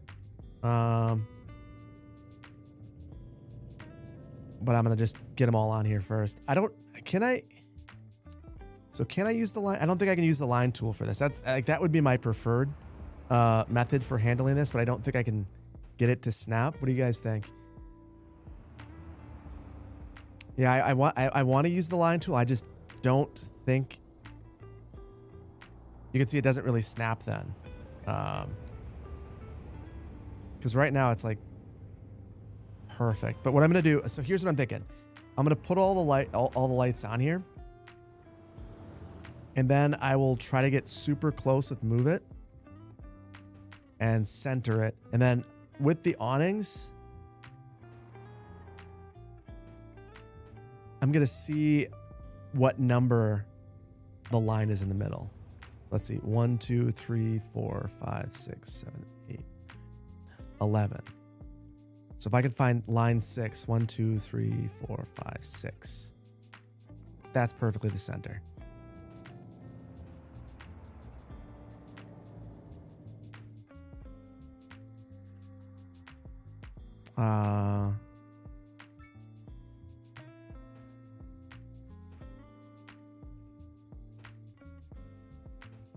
Then we'll add a couple back there. Not real well lit. That would be a problem, most likely. Culvers must have some donuts to get the police. You don't need donuts when you have cheese curds. Cheese curds get everyone's attention. Listen, we've been talking about Culvers so much.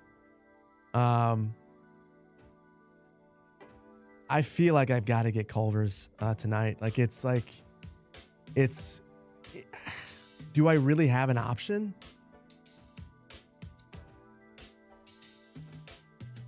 God, this looks sick. I am like, this is awesome.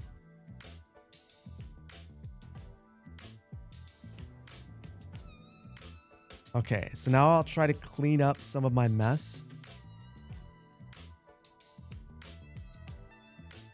It looks empty inside. Don't worry about that. That looks wonderful. There's nothing I can do about that. I know. Well, hey, you know what? It's just to make you feel better. It's currently 1 a.m.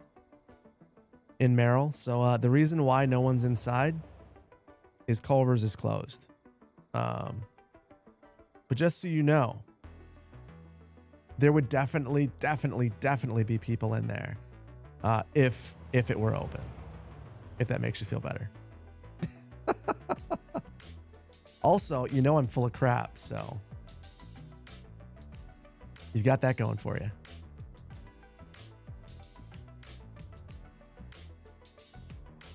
I didn't mean to become a detailer, and I'm still not going to say that I am. But I will say that every now and then, it's really fun to play The Sims in Cities Skylines. And that looks pretty cool.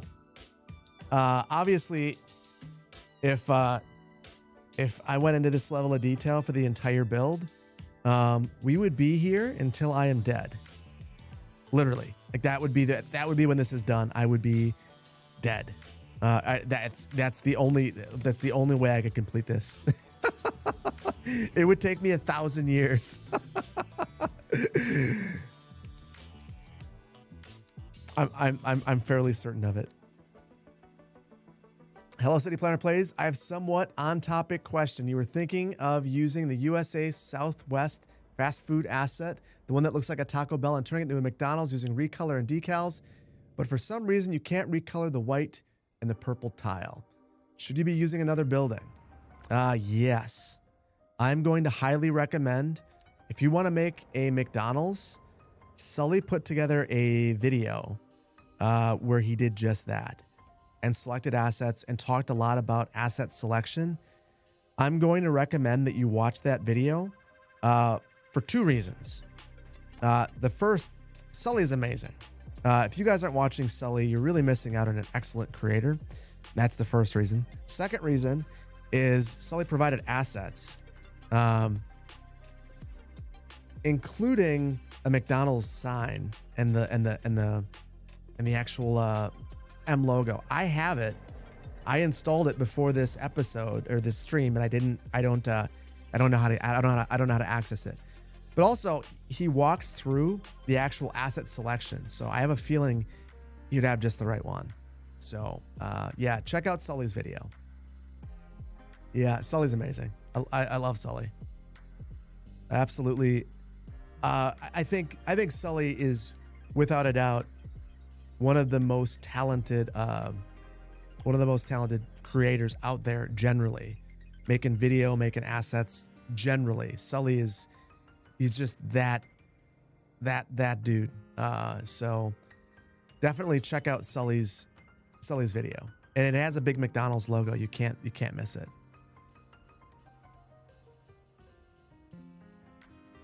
Question about the system's recent discovery. You've been underutilizing mailboxes. Is that the key to staying on top of mail processing? I don't think so. I added them to Magnolia County in the last one. It didn't help at all. I have no idea how. I don't understand. I will be upfront and say I don't understand the way mail works in this game.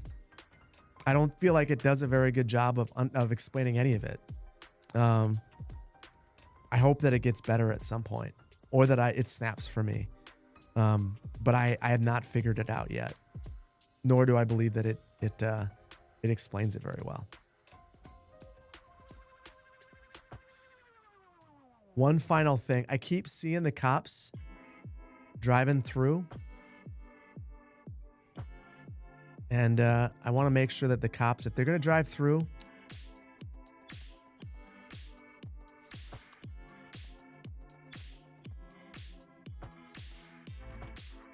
don't clip through things. Come on, cops. Let's be good team players here and not do that. Okay, you see that? That worked. And then to be a team player on my end, boom. Now they can clip through without any issues. And because I am straight up punishing you guys with detail today.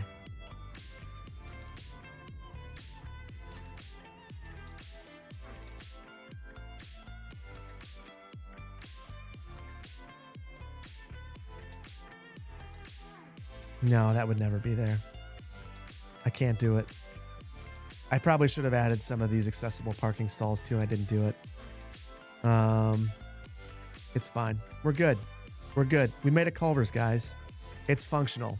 One person goes there. One person's visited. There's still G87 stripes. Fill region for that region. Wait. What are you talking about? Do I have them?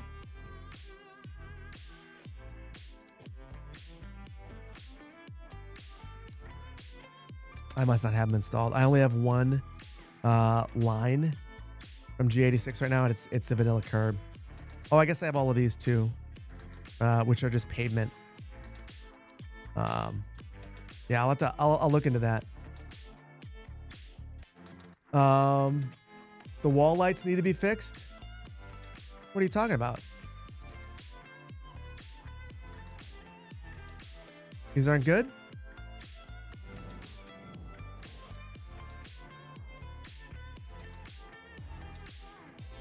Maybe that one. I guess I could. Ooh. Oh.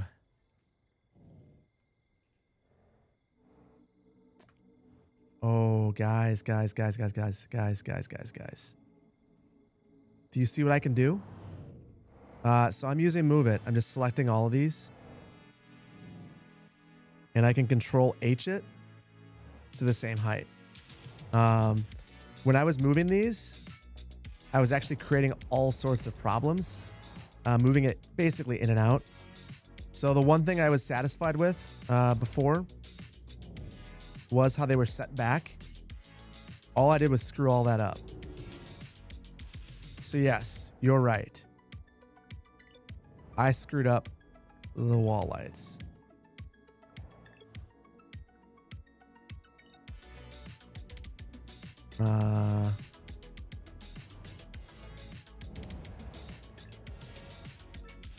I'm on YouTube. I'm gonna rename the stream. I made the perfect Culvers in Cities Skylines too, which is probably the absolute dumbest name for a stream. But I feel like that's where we're at. We did nothing else, and hopefully you guys enjoyed it. And I apologize. Sometimes I believe that we're going to get more done than we actually do. This is all I got.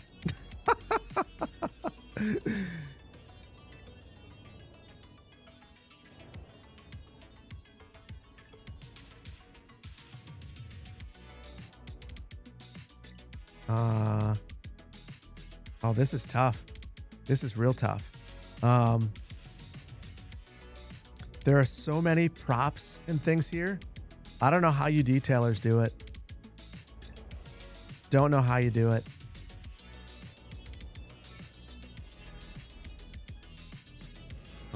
Control H it to that one. Oh, and actually I should have Control H'd it to these ones. Oh my goodness, guys, I'm slowly slipping down.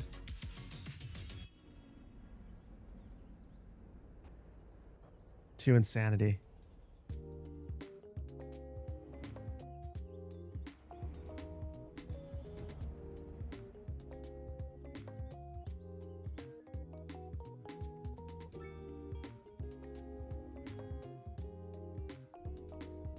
Okay, a couple more.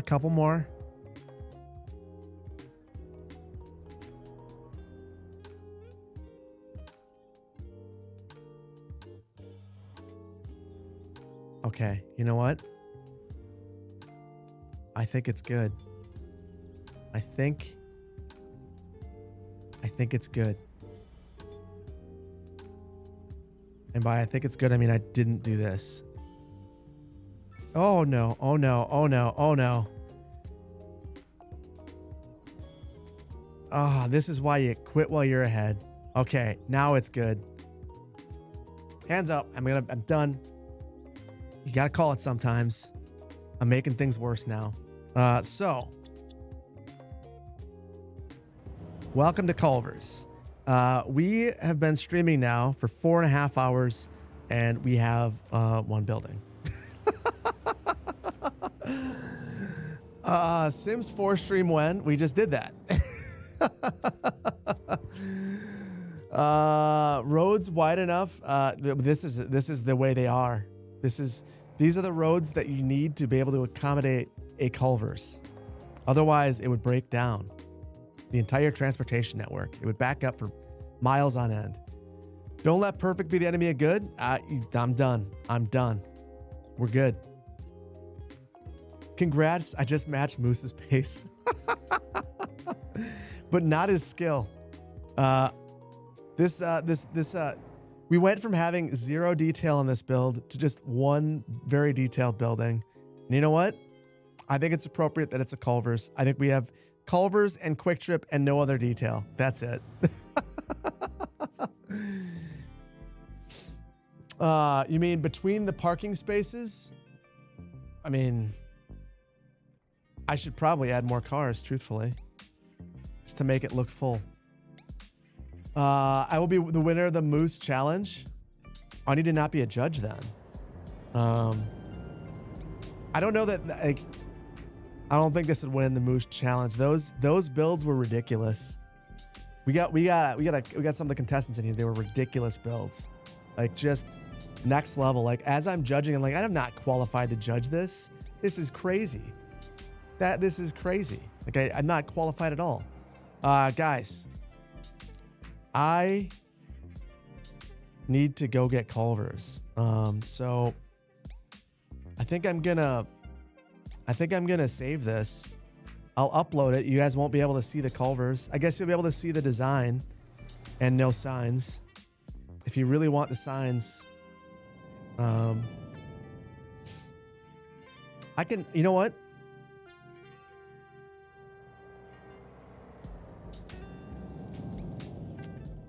I think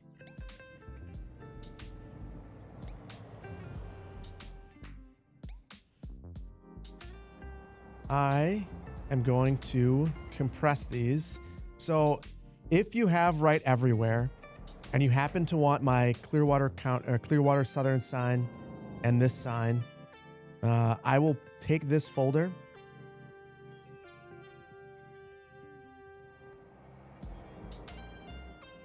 You put it in the holding cell.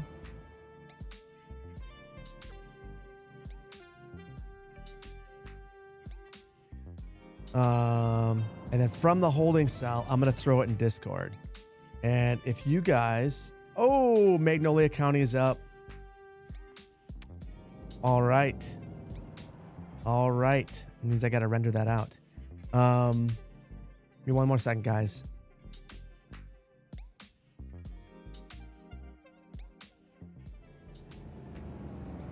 Under announcements,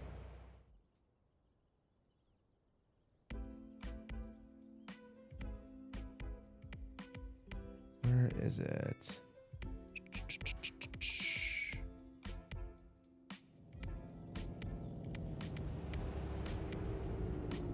Place me in right everywhere folder. Here are all of my signs. Place me in the right everywhere folder. If you want them, they're in the announcements portion of the Discord. I zip them into a folder. Best of luck to you. What timing? Poplar, yes. When an episode starts with time to do some mulligans, it always makes you feel like the previous episode was filler. You're gonna like the next one then. I mulligan my mulligan to solve some bugs. It's gonna be a mess. Thank you for the stream and for making you hungry. Hey, I've done my part. Hold on, let me share this just in case you guys want to check it out.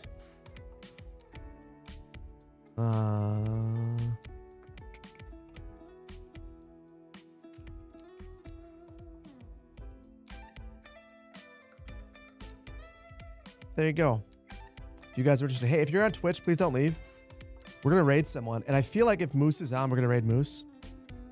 Specifically because if you guys were not bored by what we just did, you're gonna have a great time in Moose's stream because he does what I just did, but well.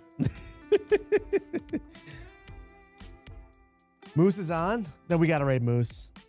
Yeah, we're gonna raid Moose because Moose is doing some interesting stuff. But before we do that, we gotta leave YouTube.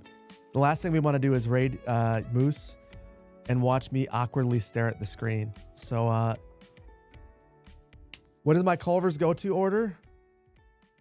I feel like I just gotta get a double with an onion ring, and then hope that someone else gets cheese curd. But I might have to get cheese curds tonight.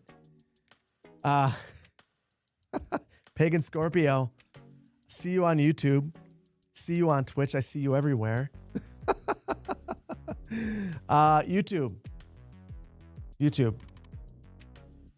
Thank you for your patience with me tonight.